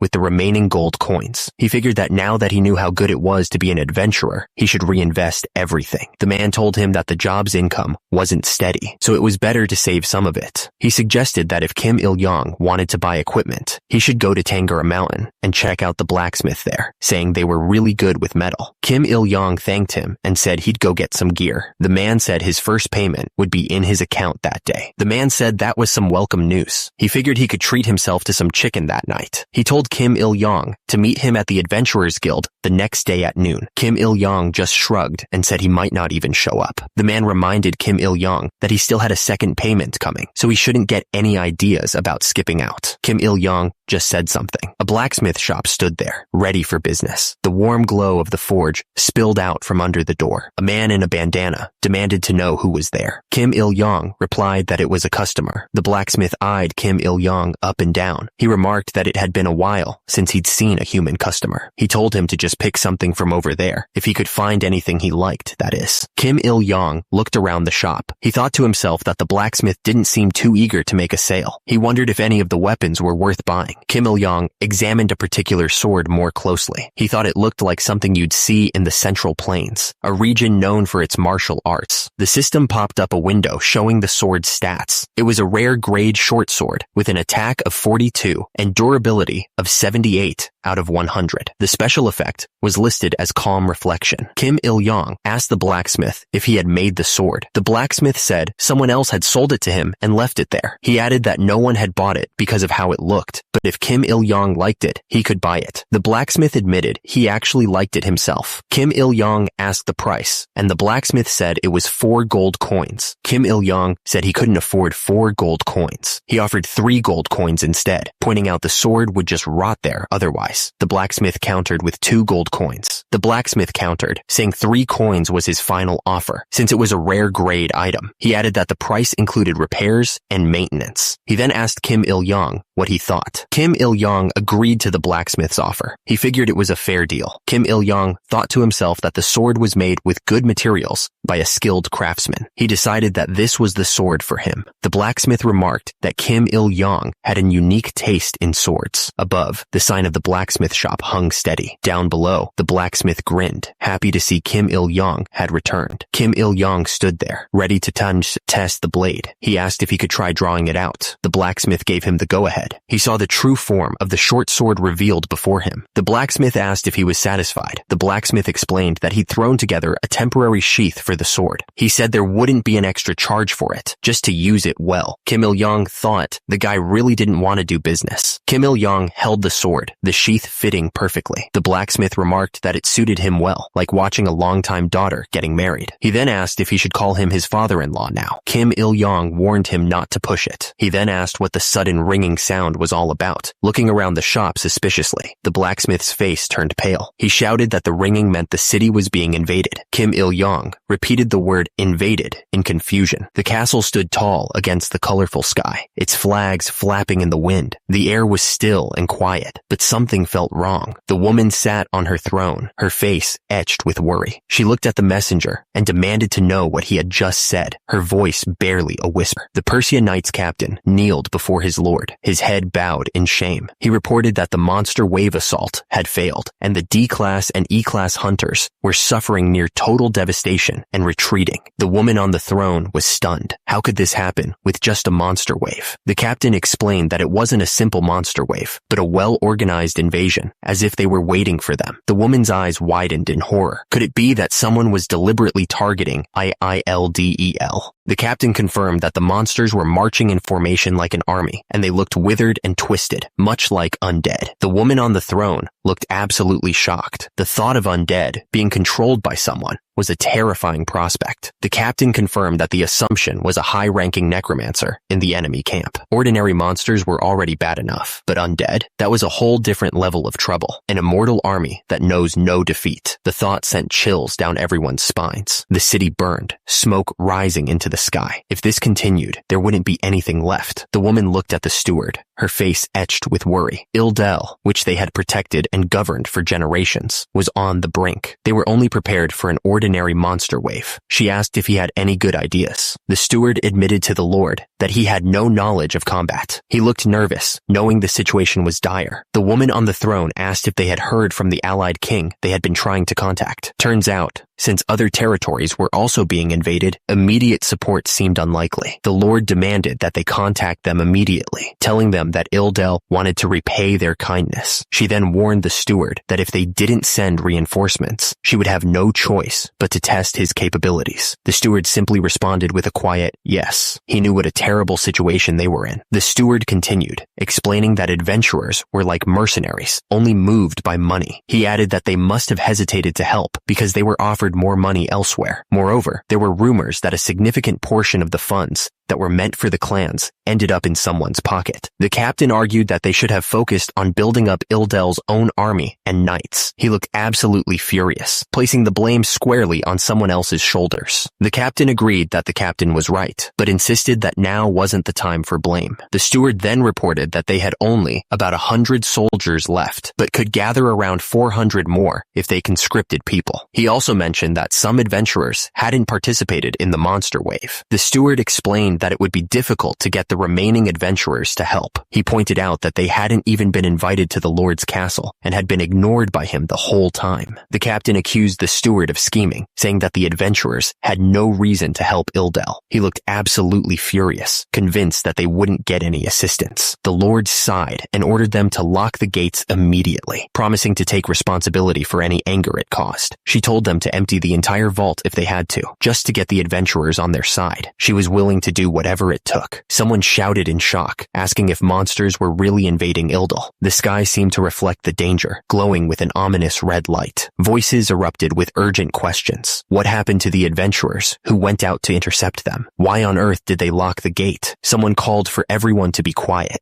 saying he had a proposal worth considering if they would just close their mouths for a moment. The director acknowledged the skepticism with a tisk, saying he understood their precarious situation. He warned that if his proposal wasn't truly eye-opening, he wouldn't bother mentioning it. He continued, noting that most would likely abandon IILDEL without a second thought, but leaving wouldn't change the situation. The director explained that the situation was dire everywhere, not just in Ildel. He said that other places were also being invaded, and there were even rumors of C-rank monsters roaming around. The director addressed the crowd, saying that they mostly faced low-level monsters, so he told them he had a proposal to make, hoping to sway them to his side. The director held up 2 fingers, emphasizing his offer. He would pay 2 gold coins in advance to anyone who participated in the battle, and another 2 to those who fought to the end. Someone in the crowd wondered if they even had a chance of winning. Another pointed out that the enemy was undead, so they just needed to take out the necromancer. But the problem was, no one knew where the necromancer was, and even if they did, could they actually behead him? He was probably heavily guarded, so how could they break through?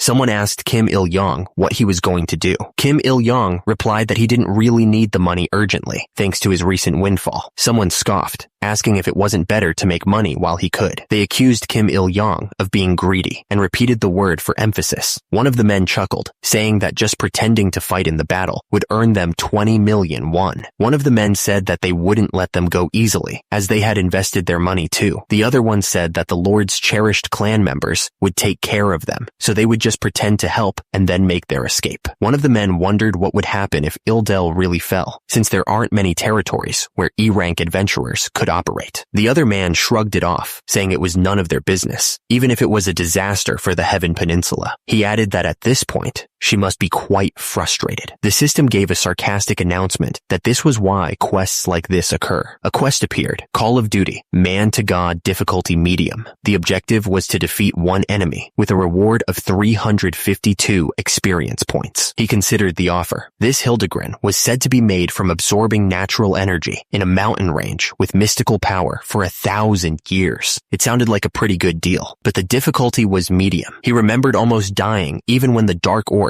was medium-low difficulty. The thought made him hesitate. It was going to be a siege battle against monsters, a massive horde of them. High risk, high return indeed. The Mother of Heroes kept asking him what he was pondering, telling him that a true hero should stand at the peak and ignore some risks. He was getting annoyed with all the talk about heroes. Wait a minute, it didn't specifically say to defeat thousands of enemies or win a war, right? It might actually be doable. Alright, decision made. Someone asked if he was crazy and why he was talking to himself, questioning if he was talking to his divine contractors. Other party members enthusiastically agreed to participate. Someone else questioned why there was suddenly a sense of justice. Another member of the group wondered if they should participate, looking unsure. Suddenly, someone recognized a voice and called out, "Senior, brother." Someone analyzed the situation, saying analysis was their only weapon. Then, another person declared they were now a proud member of the Cheong family. The MC, referred to as brother, seemed surprised by this. Someone, likely Kang Baek-chol based on context, asked if he was going to participate in the battle and offered to let him join their group. Kang Baek-chol flexed his muscles and told Il-yong to leave the bear to him, promising to support him like before. Someone else looked up at him, clearly annoyed, and wondered how he could be so proactive. He couldn't believe what Kang Baek-chol was saying. Honghwa Yeon and another woman glared, asking who these people were. The newcomer wondered who these guys were. He thought that when annoying things meet, they create double the synergy, and he should make a note of it.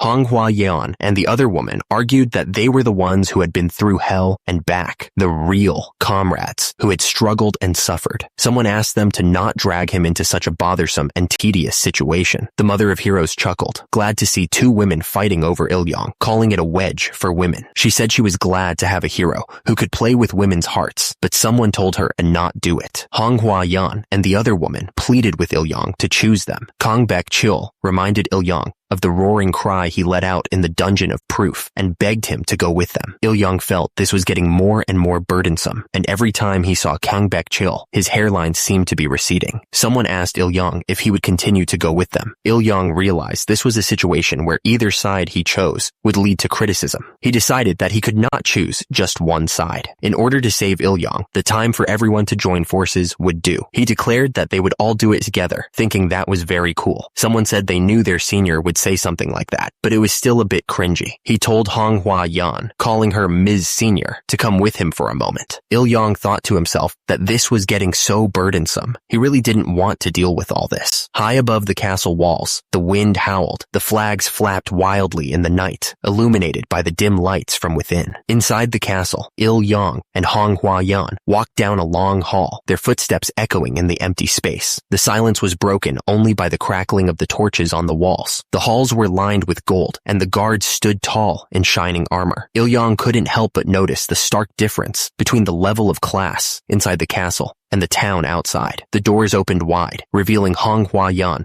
waiting for him. She called out to Il-yong, telling him to come over. An advisor asked if Honghwa Yeon had arrived and inquired about the Hong family's support. Lady Oriana apologized that it didn't go well. Then, someone realized that the kid sitting on the throne was the Lord. The advisor announced that he had brought the strongest person in Illidel to the special forces. Everyone wondered who the strongest person was. Someone exclaimed that it was him. Another person protested, saying they couldn't accept that guy into the special forces. He realized it was the same butler who had shoved him in front of the dimensional gate and asked why. The advisor spoke, telling the Lord that Honghua Yan was lying. He accused her of calling Il-yang the strongest in Illidel when he was just a newbie with no clan, who had only arrived on Earth a few days before. Il-yang looked annoyed, finding the whole situation unbelievable. Il-yang thought to himself, wondering if they didn't recognize experience in the same field. He admitted he was a newly arrived adventurer in Pangaea, but he had spent 7 years in the martial world, battling with swords and gaining experience. Honghua Yan was about to speak, but the advisor cut her off. He told the Lord that Il-yang hadn't been in Pangaea for long, and that they needed to expel him immediately, no matter what Honghua Yan's intentions were. The Lord asked if there was a special reason she wanted Il-yang in the special forces. Honghua Yan asked if she had mentioned the person who saved her life before. She recalled that this person wiped out half the monsters as soon as he awakened, and even blew up a black dragon in a single blow. Honghua Yan insisted that Il-yang was a returnee like her. She explained that he had a wealth of combat experience because he had licked the dirty bottom of another world for 7 years. She pleaded with them to stop. The advisor was completely thrown by her description of Il-yang. He couldn't believe that someone who had suffered so much in another world would choose to remain clanless. He just couldn't understand it. Honghua Yan explained that Il-yang didn't like groups and preferred to be alone. The Lord looked confused, wondering what that was all about. He was trying to understand why Il-yang would choose to be alone, despite his power. Il-yang stepped forward and formally introduced himself to Lord Oriana. He explained that due to various reasons, he had chosen to join the special forces. He asked the Lord to take care of him. My Lord looked at the adventurer and admitted that he didn't think he saw him at the welcoming party. He wondered if his memory was failing him. The adventurer explained to my Lord that he wasn't invited to the party because he didn't sign a contract with a clan. He then turned to the head butler, asking him to explain the situation. My Lord questioned the head butler, asking what the meaning of this was and whether the head butler knew about it. My Lord reminded him that he had left everything related to adventurers to the head butler's discretion. The head butler started to sweat and stammer, explaining to my Lord that the adventurers were merely leftovers. He claimed they could dispose of them as they wished, and there was no need to spend precious resources on them. My Lord interrupted, stating that all he asked was to invest in adventurers, not make arbitrary selections. The head butler protested that he was just trying to reduce waste by making his own selections, and defended his own loyalty when my Lord questioned him. My Lord commanded him to silence, confronting him about spreading wicked rumors about commoners around the castle. My Lord looked absolutely crushed. He said that he didn't want to believe it until the end, wishing it wasn't true, but he realized just how wrong his decisions had been. My Lord accused the head butler of not wanting the adventurers to get what should have gone into his own pockets. The head butler tried to deny it, but the accusation hung heavy in the air. My Lord stared down at the head butler, his eyes filled with anger. He asked the head butler if he really thought he wouldn't find out what he was up to. My Lord reminded him that he was now a grown-up 16-year-old, ordering her to confiscate the head butler's position and kick him out, but considering his past contributions, to give him some consideration and ensure he wouldn't starve. Script correctly identifies speaker, but missing critical fact, OCR, shows it's Othello Waterman. This is the head butler's actual name being revealed. The script should clarify that the head butler is Othello Waterman, not treat them as separate people. My Lord sighed, ordering the knights to take the old rascal away immediately. Othello Waterman screamed that he didn't deserve this, struggling against the guards as they dragged him away. He thought to himself that Red Lotus was a terrifying woman. My Lord looked at the others, apologizing for making them see such an unpleasant sight. He seemed genuinely sorry for the trouble. Red Lotus reassured my Lord that it was okay. She said that even if it hurt, the pus had to be drained, especially with the fate of the city hanging in the balance. She added that draining pus could be quite satisfying, depending on who was watching. My Lord thought to himself that Red Lotus wasn't just scary, she was creepy. Red Lotus held my Lord's hand, stating that now that they had removed the pus, it was time to save Illidel. She added that the enemy was probably closing in on Illidel as they spoke. My Lord turned to Captain Persia, asking if he had located the commanding sorcerer. He looked impatient, eager to get moving. Captain Persia apologized, explaining that they all looked similar, so it was taking time. However, after compiling reports from the reconnaissance team that had successfully infiltrated, there was one strange guy. Captain Persia described a strange guy with a monostone on his forehead and green light coming from his eyes. Kim Il-yang confirmed that he saw the guy commanding the undead, so it had to be him. Captain Persia recalled recalled hearing a report about a new adventurer catching an outsider and realized it was Kim Il-yong. Manhwa was amazed by what Kim Il-yong had done in such a short time, especially becoming friends with the Lord in just one day. Captain Persia asked Kim Il-yong if they could identify the individual with the mana stone as the necromancer, and Kim Il-yong confirmed that they could. Captain Persia suggested that they discuss how to approach and deal with the necromancer. Kim Il-yong said that he had a way to do it. Manhwa seemed surprised that Kim Il-yong had a method already. She looked at him questioningly, wondering what he was planning. Kim Il-yong showed off the rare ring, explaining that it granted him invisibility. With the power of this ring, he planned to sneak up on the necromancer and take him out at close range. Kim Il-yong asked Captain Persia if it was true that the undead were mixed in with regular monsters. Captain Persia confirmed that the orc groups on the battlefield were probably escorts for the necromancer. Captain Persia warned that even if the assassination was successful, Kim Il-yong would be surrounded by monsters. That's why the separate unit was so important. As soon as the necromancer fell, they had to move in and rescue him, or he'd be done for. Kim Il-yong said that was the maximum amount of time he could endure. Kim Il-yong explained that he was doing it for a request called the Millennium Elixir. He turned to the Lord and said that it was exactly as he had told him. Kim Il-yong admitted that Manhwa was different from the other adventurers. He figured that the more members the separate unit had, the better his chances of survival would be. So, he asked if he could bring some more adventurers he knew to join the separate unit. Kim Il-yong's proposal was accepted. The response came that they welcomed any adventurers he recommended. The speaker noted that they should be responsible, since Kim Il-yong was seen as a fixed party member, so they should bear some of the responsibility. The adventurer looked absolutely shocked. He stammered, asking what she had just said. He couldn't believe that she had recommended them as a separate unit to the Lord. The adventurers were furious with Manhwa.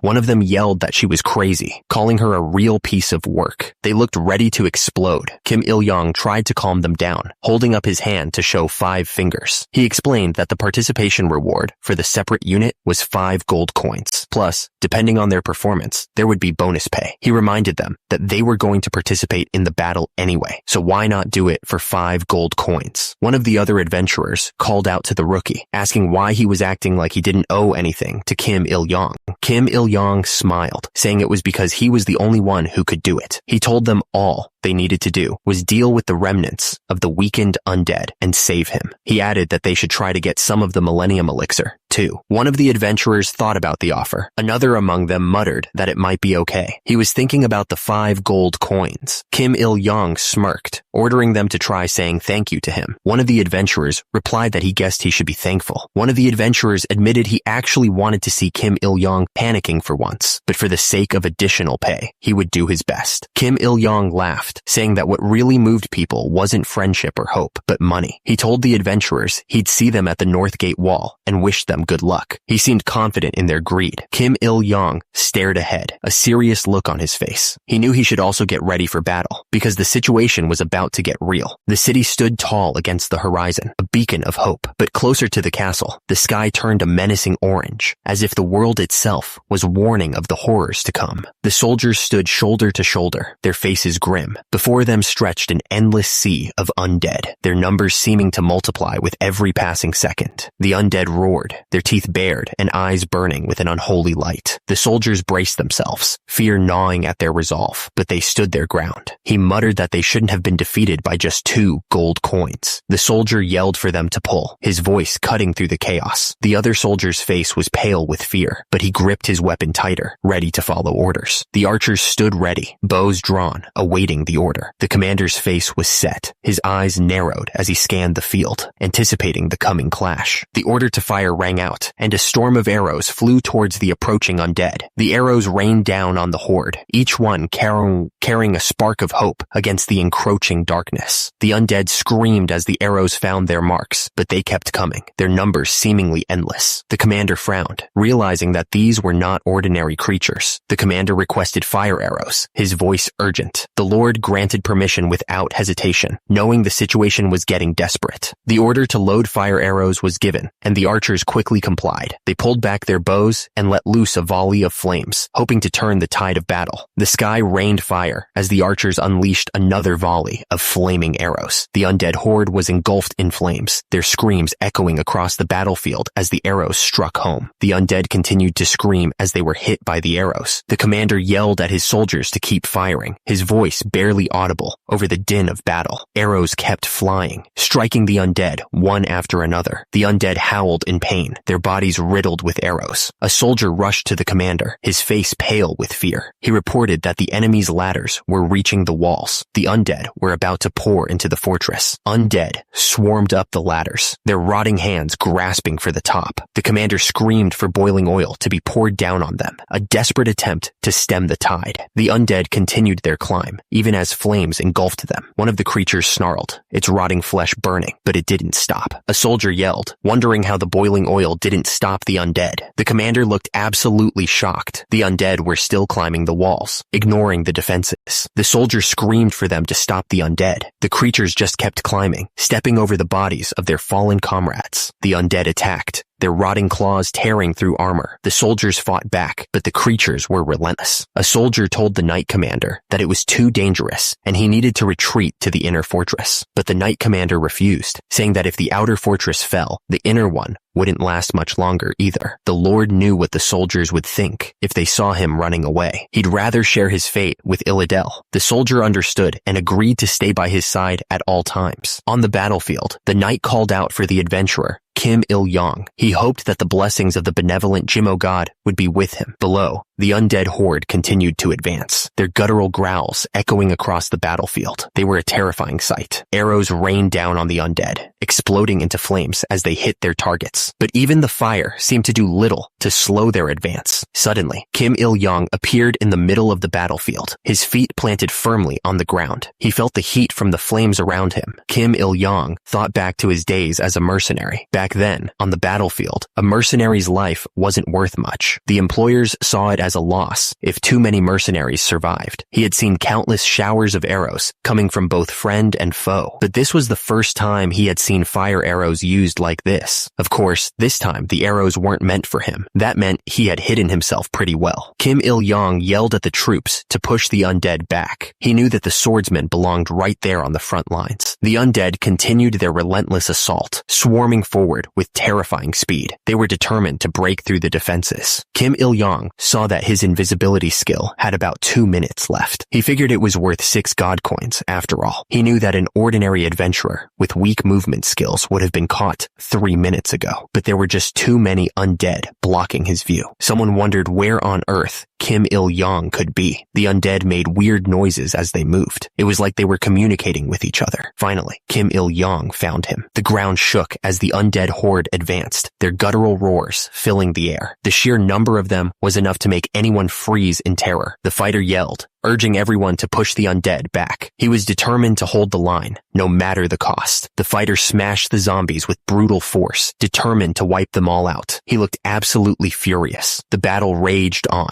a chaotic mix of steel and undead flesh. The fighters struggled to hold their ground against the relentless horde. The fighters struggled, but the zombies just kept coming, their numbers endless. He cursed, realizing how bad the situation was. Kim Il-yong was ready to attack, searching for the necromancer. He yelled out, unleashing his skill, Om Mani Baraku, ready to wipe out his enemy. Kim Il-yong was shocked. Turns out, the necromancer wasn't a human, but an orc. He wondered how that even worked, but he didn't care, as long as he defeated it. Kim Il-yong calculated the distance to the orc. He figured it was about 20 steps. He prepared to close the gap. Kim Il-yong moved fast. He closed the distance, now only 10 steps away from the orc. He was ready to strike. Kim Il-yong prepared his final attack. He could smell the orc's foul stench. He was ready to wield Lady Hildegrin's 1,000-year-old water. Kim Il-yong struck at the orc, yelling die as he attacked. Suddenly, the orc unleashed a wave of green magic, surprising Kim Il-yong. He was confused, wondering what was going on. He didn't expect the orc to have this power. The orc's magic hit Kim Il-yong hard, causing him to grunt, ugh, kyuk, in pain. The attack had landed. The whole battlefield was in chaos from that dark magic. I saw a knight get completely tangled up in purple energy, unable to move. From the ground, a sickly green hand with black claws reached up, like something crawling out of a nightmare. Nearby, another warrior with white hair was on his knees, gritting his teeth and groaning in pure agony. And then I saw the one responsible for it all. The orc had a twisted, evil smile on his face, his eyes glowing green. He just pointed his hand forward, and all that dark, corrupting magic poured out, spreading across the ground. Kim Il-young was caught right in the middle of it, pinned down by the swirling energy. He looked completely stunned,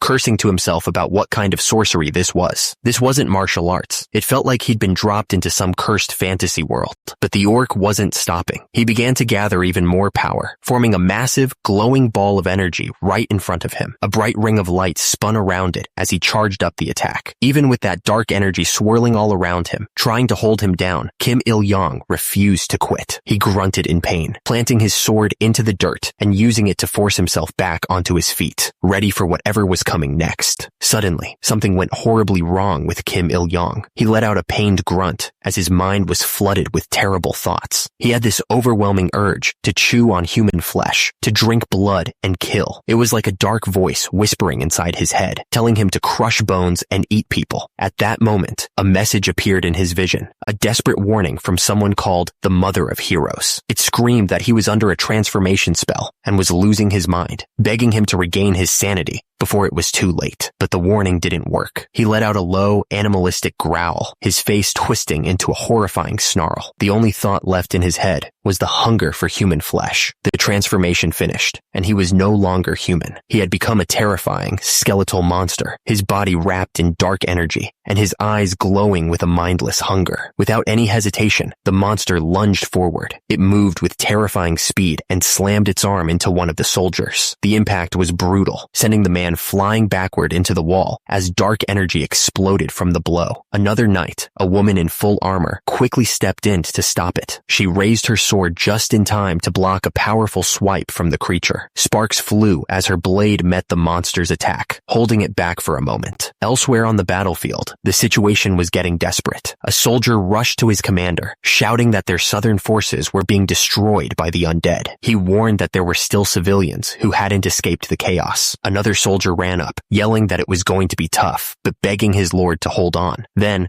a third man delivered the worst news yet. Their archers were completely out of arrows. The battle was a complete mess. All around the commander, his soldiers were screaming as they were cut down by the undead. One of them got a spear right through the chest, letting out a choked cough as he fell. The commander just stood there, his face grim, watching his men get slaughtered. One of the undead monsters let out a horrifying roar, and a female knight froze, her eyes wide with shock. The commander looked down, clenching his jaw in frustration. He cursed under his breath, completely powerless to stop the chaos. Suddenly, one of his soldiers grabbed him and started pushing him back towards the fortress. He yelled at his lord, begging him to get inside and take cover while he still could. More soldiers crowded around him, their faces filled with panic. They begged him to tell them what to do, pleading with him to escape quickly. They shouted that they were at their limit and couldn't hold the monsters back any longer. Their only thought was for him to retreat into the fortress before it was too late. One of his men called out his name one last time. The female knight just stared, her expression grim. Suddenly,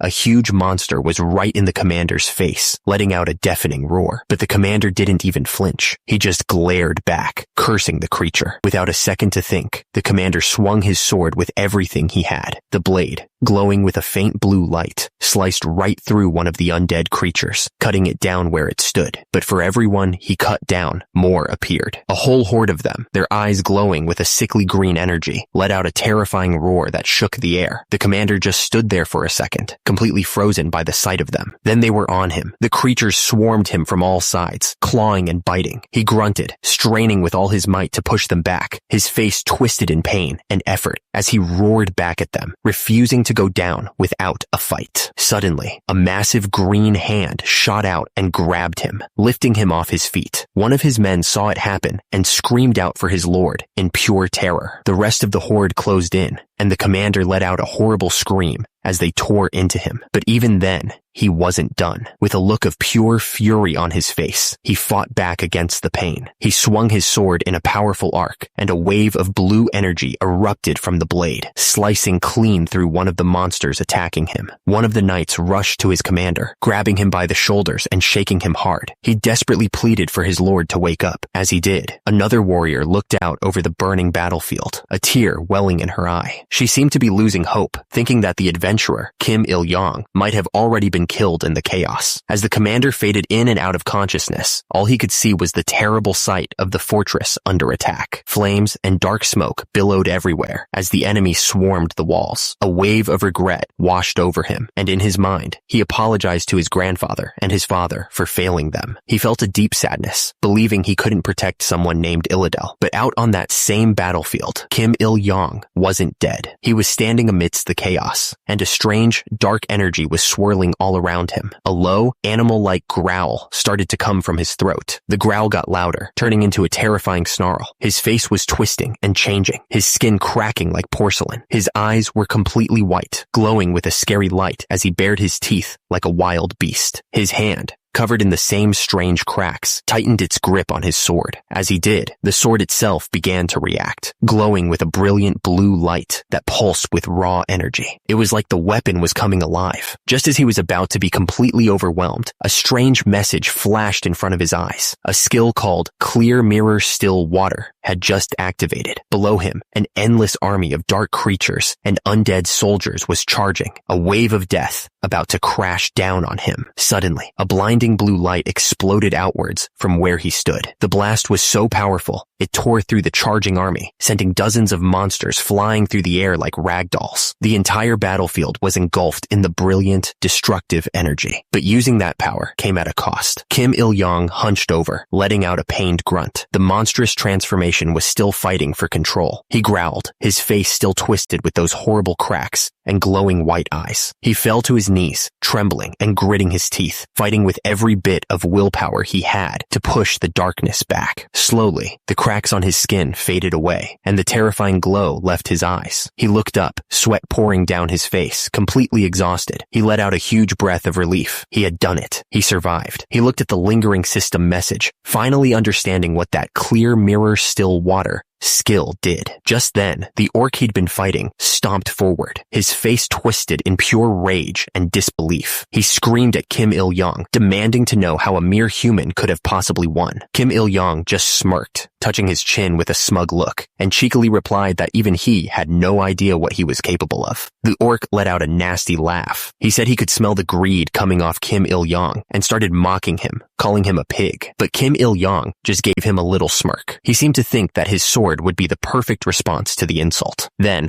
holding the sword up high, he basically told the orc to eat this. He pressed his thumb into the jewel on the sword's handle, and it began to glow with an incredible light. Suddenly, a blinding flash erupted from the weapon. The orc threw his hands up to cover his face, letting out a huge scream as the light seared his eyes. But it wasn't just a flash. A massive explosion of golden energy ripped across the entire area. All the demonic creatures nearby were caught in the blast, screaming in pure agony as the light completely destroyed them. One after another, they were turned to dust. After the blast, a message appeared in front of him. The system called it a flash explosion and told him he still had 4 more attempts left. Turns out, the power he'd just used came from something that happened just 1 day ago. The story jumps back to a city at night, showing us exactly how he got that incredible weapon. Back then, Kim Da-young was walking alone through the empty streets. Suddenly, a voice from behind called out, telling the newbie to hold up. The man who stopped him had long, dark hair and a serious look on his face. He wanted to have a quick chat, and he called him by his full name, Kim Da-young. Kim Da-young looked a little on guard and asked him what he wanted. The long-haired man seemed surprisingly nervous, stammering and struggling to find the right words. Finally, the man got to the point. He asked if Kim Da-young was really serious about his plan to go kill the necromancer all by himself. He warned him that it was a suicide mission, but Kim Da-young didn't flinch, confirming that he was willing to take that risk, all for something called the Millennium Water Dragon. The man admitted that Kim Da-young was capable, but he reminded him of a promise he'd made to help out if things got bad. With that, he held out his hand, offering him a small, glowing ring. Kim Da-young stared at it, wondering what it could possibly be. His eyes widened in shock as he realized what it was, a rare artifact with flash magic. He jokingly asked if the man had stolen it, which set the guy off completely. The long-haired man yelled that he was the one who got stolen from first, and this ring was just him taking back what was rightfully his, and that's how he got the ring. As Kim Da-young prepared for his mission, the man who gave him the artifact couldn't help but smile. He thought to himself that Kim Da-young was quite the rogue himself. The golden light exploded outwards, a wave of pure energy that just tore through the monsters. They screamed as the holy light burned them away, turning them to dust in an instant. He pushed forward through the remaining creatures, the light acting like a shield. He couldn't help but be impressed. The rare artifact was even more powerful than he'd expected, but the leader of the monsters, a powerful-looking necromancer, was still standing. He snarled, surprised that Kim Da-young had already recovered, and dared him to try that again. Without a word, Kim Da-young readied his weapon for another flash. He tried to activate the ring, but nothing happened. A system window popped up in front of him,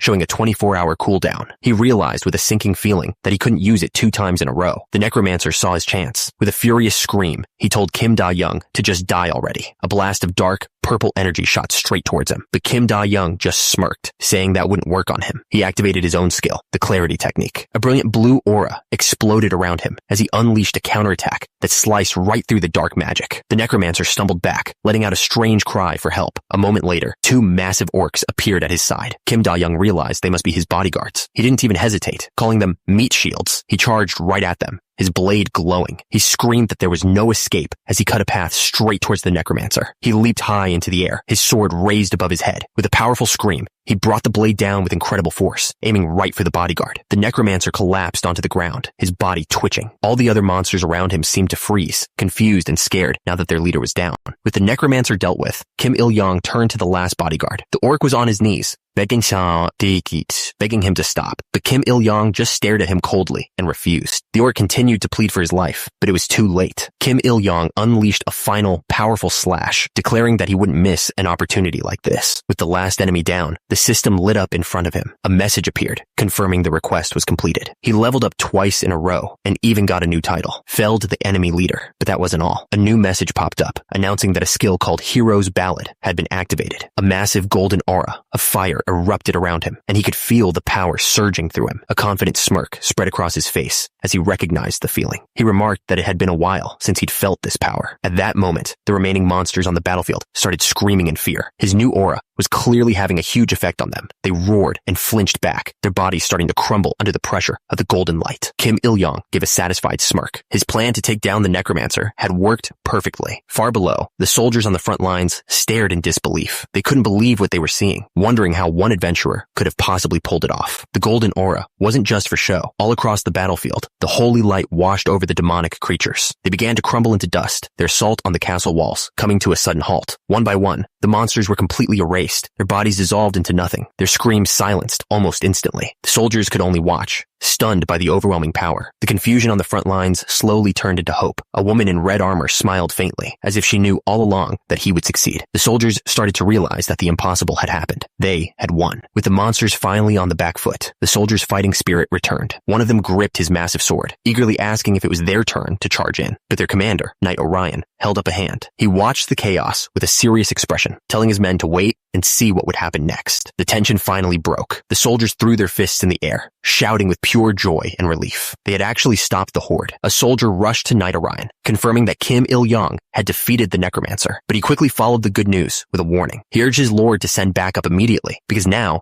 Kim Il-young was all alone, completely surrounded by the remaining monsters. The flash of light had wiped out many, but the horde was far from finished. The monsters that survived let out furious growls, their eyes locked on the single man who'd caused all this destruction. But Kim Il-young wasn't intimidated in the slightest. He looked out at the sea of enemies with a confident grin, thinking to himself that there were still plenty left to fight. He glanced at his status. The system showed he still had the Hero's Ballad active, with just under 10 minutes remaining on the clock. He gripped his sword, knowing that was more than enough time. He raised his sword, his body glowing with a golden aura. He declared that 10 minutes was plenty of time to slaughter every last one of them, and then he screamed for them to bring it on. The monsters actually hesitated for a second, thrown off by his sheer nerve. Seeing his chance, Kim Il-young didn't wait. He told them that if they wouldn't come to him, he'd come to them, and then he dashed straight into the heart of the enemy lines. He decided he'd go first. With a smirk, he slammed his sword into the ground, unleashing a massive pillar of golden light. He moved like a blur, cutting through the first line of monsters before they could even react. A wave of golden energy exploded from his sword, clearing a path in front of him. He glanced back at the shocked monsters and told them it was way too early to be surprised. He engaged another one up close. The monster looked completely terrified as it struggled to block his attack. The other monsters stared back, their fear obvious. He mocked them, asking if they were scared of how fast his sword was. He didn't give them time to think. He just screamed for them to come at him all at once. And with that, he dove back in, cutting through them like they were nothing. He was in one-man army, tearing the horde apart. The system showed he had just 2 minutes and 40 seconds left on his hero's anthem skill. He wasn't worried about what would happen when the time ran out. For now, all that mattered was the fight. One of the orcs roared, challenging the human to come forward. Kim Il-yong didn't hesitate. He accepted the challenge and charged right into the horde. He moved so fast, the orcs were cut down before they could even see the blade. He knew that anyone who hadn't strengthened their eyes with inner energy couldn't possibly keep up with his movements, especially with the hero's anthem active. This temporary power was just a taste. If he could survive this battle, the system would make the buff a permanent part of his stats. But that was a big if. The remaining orcs watched in terror, finally understanding just how dangerous a single human could be. He taunted them for scattering instead of facing him head on. His plan was simple. He had to cut down their numbers, even if it was just one at a time.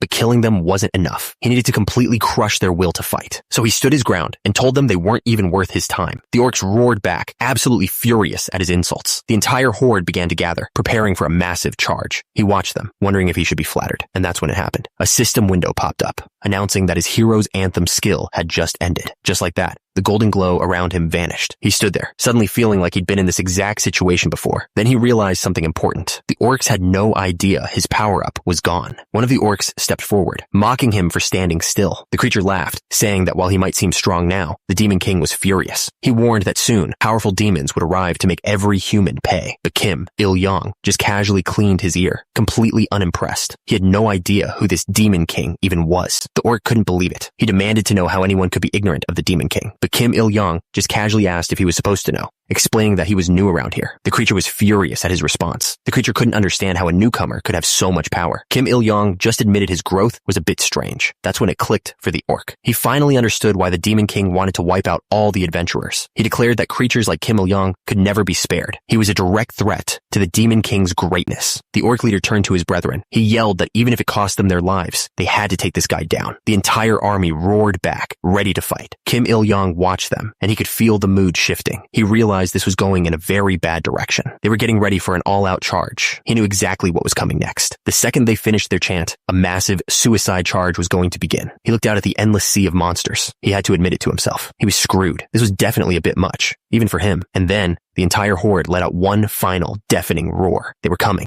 He tightened his grip on his sword, deciding to go as far as he possibly could. A dark energy began to glow from a ring on his finger. But just as the horde closed in, a massive flash of blue light erupted from behind him. He glanced back, completely stunned. The attack wasn't aimed at him. It was tearing through the front line of the orc army. He couldn't believe what he was seeing. That's when he saw them. A team of adventurers was charging straight into the fight, led by Honghua Yan. They yelled out orders, telling each other to get ready and push the monsters back. A smile crept across Kim Il-yong's face. He knew their arrival changed everything. The orcs were about to pay.